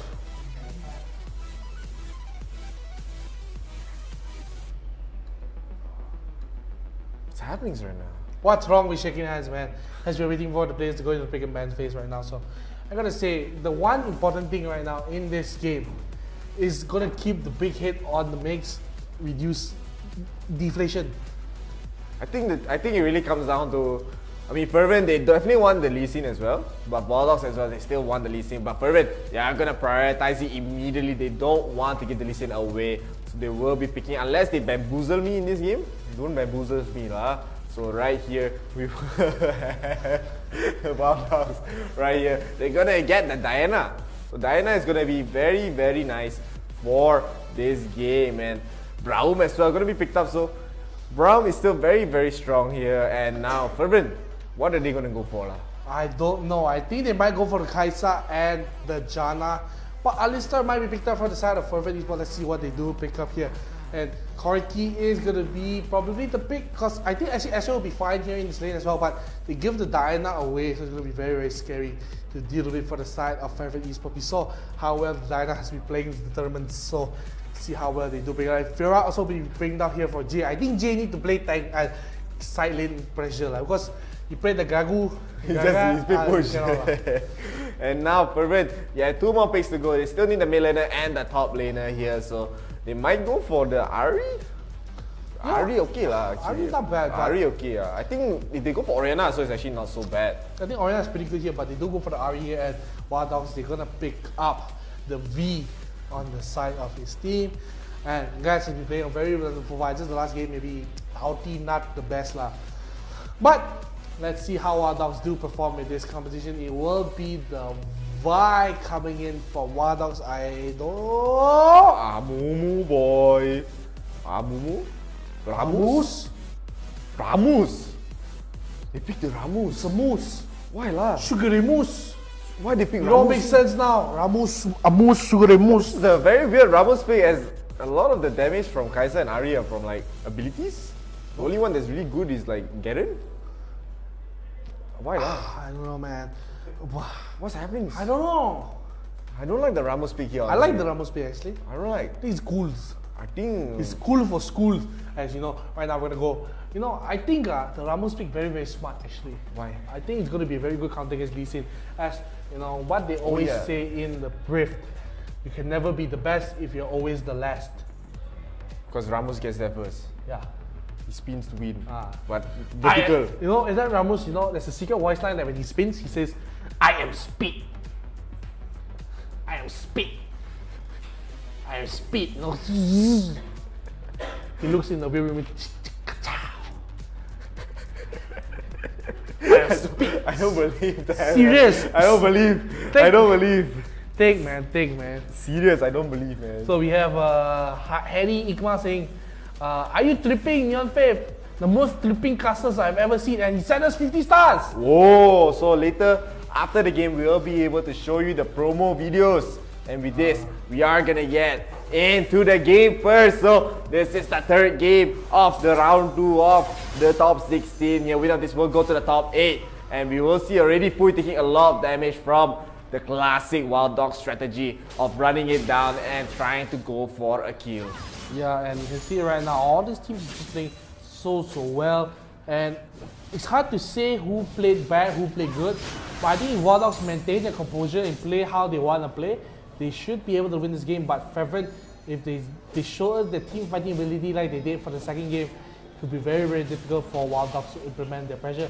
But at the same time, when you have Ahri against Diana, it's going to be very, very dynamic, because Ahri has a lot of mobility, so she can escape from a lot of Diana's play. So I'm going to wait and see how this works out. And still, I'm going to put a little bit of my favorite towards Wild Dogs. I think I like the composition just a little better, especially with the Diana for the team fights. Yeah, I mean, the only thing I'm worried about is the Ramos.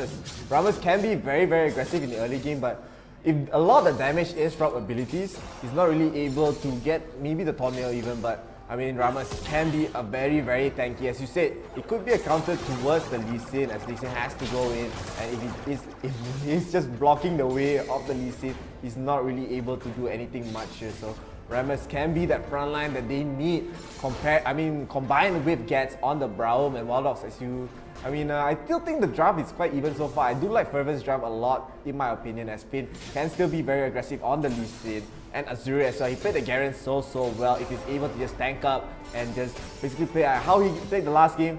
Just skill up, get tanky, just run in, and Wild Dogs, if they don't really have, now they have an answer, they have the Fiora, so it will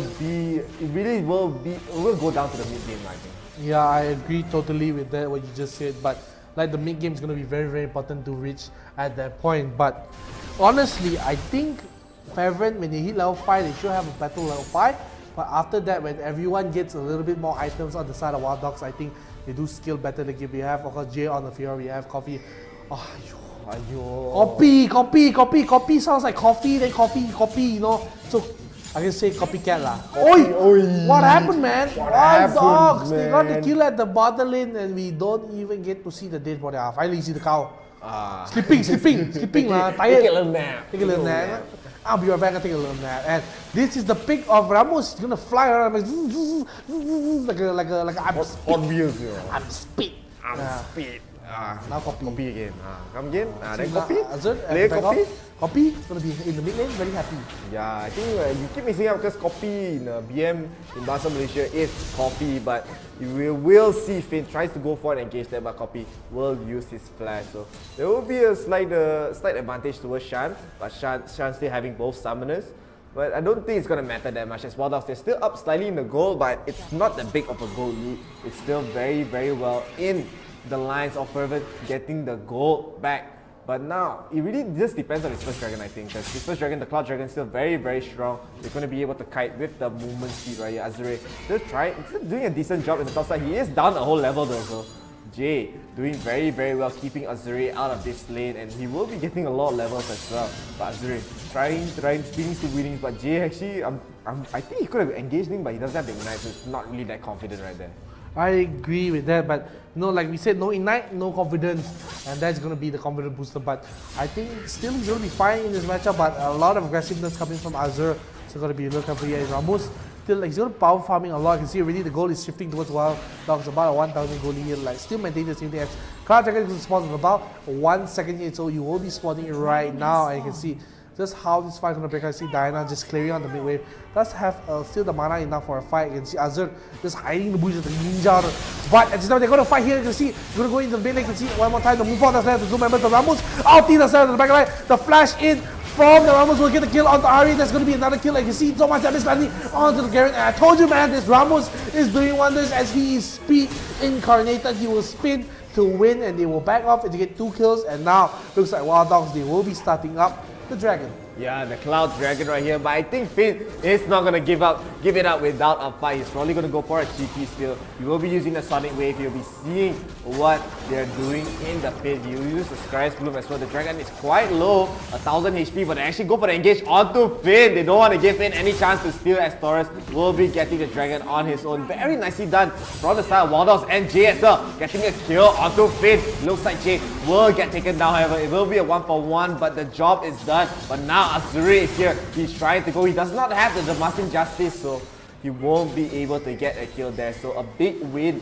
for Wild Dogs. But Fervent, they keep on going. They are going to try to siege onto this bottom tower. Gets taking a lot of damage. He has to be a bit careful here. Those are Wild Dogs. They should be backing off. But Azure, he's not giving them a bit of a chance. But it looks like he's still going to get the recall. He will use the Damascene Justice onto Taurus. Taurus gets taken down. The nice dunk coming from Azure. But it will still be, I think it will still be a win for the Wild Dog side as they still got the Dragon.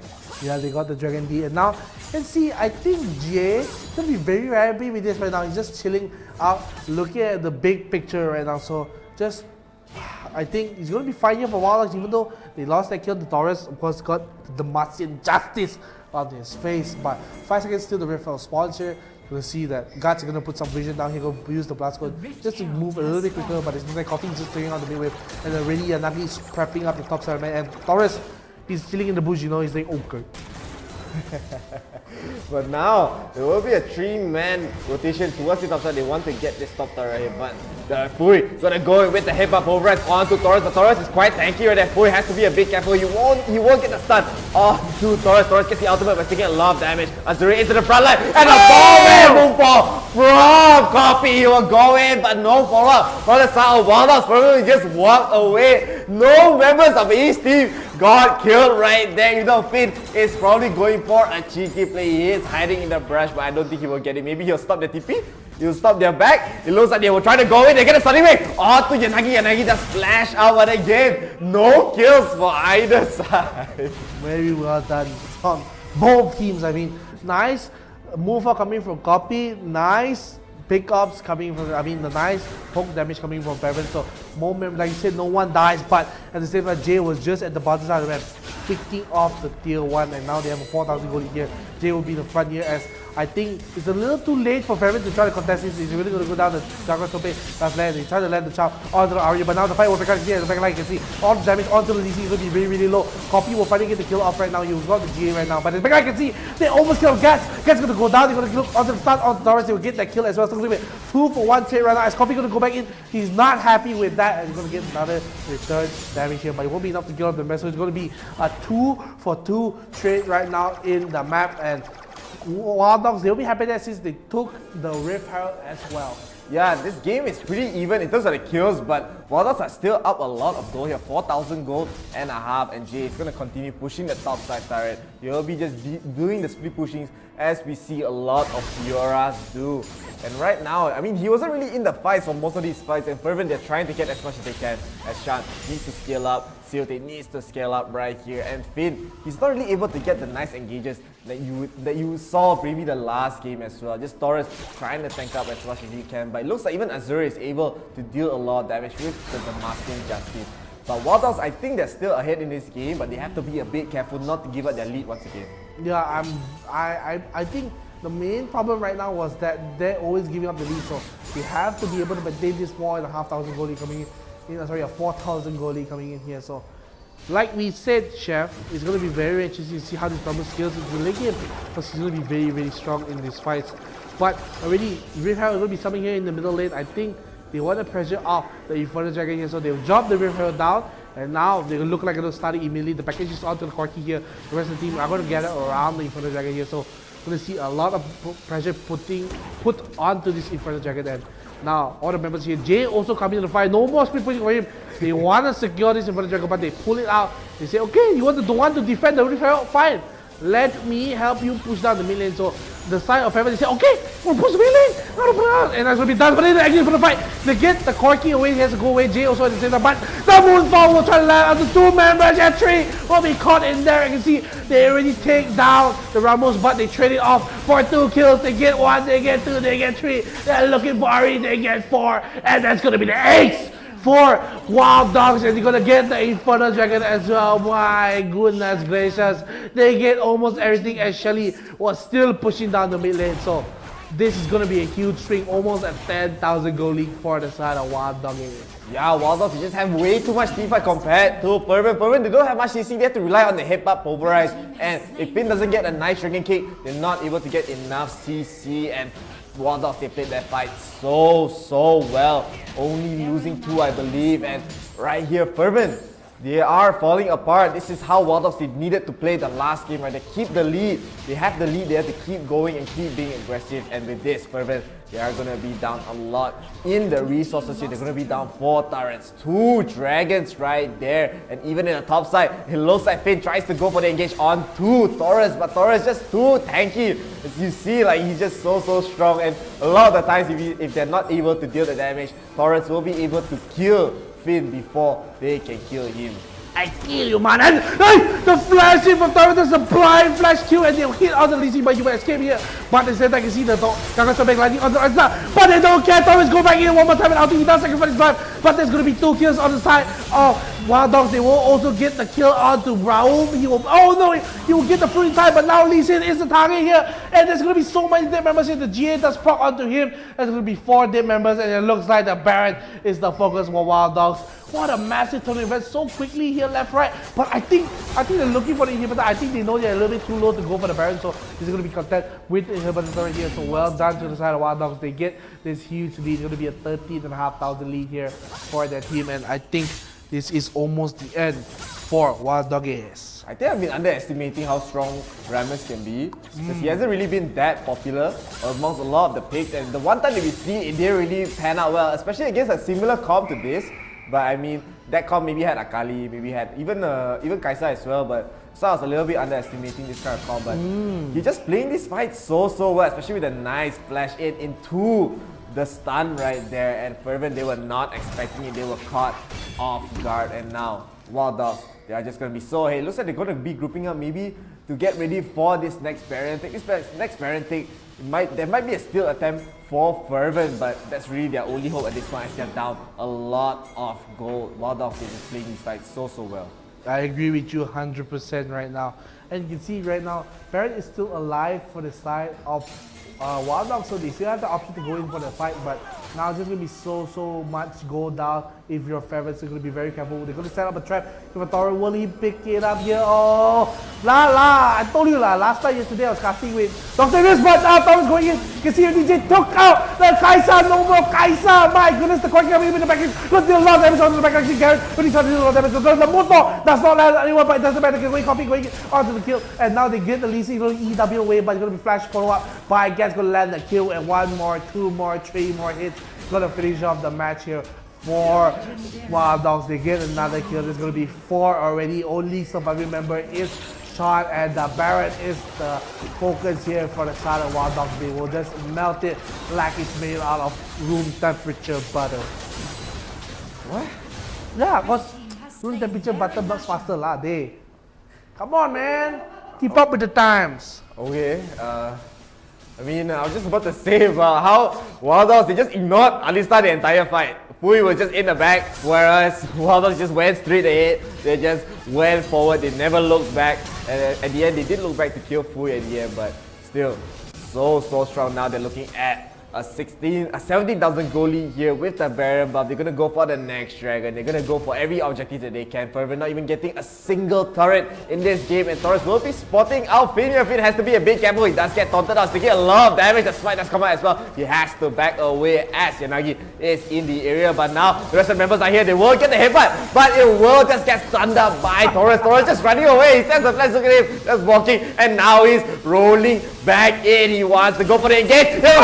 Man ultimate! It's a 2-man knockup right there. He's just in the middle of the fight. He will get executed, but a 2-man move for coming from Coffee. He will just go in. He will get that cleanup right there. Finn trying his best to get the return kill, but the Zodiacs will be not enough, I think, to survive right there. So Yanagi alone in the bottom lane, but Finn tries to go for the kill, and right now it looks like Finn wants to get Yanagi, but Yanagi just recalls just in time, and now Jay will come in for the kill. The repulse comes in. It will land. The GA will come out as well, and now Finn, only one left alive in this fight. He will try to dash out. He will get taken out. A godlike for Jay, and with this, I think they are just gonna end the game. Yeah, the Nexus is gonna be sieged up by all these minions. A little bit left, a little 1000 HP. But all 4 members, will Jay have enough time? He will be enough, and he will take the game away. Well done to Wild Doggies. They will end the game right there, ladies and gentlemen. Yeah, so very well done. They played basically like the game once.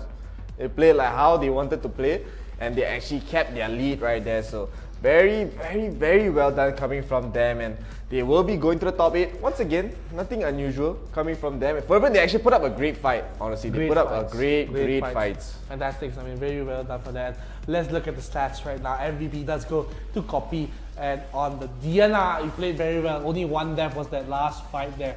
But for me, the MVP was Torres. He played extremely well, man. He played so well. I really want to commend him for that play. That last ulti, boom! Boom! Very well done. Yeah, I mean, this is the first time we actually get to see Rammus really in action, really how he should be playing Rammus here, as he will be the MVP in your heart. But now 𝐸𝐵 dealing the most damage in this game, 21,000 right here. But it all really started from Taurus getting the great engages, as you said. 𝐸𝐴𝐺 as well dealing 17,000, J dealing 17,000. This is a lot of damage for their side. And on the side of Fervent, they were not really able to get anything going. Even with Fui's getting the engage, they're just not really able to get the follow-ups here. And we can even see from the goal, at the end pretty much, it was just all Wild Dogs' games. Orthodox's games and very well done for them. And one thing I gotta say, Chef, is I really like watching Wild Dogs play. Really? Yeah, why lying? You think I'm lying? I lie all the time. No, my fault again. Every time I team say my fault again. Look at this casino and the Chef looking at me right now. Very well. Who? Replay. Take a look. What are you saying, man? Take it away, man, Chef. I don't want to talk to you anymore. But we do see a 𝐸𝐵 going in. He will get a nice 2-man moonfall and the ultimate from Taurus right there. Just gets the damage in onto Shan. They will get two. Very clean fight so far. Fui will get taken down. No, he will not get taken down. He's quite tanky right there. So it will be a 3-0 already at the start. And with this, you will get this Cloud Dragon for free. Taurus just all alone. Whereas the rest of the members, they're like, alright, Taurus, you get the mount, you get the dragon, we'll just save you from the pit right there. And Jay does go in, he does get a kill onto Finn, but Jay does get taken down immediately. They try to go for the re-engage, but Wild Dogs, they smartly disengage as Azure is here. It's gonna be a little bit too tanky. They know that Azure doesn't have the ultimate, but Azure now just getting the ultimate, he's just gonna go back in and he will be just in time to take down Taurus right here, as Taurus tries to run away, he tries to save the rest of his teammates. A very valiant effort. Very valid effort indeed.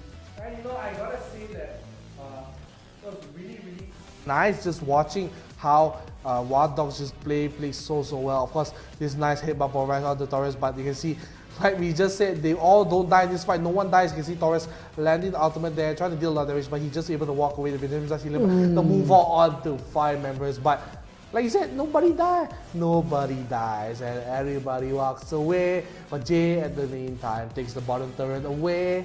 And this nice kill does land onto the 𝐸𝐵, but he's enough to surviving. So the cockiness of 𝐸𝐵 is able to keep him alive. And you see right now, still, the team is fighting around in front of the dragon. And this is the little dance, you know. Okay, you want to help us start the Inferno Dragon? Let's do the mid lane. And they, alright man, I'm going to start the Inferno Dragon. And this is just the upstairs, downstairs two of these two teams. But look at the engage coming on to the 𝐸𝐵 and the Fiora. But the back, like you can see, Taurus jumps in. The rest of the team, the move all that's land onto 3. They all have to back off. They get the kill on the Rammus. But what does it cost them? They cost them so much. They get 1, they get 2, they get 3, they get 4, and of course they get 5, and this is an ace for Wild Dog Ace. Yeah, and here they get a very nice flash into the stun right there onto Finn. Finn just has to run away. Fui all alone right there. They get the nice engage once again. Taurus does get taken down, but there's just way too much damage coming from the side of Wild Dogs. They take 4 here. I believe Shan won't be able to survive Finn. The only one level life. He still has the G right there. He will be able to escape, but Wild Dogs, they just kept these fights going. They kept killing 4 and kept killing 4 and kept killing 4. And here they were baiting out Wild Dogs.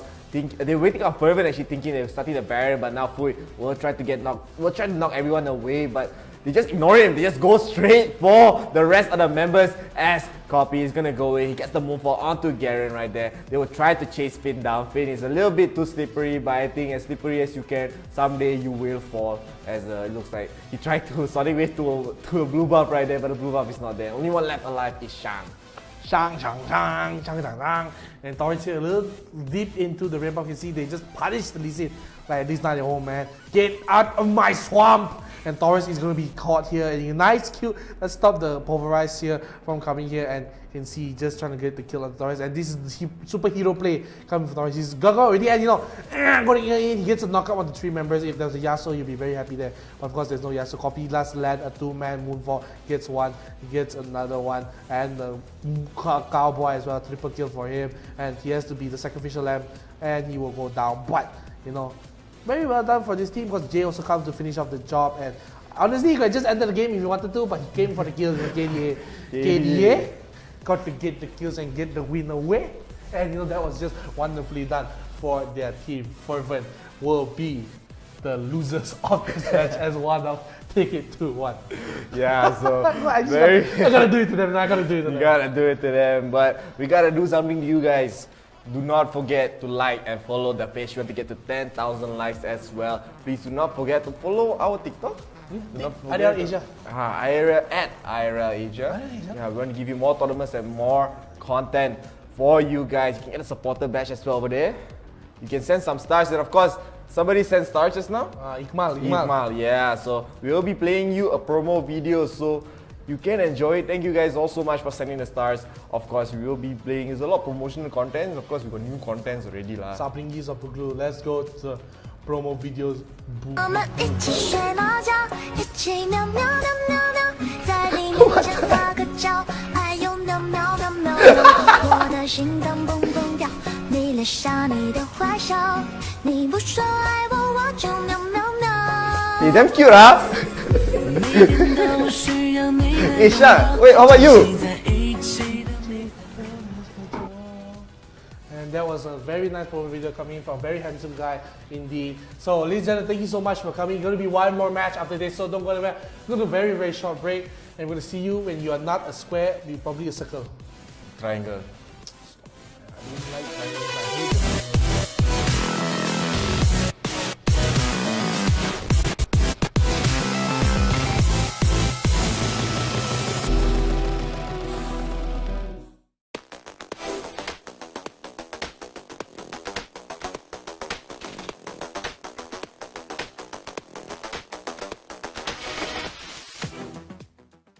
Rooftop party, jump party, bomb party, rooftop party, jump party, bomb party, rooftop party, jump party, rooftop party, warehouse party, rooftop party, jump party, rooftop party, like to get naughty, rooftop party, jump, rooftop party, jump, rooftop. Make it clap.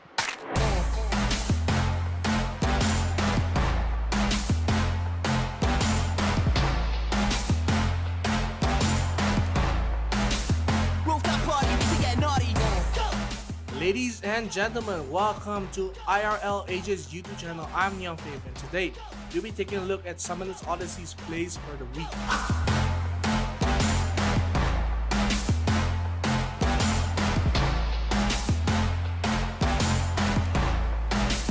Rooftop party, we get naughty.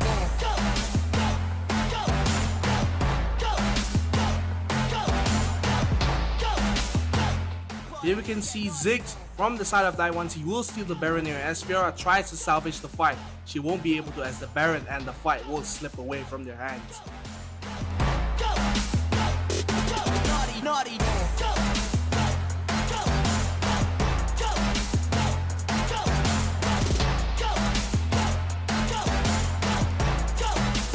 Rooftop party, we get naughty.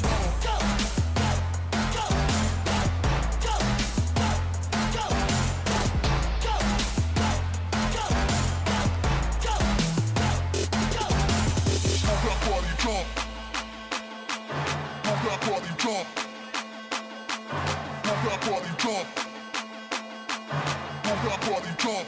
There was some fantastic plays this week for Summoners Odyssey. Remember to subscribe and like our YouTube and Facebook page for IRL Asia. This is 𝐒𝐿 signing out, and I'll see you in the next video. Make it clap.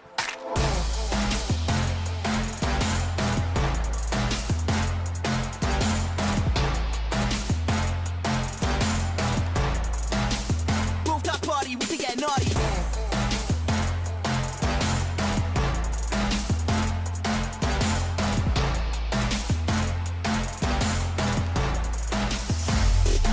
Naughty, naughty.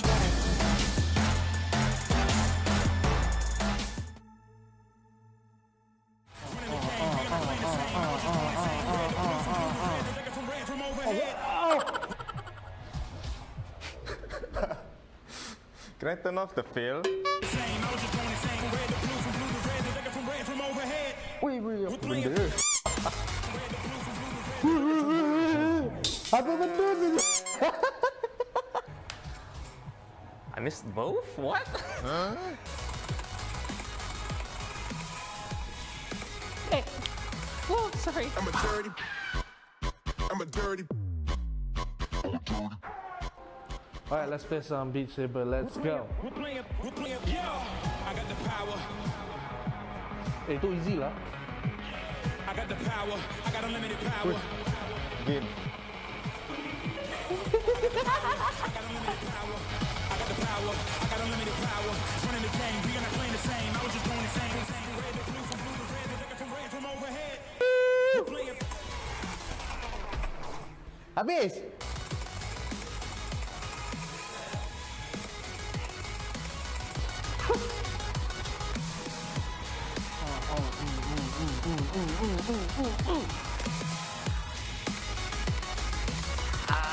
Missing way too many.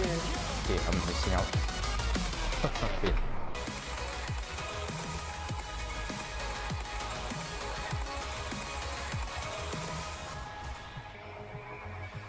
I'm coming closer. Victory is mine. I'm making history this time. I'm living this moment. Living the I'm a dirty. Okay. I'm a dirty. I'm colorblind actually. That was hard, but nothing too hard. It's way too hard, man.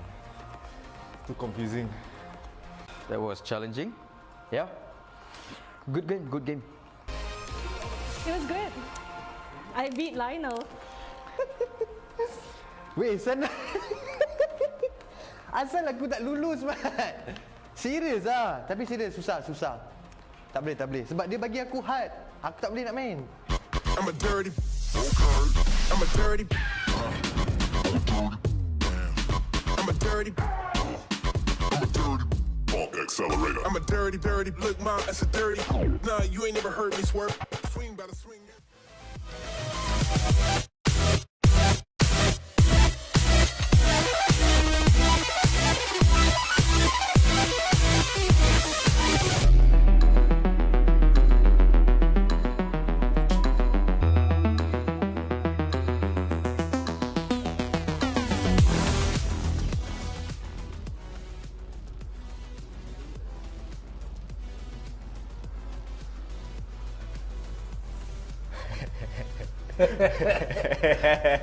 Always wanted to do that. I wanted to do it lah. And we are back with some Walrus Summoners Odyssey. My name is Chef. And my name, Neon Faith. And of course, we are in the top 8 of the tournament of the weekend edition. Yeah, you know, this tournament is organized by IRL ASIA. We are a multi-tainment company. We do games, music, entertainment. Whatever you want to do, we do it, baby. We also are partnered with Homie. You need some place to stay in the JB subway or Subang area. Hit up Homie. There, your homie, your home away from home. Yeah, and of course, we have our sponsors. Inch Theory, if you need to beam your crib, if you need to interior design your homes or even your office as well, you can check out Inch Theory. They do very nice, of course. They give us these nice sets over here, very nice right there. And of course, last but not least, we have CDs Malaysia, growing together with gamers. So if you want the nice headphones, you want the nice everything, head over to CDs Malaysia. And Chef, I gotta ask you something, man. Can I take a seat? No. I don't care. Take a seat. Okay. I see you. I don't copy me. I hate people copy. Okay, I don't copy. I you, know I they don't win, copy you. but copy. But you know, we're gonna go either. We're gonna hold it, guys. Hold it, yeah. What's happening? Are we going to something? No. We are just talking about. We are gonna go into the top 8 of the tournament. So there's gonna be 8 teams left. Of course, we're gonna end the stream right now. We got you good. Man. Got you good. We are waiting for the brackets to come up. So, you know, there are 8 teams like we said. So, but there are 8 teams left. That means they're going to go into the quarterfinals. And after this, tomorrow we're going to be streaming the semifinals and the grand finals. So, some of you might be thinking, oh man, I'm going to stream all the way to the grand finals. It's going to be so long, man. Nah, man, we're streaming this. It's going to be the last best of 3. Tomorrow we're going to have one more best of 3 and then the best of 5 for the grand final. So, don't go anywhere. Don't be square, be circle, be triangle, be the pentagon, be the twin towers. Twin Towers? Yeah. Twin Towers is what shape? Twin towers is 2 towers lah. Hello. What is the shape? It's like Trapezium.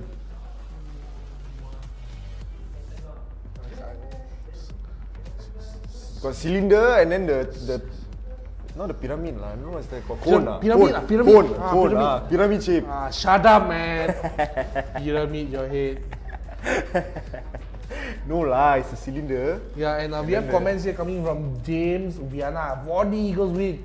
How you know that? 40 Eagles, 40 Gabo best beat Asia, 40 Eagles will win, 40 second best Asia, 40 I think he's a 40 Eagles fan. No lah, I think he's a Chasing Dreams fan actually. Chasing Dreams fan, but Chasing Dreams fan want 40 Eagles win. It's just waiting for the Excel, you know. I think he trying to be cursing a bit lah. Cursing a bit. You know, like Custer's curse, be like, ah man, game's ending right now, but they never end. It's always like, you know, they always make fun of us, you know. Yeah, they think we are the jokers, you know, but actually, you know, we live in a society right now that, you know, the funny thing about that meme, right, is that's not even said, the Joker doesn't even say that, you know. That's the meme. He never says it. I don't know what the joke came from. We live in a society and put the Joker face there. Then I'm thinking, did he really say that? I watched back all the Joker movies. He never said that once. Like Google, what is the origin of we live in a society meme? Sorry, meme? Meme? Meme. Dato like to say that, right? Meme. So you go and see.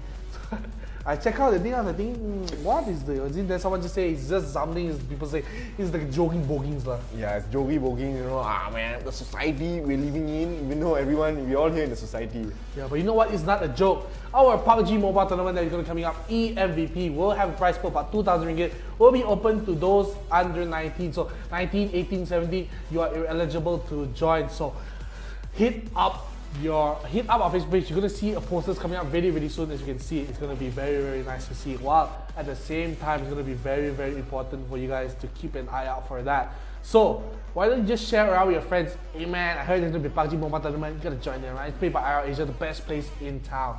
Yeah, and of course this tournament will be starting on the 21st. We'll be doing it on the weekend, so with our promise of giving you give us more followers, we give you more games. So we are going to be starting with PUBG Mobile. Very excited to watch, as we haven't really gotten to stream PUBG Mobile a lot. I mean, ever actually. So we have only done Wild Rift and Mobile Legends. So we want to do more games. And Shiri says, I love you, Neon. So Shiri says, I love you, Neon. So thank you very much, Shiri. I really appreciate you. But show some love to Chef on this stream right now. He's doing a really good job on the stream right now. So I mean, you gotta see what a nice job. See, he's also saying thank you, right? Very good. So we have Api Zupi saying #Chasing Dreams win, go Chasing Dreams. Nicole Fur also saying go Chasing Dreams. Ha. Why you laugh? I don't know. The full laugh. Then we have Rafi Miranda saying, let's go! It's very hyped, but we are hyped to see the brackets. Let's see who made it to the top 8 of this tournament, and we will see at the top left we have Chasing Dreams versus 40 Eagles. That's going to be our next match for this top 8. Of course, we have Jude Vincent Mendoza versus MGF Aces. MGF Aces once again made it to the top 8. Will they make it to the top 4? We will see later on. And of course, we have Wild Dogs. The last game's winner will be up against Perlas 𝐒𝐮𝐦𝐸𝐶𝐻. Perlas 𝐒𝐮𝐸𝐸 actually beat out 𝐒𝐿imiNation, the 5-time World Rift Summoners Odyssey champion right there. So it is a very strong showing coming from them. And of course, Action PH, they're gonna be up against Empire Esports. Action PH, of course, yesterday's grand finalists. So Perlas 𝐒𝐿imiNation, they're the ones who took out 𝐿𝐼Creation? Yeah. Oh, I see. So we're gonna have a very interesting match. So 𝐿𝐼Creation, they drop out a little bit. You have Chasing Dreams. We're a very strong team. They made it all the way to the top 4 before. So it will be very interesting to see. 40 Eagles also a very strong team. And you know, a lot of new teams you can see. Action PH, of course they went all the way to the grand finals. I think it was yesterday. Yeah, so very interesting to see. But we have returning the old dogs, you know, the wild old dogs is the MGF Aces coming back and say, I'm not done yet. Empire Esports as well, so we see them quite a lot. Jude Vincent Mendoza, that's the longest and funniest name I know. And they are a new team. But I think it's just a person's name, right? They're up and comings, man. They're up and comings. It's just a person's name. Usually we see like they put a spin, like Rasta with his team, he just puts Rasta and friends. But here he just put his full name. So I have a comment coming in from Rafi. You know, Rafi Miranda saying, Neon and Chef, I love you guys. Thank you so much, Rafi. Isn't that a player's name? Rafi? Oh, what did he play? No, in Warif. In Warif? I think it's from 40 Eagles, I think. 40 Eagles. I cannot remember. I think there's a player called Rafi. I don't know if it's 40 Eagles or not. So he also commenting lah. Yeah, but sometimes he still the setups away lah. Yeah, still the setups away sometimes. He Dr. like a lot of Fierce. USF4. I don't really like Dr. Fierce on this guy. Very. But I mean, he's a nice guy. Like he loves us lah. But you know what we love? Getting into the band phase. Let's take a look. Chasing Dreams will have the first band. Finally, Chasing Eagles logo got. I had to cut you off, you know. Because last time Chasing Eagles don't have the color. Now got color. What? Chasing Dreams? But I think grey color. But now I think got a bit special. What's this lah? What's happening right now? They'll be banning us, Soraka? I'm gonna go. I'm gonna go score the Chasing Dreams. Okay, so now for the Eagles, they have two What bans. are you doing, man? Why are you banning Soroka, man? You can't ban the Soroka. Hey, Neon Faye, come back.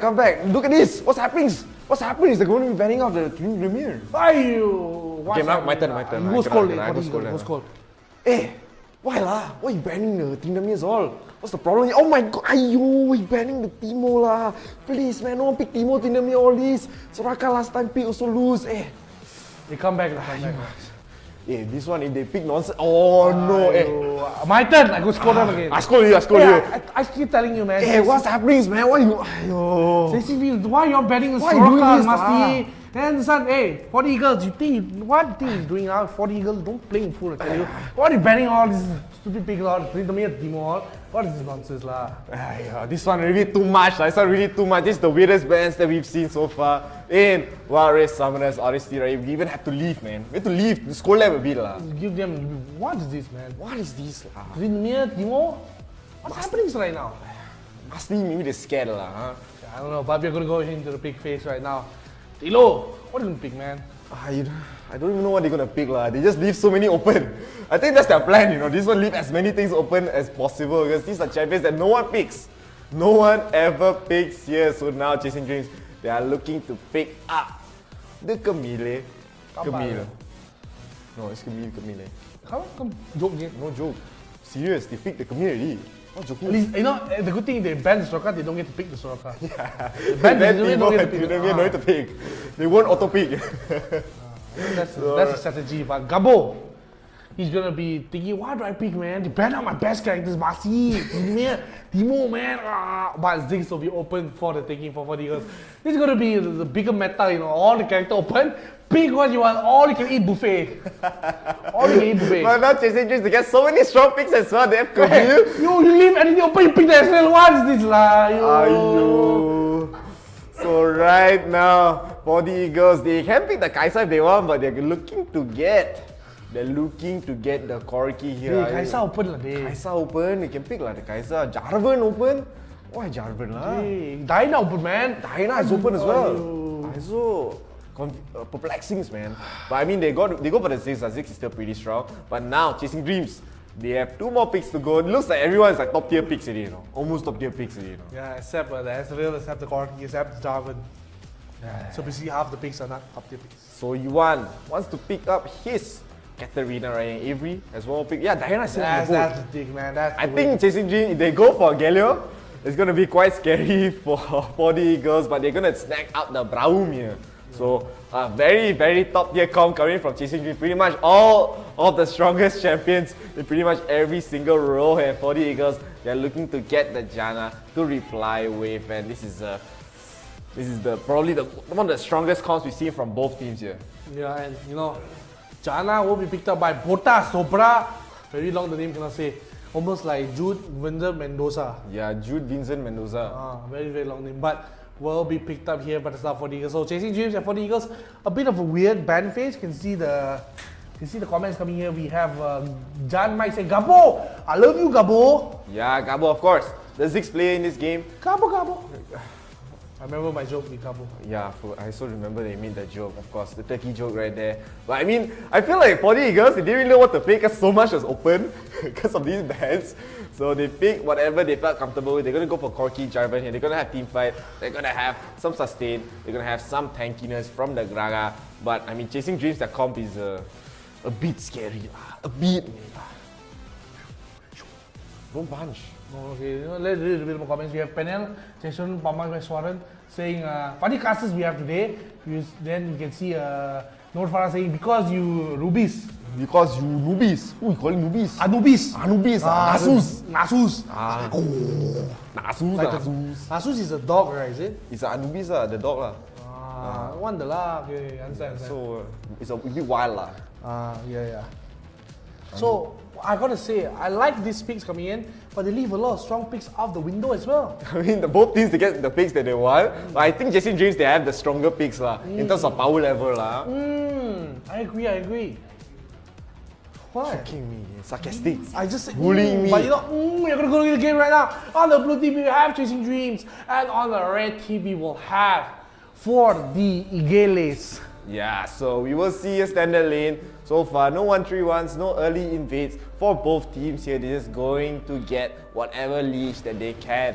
But this is going to be a very standard, I mean, it's going to be one of the highest power level games in terms of all the champions being picked here, especially Chasing Dreams. They have the Lee Sin, they have the 𝐒𝐿, they have the Diana as well. Yuan going to be quite strong on this Diana. So I'm very, very excited to see how they will play this game. But Diana is going to be quite annoyed by Gabo, especially with the Ziggs. Ziggs is kind of annoying to deal with. And in this bottom lane, I think Shiri, he said he loved you. He didn't love me, but he loved you. I think he loved me too much lah. He loved you a bit too much. I think who doesn't love me? I think only I don't love me. Hey, don't say that, man. No, I super love me, that's why. Oh. Narcissist mah. Oh, narcissist, yeah, correct. I narcissist. Must love yourself a lot. But here, Christo is loving the emotes, man. Using every emote that he has right there. So, right, we even see Puta. I scared that's a bad word. I don't want to say lah, actually. What, Puta? What? Who say that, man? What's wrong with that word? Gragas here will be getting engaged on by Christo. Christo just harassing, and looks like Gragas here will not really get anything much. So it's going to be quite passive so far for both teams.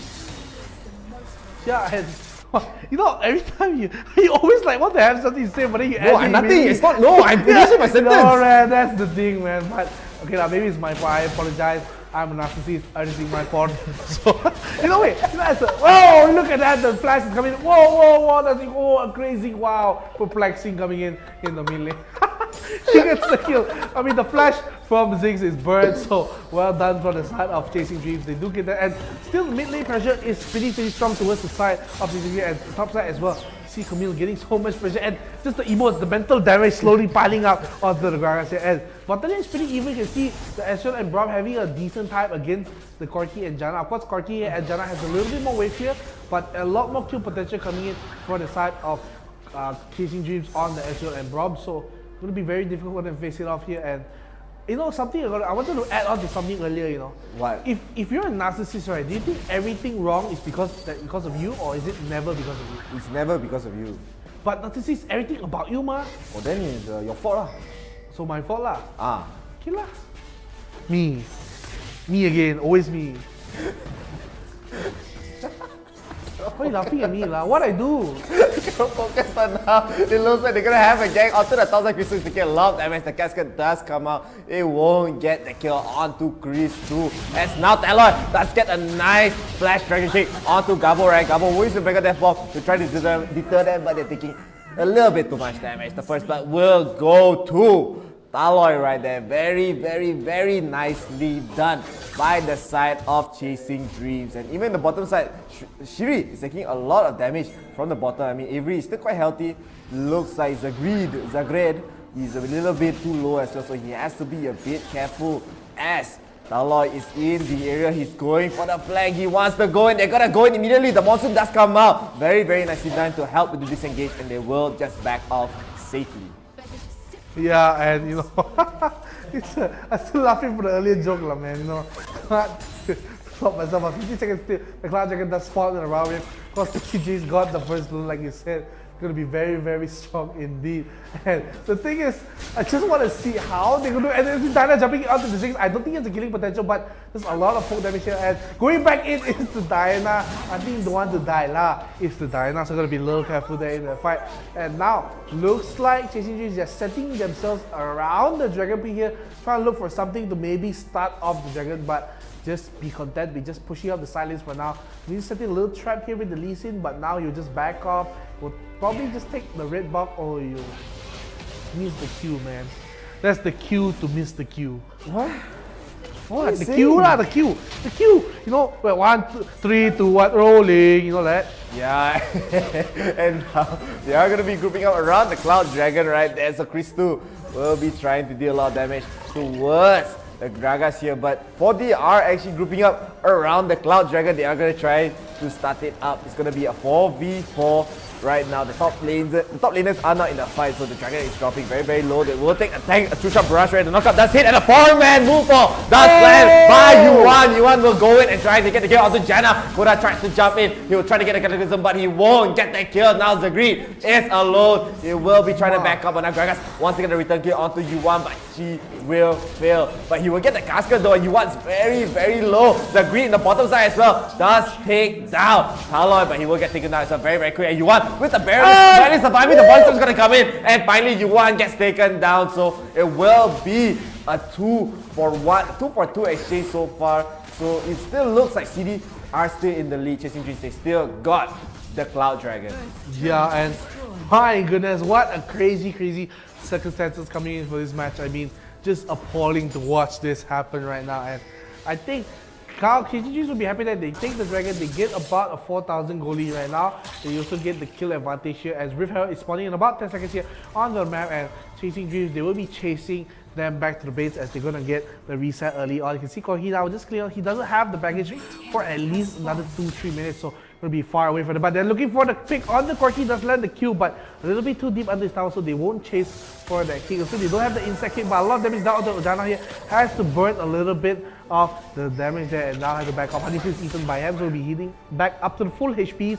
But with her, will most probably be started from the time Chasing Dreams right now. They want to start it off really as soon as possible, so they start hitting the Rift Tower right now. And I think, honestly, I don't think there's much that 4D Eagles can do, but they're going to try their best here. They're going to look for a little bit of engagement, but already down to the bottom. The thing not does land, because maybe Lee Sin decided to the move on. Does not land, but they steal the Rift Tower away. The Vision does land in the backline here. Jarvan will go down, but now they kill the Diana already. The move on, even though landing a lot, will not get the kill. But everyone in the backline is just so low. 𝐒𝐿 doesn't have the mana nor the ulti to continue the fight. So even Jarvan getting away from the fight is going to be so good, but not Castle Curse again lah. Yeah, Jarvan does get taken down right there, but he did get a nice steal. A small win for the side of 4D, but it looks like Chasing Dreams are going to be sieging up this mid turret. They want to secure another turret for themselves. They already gotten a single turret in the bottom lane. They want to get more. They want to keep their lead going. And in the bottom side as well, 𝐒𝐿 is engaging onto Gragas here. Gragas is taking a lot of damage from 𝐿𝐿, and Talon is here for the kill secure. The Cascade comes out, but I don't think it's going to be escape for you, Gragas, my man, as you will try to body slam. I'm surprised they took quite long to take him down. He's literally a sliver of HP left, and they will get a clean kill in the bottom side. Yeah, and very clean indeed. And now they will even get 2 turrets for that whole exchange, right, Chef? So I think it's going to be benefiting them a lot. Chef, look at them just grouping up the bottom turret. I think they're going to get it now, but they will trade it away for the top tier 1. So overall, still a big win for Chasing, but they think they're looking a little bit for more. They want to keep the Diana at the top center, go clear off the top jungle here, maybe rotating to the tier 2 at the same time. So let's see what they do engage here. Since there is no dragon coming up for at least 1 more minute onto the Rift, I don't know what they're fighting for. Maybe just want to show them their muscles to flex a little bit, but Chasing Dreams, they will push the side of 4D Eagles back. They will maintain about a 5,000 gold lead here, and looks like they're going to be very strong heading to the next dragon fight. Yeah, I mean, this next dragon is going to be quite important, especially it is the Inferno dragon here. They have to contest for it. I mean, 4D, unless they can find even more turrets to maybe trade it off for, but even then, it might not be worth it, as even with CD, Chasing Dreams, if they do get the dragon, they can still siege up for the bottom turret right there. It looks like Sida has not spent his Rift Arrow yet, so he is waiting for the right time to use it, maybe for the next dragon. As 4D, they are trying to climb back, they are trying to find any engages that they can, but it looks like Chasing Dreams are just trying to keep up the momentum, trying to keep up the gold lead. As 4D right now, they're still not, as I said, they're not able to get any team fights going yet, but this next dragon looks like 𝐒𝐮𝐦𝐦𝐨 are gonna be grouping up for it. In the top side, 𝐒𝐻RIS2 just harassing off Gragas. He is all alone, one-on-one. 𝐸𝐸 is around the area, but I don't think 𝐻RIS2 is gonna overextend here as they are gonna go in the mid lane instead. 𝐶𝐿AI is taking a lot of damage. He has to flash away, and now it looks like 𝐒𝐮𝐦𝐦𝐨 are gonna be able to start up the dragon very, very convincingly here. And 4D, they have to go in. If they want to strike, they have to strike now. Yeah, and they are going to try to steal away the thing. But look at 𝐸𝐸's buying the side. Actually, might also get the kill onto the Java. He does pop the Zhonyan, so would just barely escape. And now this looks so well. They killed the Ziggs already. The Layset will kill the 𝐸𝐸 back and splash him. And look how low 4D Eagles are. The GA will finally be proc, but they killed the 𝐸𝐸. And Diana finish off the backline, clean up like the maid cleaning up your mess onto the floor. But they will get a triple. And that's going to be Yasu for the side of Chasing Dreams. Yeah, that time, as I said, they have to strike now. They got strike on. They will get the ace right there. They will get the turret. They'll lose the dragon. The Baron is also spawning right now, so the timing could not be any worse for the side of 4D. They're just getting melted. And I mean, Toloi with a nice flash dragon kick into the back takes the 𝐸𝐸 back into the fight. He was just isolated from his team and he gets taken down here. So Chasing Dreams right now, they are going to be grouping up once again. I don't think they're going for the Baron just yet. 𝐸1 still being a bit aggressive here. He has to be a bit careful. He is getting slowed down, taking a lot of damage.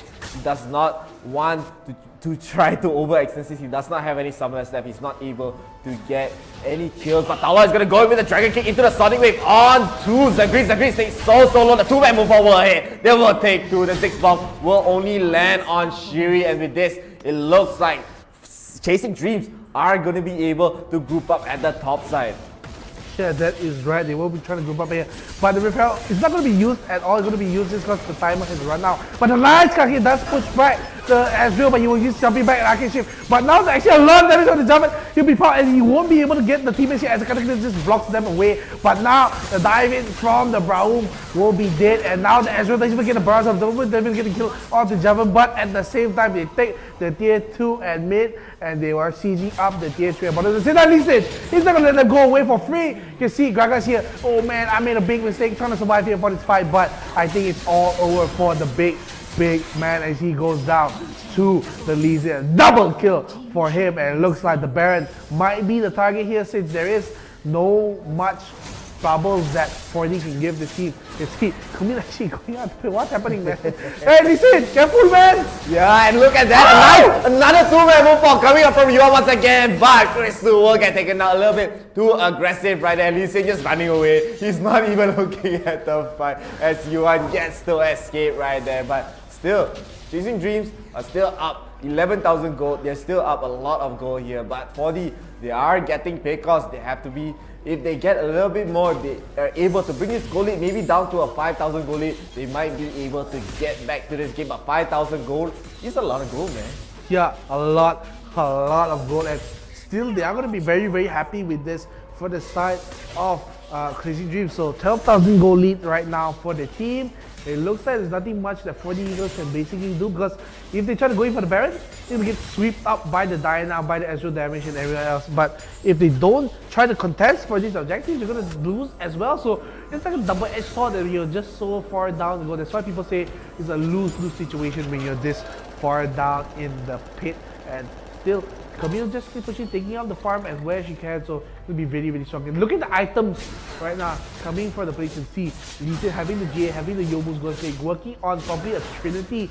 He'll deal so much damage. Also, Mana Mune coming in from the 𝐿𝐴𝐵�, and now in the middle you can see that Lee Sin going for the kill onto 𝐿𝐴𝐵�. He won't just barely survive. The Mega Death Ball will rain death on the Lee Sin. A little. Why always the Lee Sin players the one doing all this? A bit too over, this one.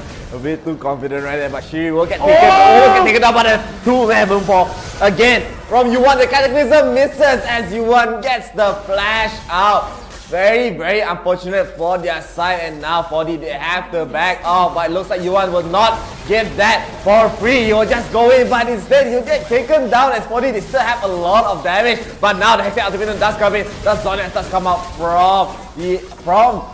𝐸𝐴𝐵𝐻 will get taken down right there. They will be able to escape. But the 2-star barrage will take down 2. The 𝐿𝐴𝐵𝐻, they thought they were going to survive right there, but they forgot. Avery is still alive. A two-man snipe. Very, very well done. And they're gonna be able to get the Baron off of this. I think the 4D players, they will window shopping ini.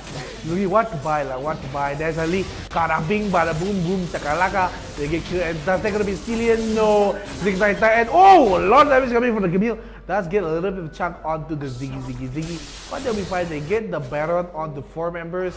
They're gonna be very happy with that indeed. So for the Eagles now, about 13,500 gold behind. Gonna be very, very difficult for them to come back here, but it's not over yet. As you can see now, KCD, they're gonna start off the dragon here. They're gonna be dealing a lot of damage to it. No contest coming from Eagles. They know they can't fight for this. They're just trying to push up the waves as far as they can before these people come into their jungle. But now, with KCD, they're walking, they're gonna get the start onto the Graga, and Graga, good night, my friend. Sleepy. Yeah, just a nice dragon kick once again coming up from Taloy. Very, very nicely done. And with this, I think they're just going to be able to siege the inhib turrets right here with the Baron. But Chris 2 is going to be on the top side, trying to get the tier 2. But the rest of the team is going to be on the bottom and the mid side. Look at them just poking them out. Taloy is going in and out. Not really fully engaging. And already, Ziggs is taking a lot of damage. 𝐶𝐲 has to be a big careful here. They will be able to take down the bottom inhib turret. They're going for the mid one. It's just melting slowly.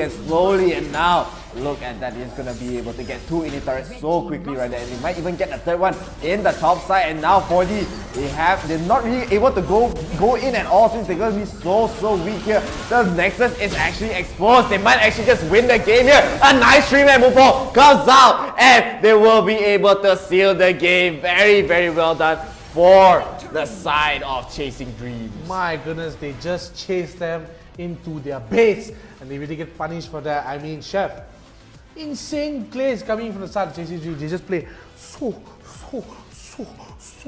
well.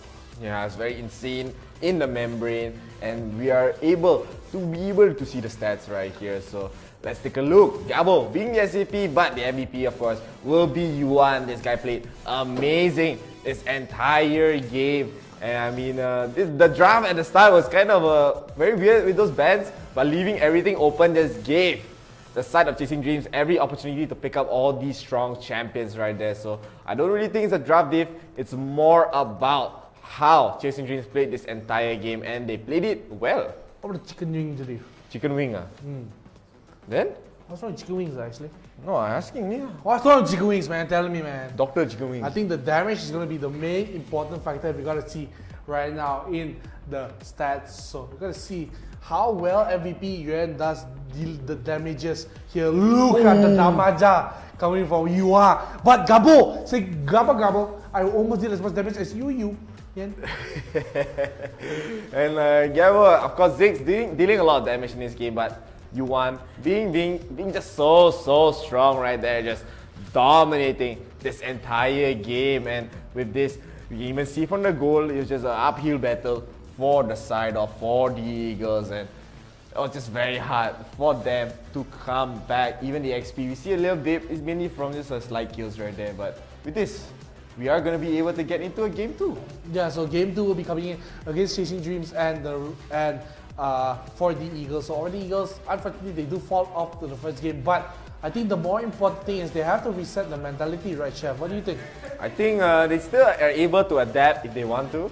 I mean, they have to lah. It's not they want to or not. Right? They have to adapt lah. Of course, the game 2, they have to find out one around. Maybe they're gonna go for normal ban this game. Not too sure, but I mean, the last game did ban out a lot of stuff. But with this, we are gonna be able to get into the banning phase, the replays actually for the last game. Let's take a look. Yeah, replays will be starting right now. You can see already early on, the 𝐾𝐲 just escaped barely from the big combo coming in from the Resident. They're going to play very, very well there. And the rest of the team, early on already, a lot of damage coming on to Ziggs. He does land the Mega Death Bomb to 2, but he will go down. First blood will go to the side of Chasing Dreams. And slowly, this is the slow descent to madness for the side of 4D Eagles. They tried to go for the Cloud Dragon, but a nice barrage onto the Jarvan. The nice bulldog on the 4 members will get so many people. This West Chef, can't believe, man, but they get the Cloud Dragon on the side of Chasing Dreams. They get so much kills, and now just slowly they start pushing up the advantage into the map, and there's just really nothing much that 4D Eagles could do at that point. Yeah, Yuan here getting caught. I thought he was going to be able to survive, but then Zagreb in the bottom was able to get a return kill on 𝐸𝐿𝐼, but 𝐸1 stayed a little bit too long, as now Gragas will come in and get the kill with a nice body slam right there. But here, looks like 𝐿𝐼, they were able to start this Rift Herald, they wanted to get it, but now for the 𝐶𝐸 is trying to go in, he's waiting for the right time. The tornado does come out, will get a 2-man knockup. They will try to save it. The Mega Death Bomb does come in, but 𝐶𝐸 actually gets the smite onto the Rift Herald, but does it matter though? It really doesn't, as for now, it looks like 𝐿𝐼 are just able to dive the turret. They want to kill 𝐿𝐼. 𝐿𝐼 is so low. Let's back off, but instead he just take down the Jarvan, and Jarvan got taken down right there in his own jungle. And now Gragas here will get taken down as himself, since everyone is here. 3 people down in the bottom lane. 𝐶𝐿𝐼 used the ultimate. It took a little bit too long to kill the Gragas right there, but not that long since they were able to escape. Yeah, very well done for the team, and I mean just really well done overall for Cloud Chasing Dreams. They even get the Inferno Dragon. This team, they can't stop 40 Eagles. They just try to stop this momentum, but the nice kick from the Lee Sin just jumped in. Also, I thought they were gonna escape a little bit, but look at Diana, not happy man, gets a double kill. They finish off the Corki as well. There's gonna be Ace coming in right now within 9:45 seconds here. So very well done for the side of Chasing Dreams, and they don't even stop right there. They go for the tier 2 and they just basically steamroll all over for the Eagles. And Chef, I gotta ask you something, man. Yeah.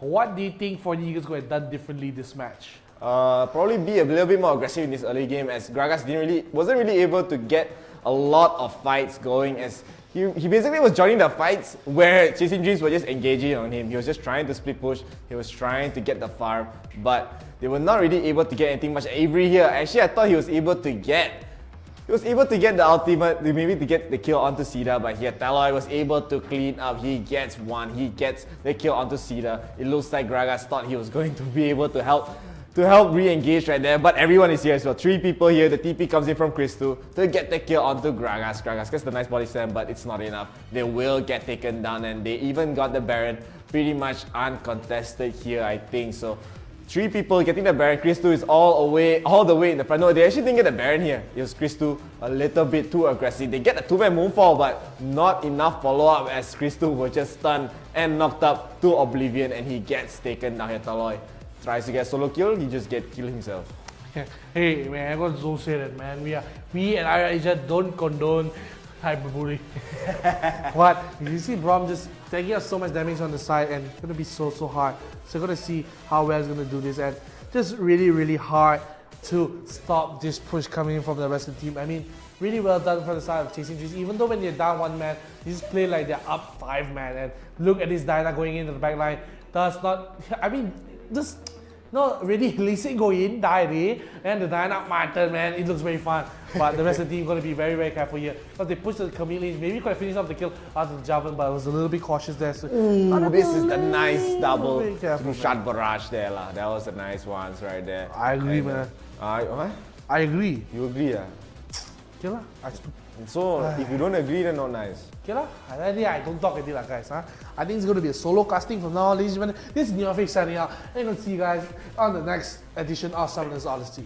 Yeah, and here we have Chasing Dreams, of course, just ending the game with the Baron. The Nexus is exposed. We are just able to just end the game here, as there's just no way for 40 to come back. Of course, the Moonfall is to seal the deal, put salt in the wounds of 40 Eagles, and of course, NeonFaith, he angry a bit, he Merajo.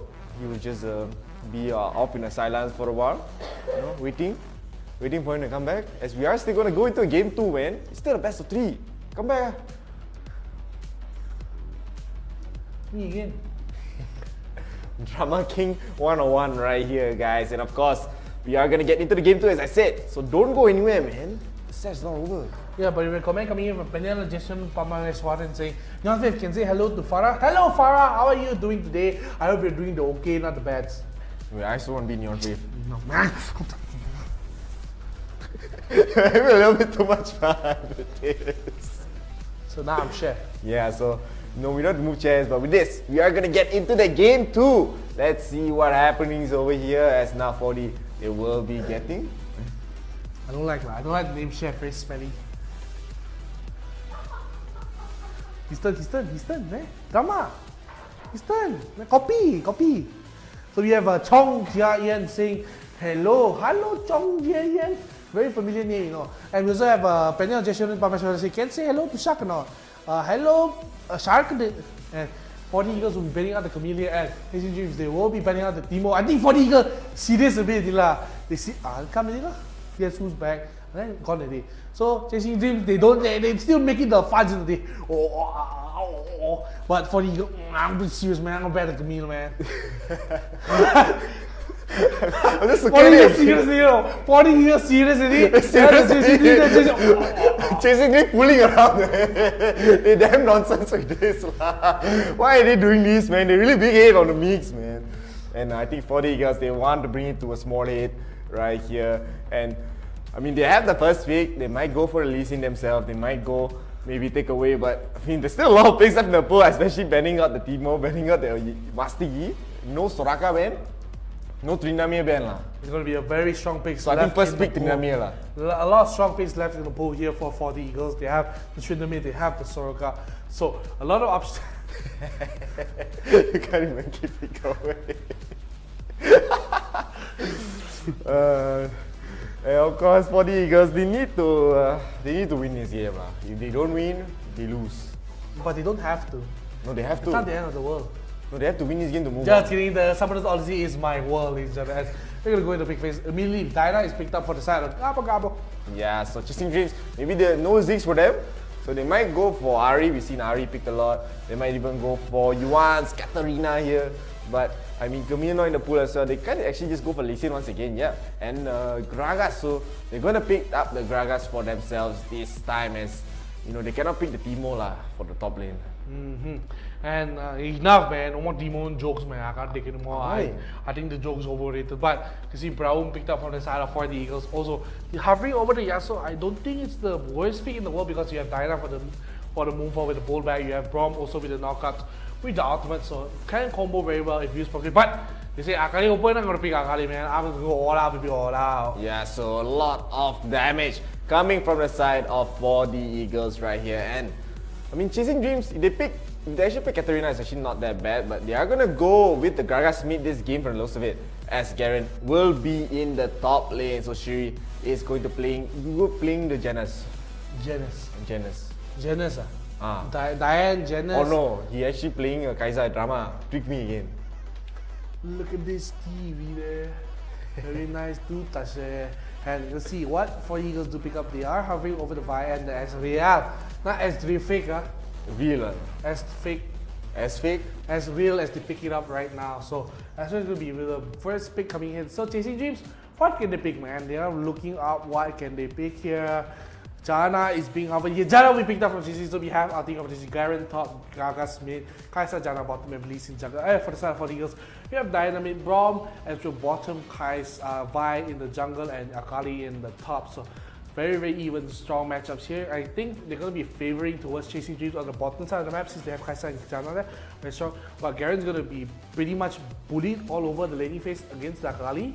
Also, Lee Sin's going to have a decent time against Vi. I don't think the best is a 50-50. Yeah. Mid lane, Gragas, I don't know. I haven't seen a Gragas Diana in a long time.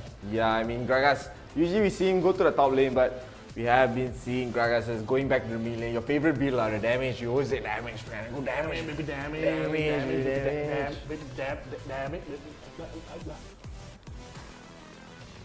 Sticking on that.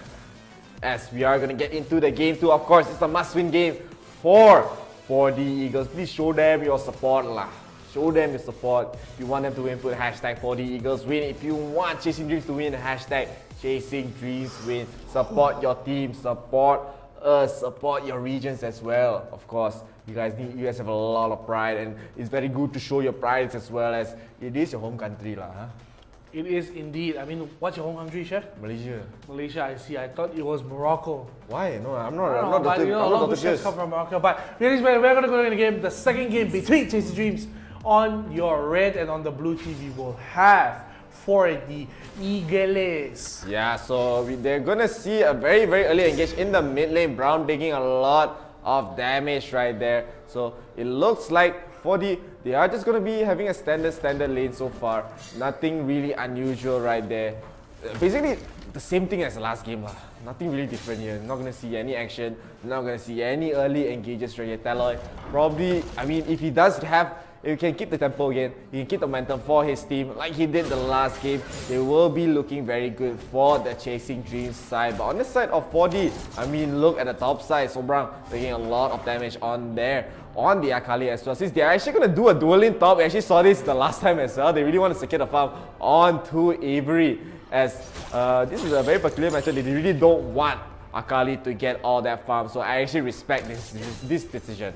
This position lah. This decision. I see. So you can see right now they are going to look for a fight at the risk here. A lot of damage landing on the side of Chasing Dreams. They have to back off a little bit and see a flash coming in from two members of Chasing Dreams, but they're going to get the stun onto the kill. But actually they get the first blood already for the side of Chasing Dreams before they get a kill on the Lee Sin. And now the re-engage, the body slam lands onto the other person, double kill already for the Gragas. Now it's going to be 2-for-1 good exchange. And look at the damage onto Ashley, it's going to be so low. So gotta be careful there. The Braum and Asher just roam all the way up here, just trying to get a kill. But 𝐿𝐿𝐿 at the same time will be farming against the 𝐬𝐜𝐴.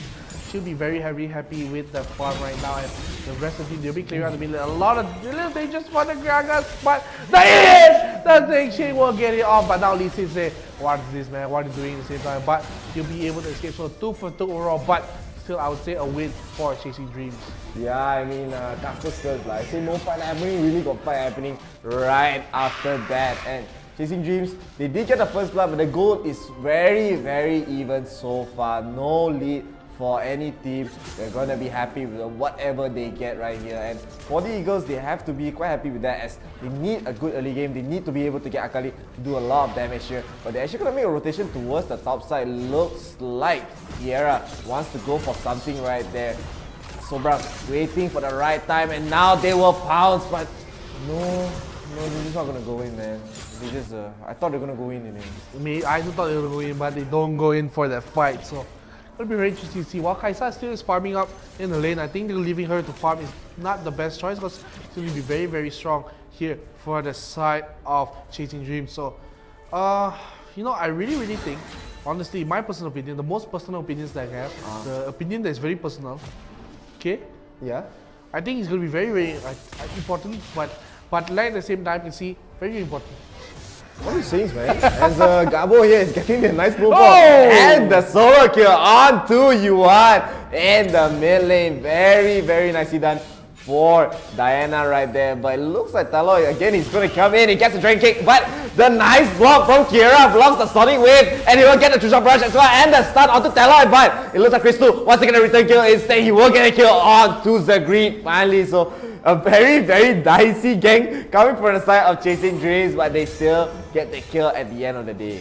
They get the kill, and then like you said, Chef, to be very done. So 3-for-3 kills right now, still basically even right now. But you can see the goal is actually shifting to Chasing Dreams there for 1,000.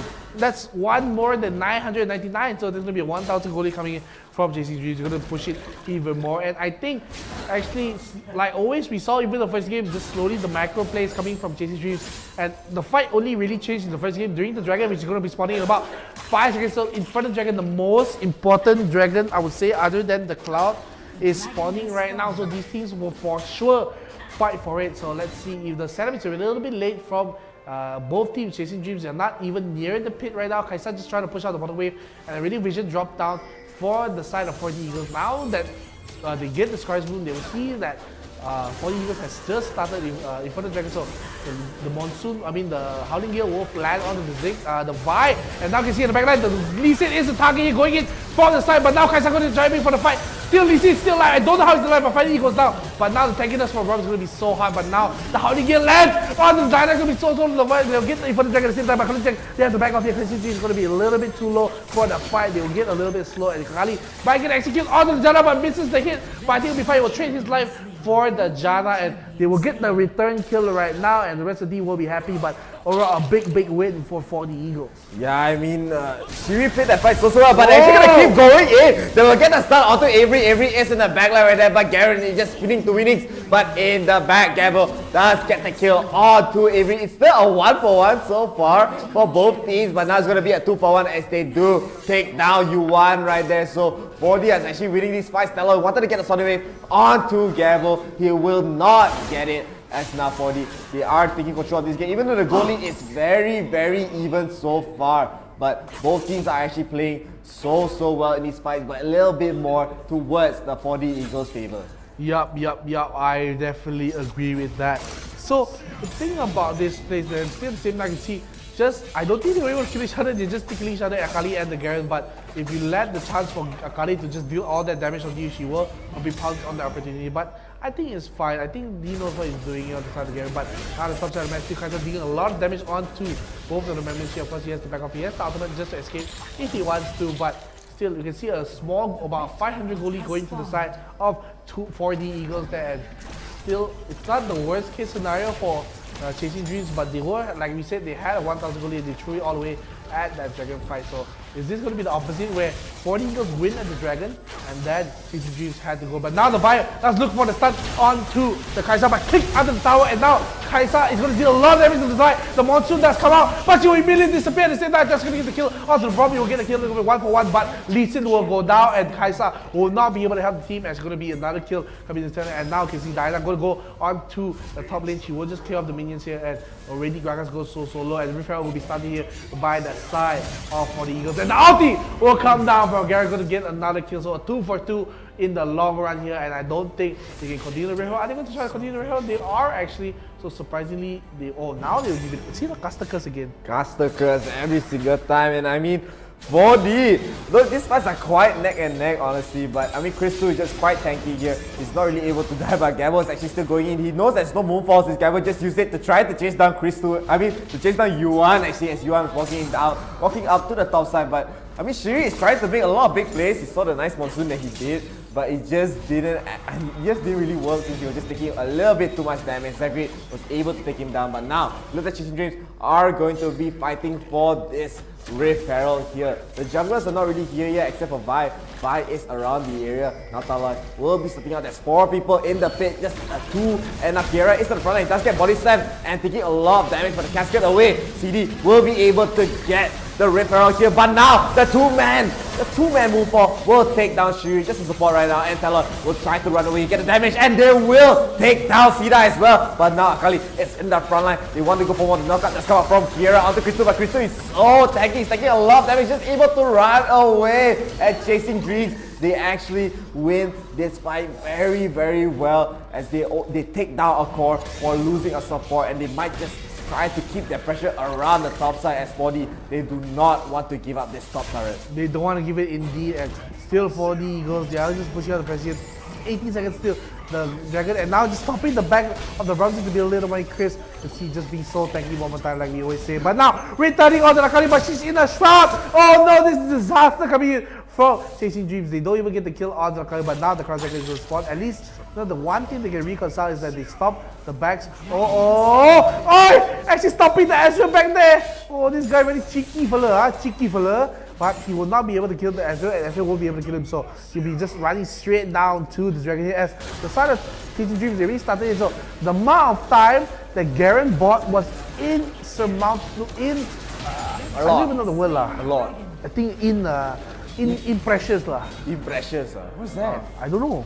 And I mean, they were able to get the Cloud Dragon very well, but now they're going to go with a flash into the Dragon Kick onto Diana, and they're taking out a very big target. She wasn't even able to use the ultimate, and with this, they're just able to get a split turret. They're going to keep going. Is the greed has to Arcane Shift away, as he was taking way too much damage. A nice pickup from Talon. It's just so well. Just playing this character so well. As now, I think Gabo is like, what the hell is happening, man?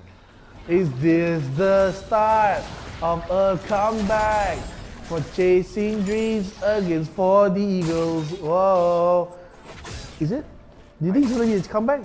I mean, the game was pretty even lah, so I don't know if it's comeback or not. A comeback, man. They were down in terms of tempo and momentum. Okay Just that 4D Eagles were already setting the pace, and now suddenly that one play in the mid lane, even the Garen just doing his nonsense there, like he's like, hello, how are you today?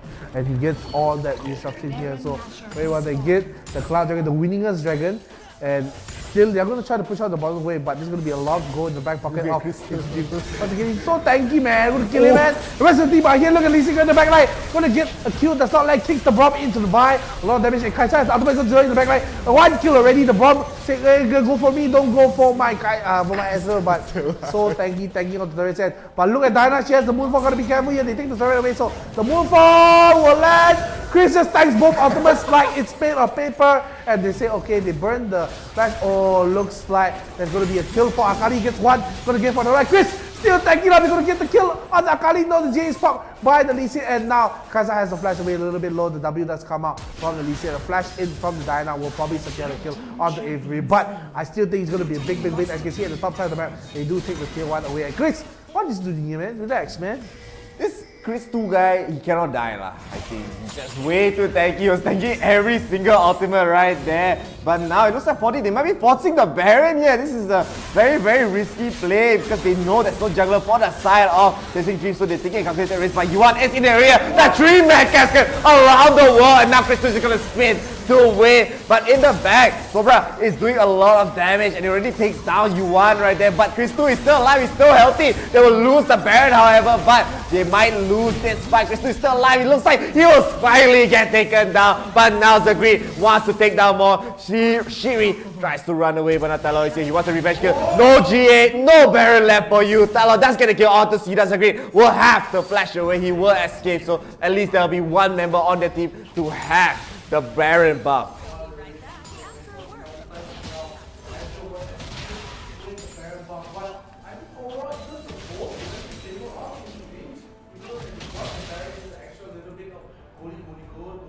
But I think this was pretty even trade, I would say, for the side of side leaders, especially the Diana, the Akali,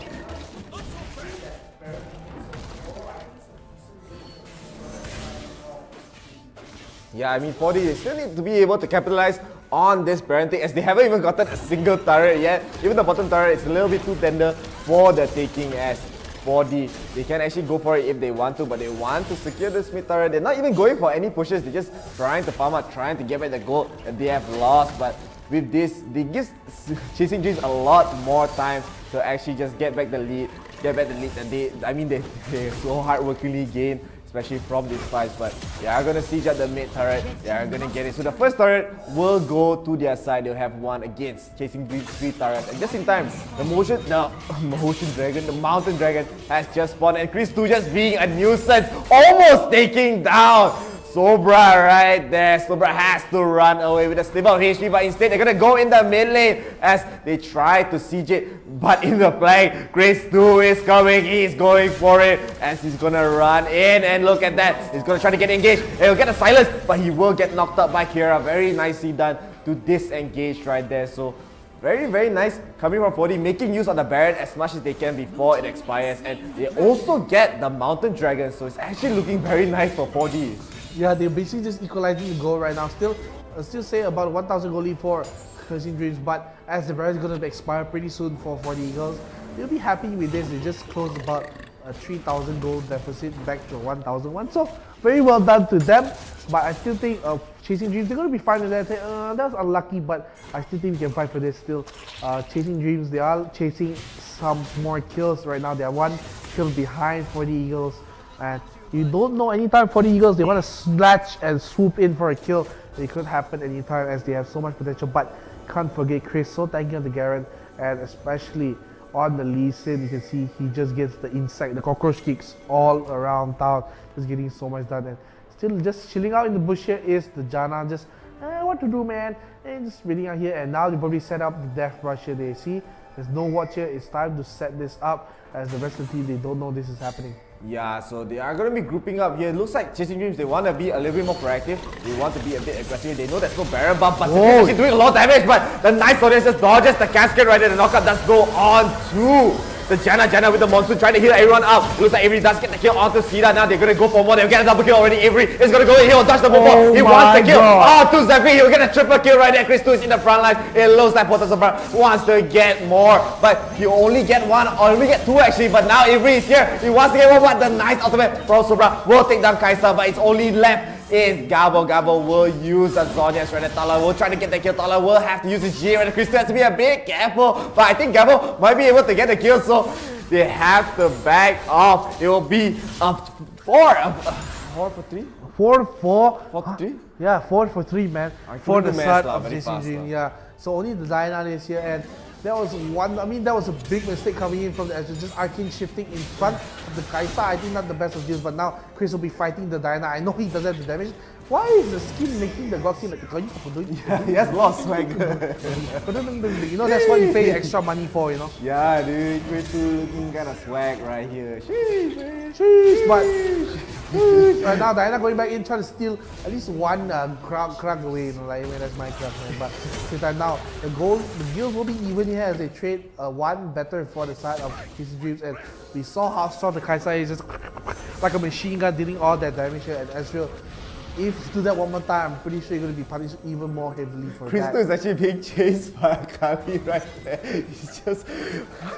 Akali really wants this kill onto Garen, but he's just so tanky. You need a lot of abilities just to kill that one Garen. And Garen finishing the Spirit Visage is going to make him even more tankier to all this magic damage coming from the side of 4D. But now it looks like 𝐿𝐴 Dreams are finding the right time to engage. But now it looks like Taloi will get engaged on by 𝐿𝐴 instead. He will use his Zhonya's to buy some time, but now 𝐿𝐴 is in the front lines. He wants to get more, but he already used the move on just for one. Taloi, he will get kicked back, as now it looks like CD, they want to disengage, they're just kiting away, and they will take down Sida. Sida is a little bit too squishy right there.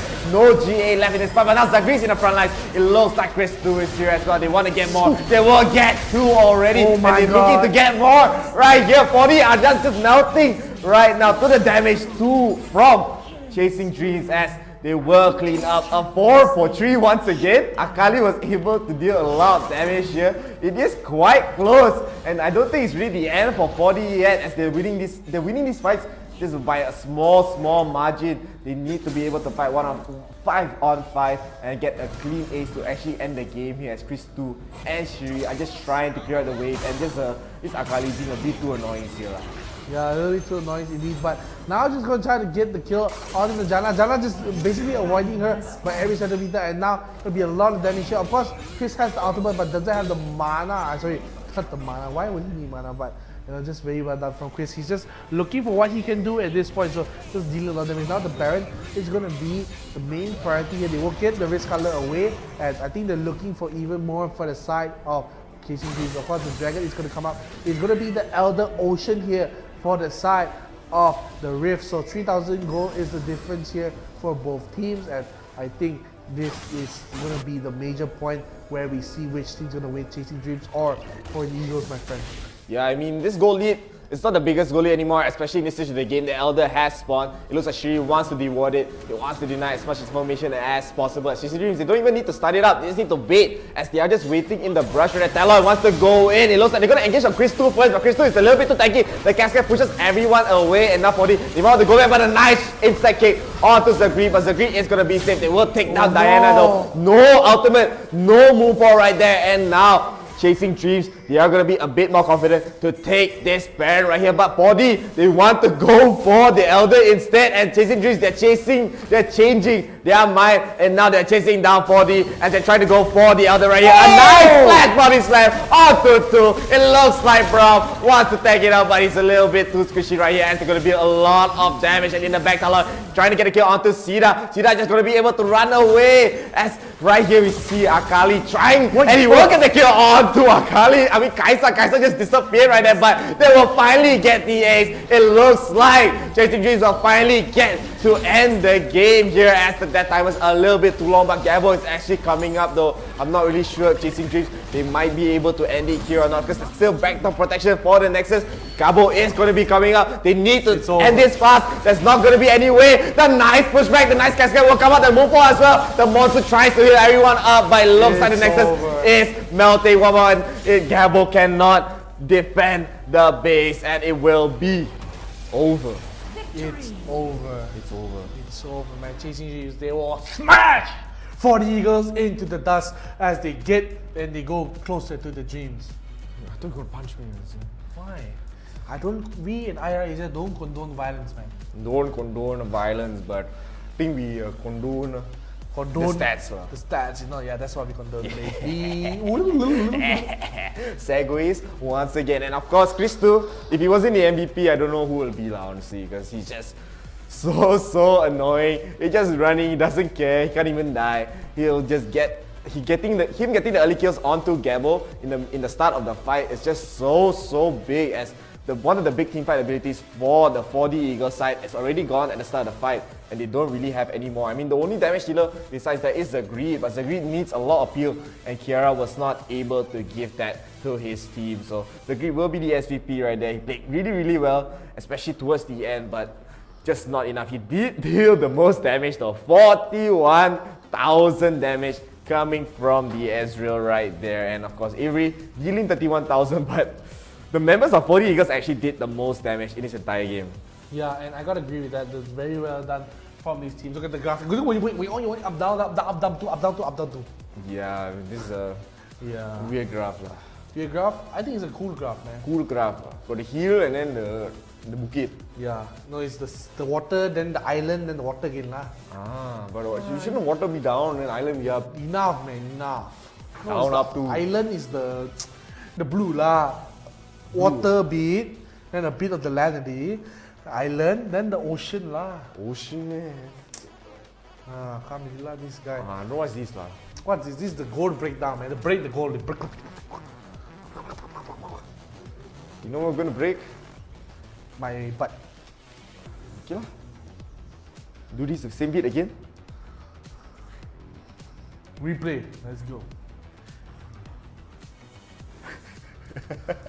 I don't know what to say to that. As now we will see a nice early game engage after. I thought there was not going to be any fights, but instead 4D, causing the fights here. They were trying to get the engage. I thought Tyler was going to get taken down here, but Gragas literally almost the same second that Tyler get taken down. But a nice body slam as well will take two as 𝐒𝐻ERA tries to run away 𝐒𝐿. So low as he will be able to escape right there. So a very good start for the Chasing Dream side. Chris 2, this is the start of the swag, man. Of the start of the swag.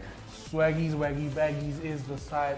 And I mean, 4D Eagles, they really had a very commanding lead early on. You can see the Ezreal being so deep. They tried to finish off the kill here, but 𝐿𝐴𝐿 just, has to back off here. Against such a strong composition coming in from the side of 4D Eagles. And look at his moonfall. Just finishes off the kill, and the gabo finishes off you and.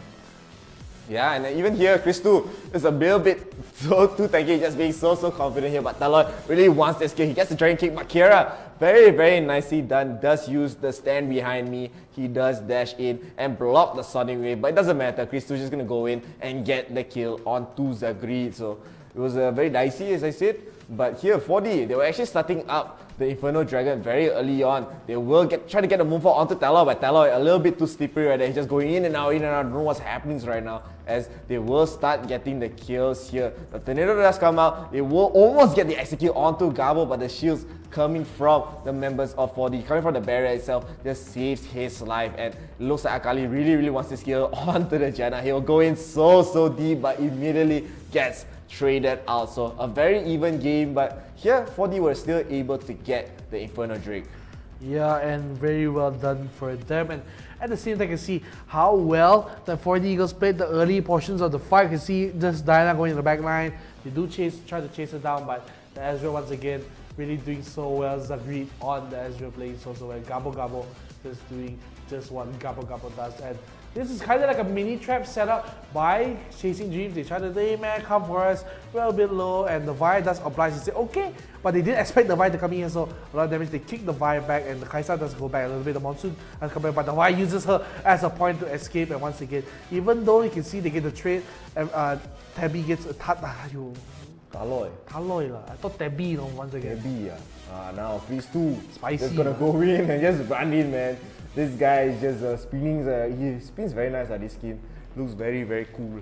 As here, it looks like Chasing Dreams were trying to get this Rift Herald, but 𝐒𝐻ERA just being so annoying just in the front line. He does get a body slam into the cascade, just pushing everyone back. They were able to get the Rift Herald at the end of the day, but 4D, the nice engage right there. They will get to with a moonfall and taking down Janna so early on. she was not able to use her abilities right there, but by a little bit too forward in these fights, gets taken down. And 𝐶𝐶, this is the start of his tanky boy adventures. He's just going to run in, run out, he don't care, looking very swag right in these fights. And CD here, they were able to get the Cloud Dragon pretty much uncontested as they were trying to get back the momentum in this game. Yeah, I completely agree with just what you said. So, I mean, really, really well done. And now this is slowly where CD start taking over the match. You see, they killed the Diana and they just start pushing out the mid lane turret. And as you're just trying to stay a little bit longer, I gotta be a little careful with that as they get the first turret of the game. 10 minutes in the game, I was the first turret. Look at how tanky 𝐶𝐶 is, man. 𝐶𝐶, he is the tankiness of 2 people. He sit there, the guys are like, what's happening, man? You're all so low. He has the Elimination justice onto the Vi. The problem is, hey, go for me, man, though. And look at 𝐶𝐶 tanking tower. Hey, really fun tanking tower. And the Ezreal, gotta get out of here, man. Gotta get out of here. And Diana tried to go in for the nice move for. That's actually the 𝐶𝐶 takes 2 ulti, but he felt like he gained more HP than he lost there. And the TP coming for 𝐼𝐼 will finish off the kill onto Janna. A lot of damage of the 𝐶𝐶, but still 𝐶𝐶 lah. As like we said, tankiness of 10 men, you know. Yeah, I'm surprised that 𝐶𝐶 still hasn't died the entire fight. I thought 𝐼𝐼's ultimate will get the kill there, but 𝐬𝐽 will still get the kill onto Taloi in this fight. So 4D, this is a very risky play. As I said, they're really forcing this Baron, but it paid off for their side. They got the Baron very, very barely right there. 𝐶𝐶 was not able to get the execute with his ultimate so early on, but he was alive for the entire time of this fight. This fight. As now, Chasing Dreams, they are just going to try to turn. The moonfall does come out. 𝐶𝐶 finally dies in this fight. 𝐿𝐼 trying to turn onto Shri, but now Taloi is here. He will get the kill onto Shida right there. And looks like 𝐿𝐼 has to flash away. He will run away. So 2 people with the Baron buff at this stage of the game. Still very, very even so far. And 4D, they use the Baron buff very, very efficiently here. They push as many turrets as they can as they try to push in the mid. They try to get more. 𝐼𝐼 101ing Garens the entire time. I'm not really sure why these happenings right here. And almost gets taken down just a little bit more. A sliver of HP from getting the execute right there. And 4D, again, they're going to be able to disengage in this mid lane. There's 2 people alone. 𝐶𝐶 going for the flank. Really, really trying to go for it. As 𝐿𝐼 and Kiera both alone. But a very, very nice ultimate Glacial Fissure coming from the Brown will just be able to let them escape. Yeah, okay. And that was my voice, which 4D Eagles were going to do later as they couldn't able. And this is the Arcane Ship forward, and my goodness, nice Kaki. Even though the nice Zhonya's just coming, you can see they stays a little bit long, heals up back to full HP, but they get the kill on the Vi, and still they get the kill on the Braum. And look, Isaac zoom to the back line, finish up the kill on the Ezreal. And basically, this game would have been lost if not for 𝐼𝐼 right here. He gets 1 kill on the Janna, and now even 𝐼𝐼, I'm gonna go in, and now gets the kill onto 𝐼𝐼 herself. And this is a 2v1, and the Zhonya is being very useful here. Yeah, I mean, 𝐬𝐽 was able to survive because of the Zhonya, because Chasing Dreams, they know they can't really go for the dive here. 𝐬𝐽 can easily just turn on them as they're still very, very low. No GA, no nothings right there. But now, Chasing Dreams, they go for another aggressive engage. Taloi almost got caught here. Ultimate, the moonfall for both of the 4D members, but using the Zhonya just to buy enough time. And this gives Chasing Dreams all the chance to just turn and try to fight again, because they know there's no big ultimates left for the side of 4D Eagles. But 4D, they were still fighting back. Look at 𝐿𝐼 being so aggressive right there. Has to Zhonya's in the middle of 4 people. He will get immediately taken down. And the 𝐬𝐽, and it looks like who's that? 𝐶𝐻 will die. But you know, all this time 𝐼𝐼 wasn't in the fight, so it was a 4v5 this whole time. Perhaps if 𝐼𝐼 was there, it could be a very, very different fight indeed. But now Ocean Dragon is the target for the side of, it's more of a bait, you know, they're baiting them to walk in here. And finally, when they lay this trap onto them, they all, hey, why are they all here, man? You can't deal with all these people. They chase onto the Diana. She tries to go in for a last desperate play. They get taken out so quickly, and no Diana, no Moonfall means that for the Eagles, they have to back up. But for the Eagles, they say, let's try to trade the Elder for the Baron, and the CD's like, hey, what are you trying to do? What are you trying to pull the fast one? I like the slow ones, you know. So they try to go back, try to stop them from taking the Ocean Dragon. They punish this pick. The flash body slam from Gaga was amazing. They get the kill on the Braum as well, and just really shut the lights out for the Eagles. It was a valiant effort from 4D Eagles, but Cloud of the soul of Chasing Dreams is going to be too strong as 𝐼𝐼 tries her best. not good enough. The TP coming in in about 3 seconds here coming from Chris. It's going to be monumental as he goes back, he heals up, buys the TP, and he comes like, guys, I'm on the way, man. Look, he sells his boots, he buys again. I'm coming. Yeah, and Gabo as well. The only one left alive, he was not able to take down anyone in this fight. I think this fight just accepted his fate. He knew there was nothing much that he could do. Shiri with the ultimate trying to save everyone right there, but I think with this, not acting lah, with this really, Chasing Dreams are able to go into the top 8 of Wild Rift Summoners Odyssey, and with that, that will be the last game of today. No more. I see. So tomorrow we're going to be streaming out the semi-finals, the best of 3, and the grand finals, best of 5. So guys, today you're watching this. Oh my God, it's getting so nice to watch. You come back tomorrow. It's going to stream the semi-finals and grand finals, even more good matches to watch. So, ladies and gentlemen, thank you so much. Please support IRL Asia. Get us to 10,000 followers. Get us a supporters badge if you want to support us anymore, and send us some stars. And I just gotta say a few moments of thankfulness. I think those plays coming from Lee-Sin were just so well done, and also you can see they just play so well on their team. I mean, Chasing Dreams, they really chased for those kills, and even though we see a little bit of problems coming in, it's gonna be a little bit of a little fix here. So the final thing I gotta say is we have got our PUBG Mobile, remember I talked to you about the eMVP? Yeah, we talked about it. You yesterday also talked about it, and today also talked about it again. So last time I told you to keep an eye out. Now I can take the eye and take a look at. Wow, this guy. Who made this poster? Mr. Efficiency. Mr. Efficiency. Wow, the person made this poster damn nice. I think a bit handsome lah. The thing is 1 year only lah. So very nice coming in here. So guys, if you are interested in joining the eMVP League, if you are 19 and below, make sure to join in the tournament. It's going to be 21st to 23rd is the qualifiers. The 28th will be the wild card, and 29th to 30th it's going to be the grand final. Let's go! So it's going to be me as well. Casting will be Chef. You also have Dr. Fierce. So we're going to try our best to entertain you as well. So if you like me, like you say you love me, you say you love me, but you never show it. So you're gonna come and support us at the eMVP League. Make sure to show all your friends, guys. Come on down to IRL Asia. They have a very nice tournament here for the PUBGs. So yeah, please. Very, very nice indeed. Of course, it will be a very exciting weekend. 2 weekends actually for this tournament, and I hope you guys are excited as well, since this is the first time we are going to be doing PUBG Mobile. So please look forward to it. The registration is going to be up very, very soon, and with that, of course, last game of the day, he'll be doing the spins. I won't copy him, later he angry. And with that, we are gonna end the stream here. So my name is Chef, signing off. And who are you? My name is Neon Vape. Goodbye guys. We'll come back tomorrow with the top 4. So bye bye.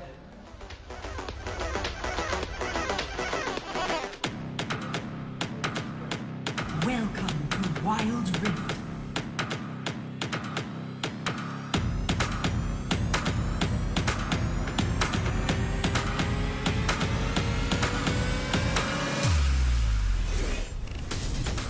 First blood.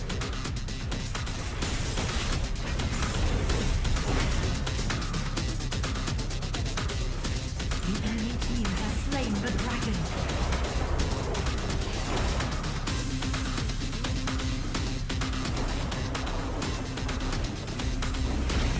Rampage. You are unstoppable.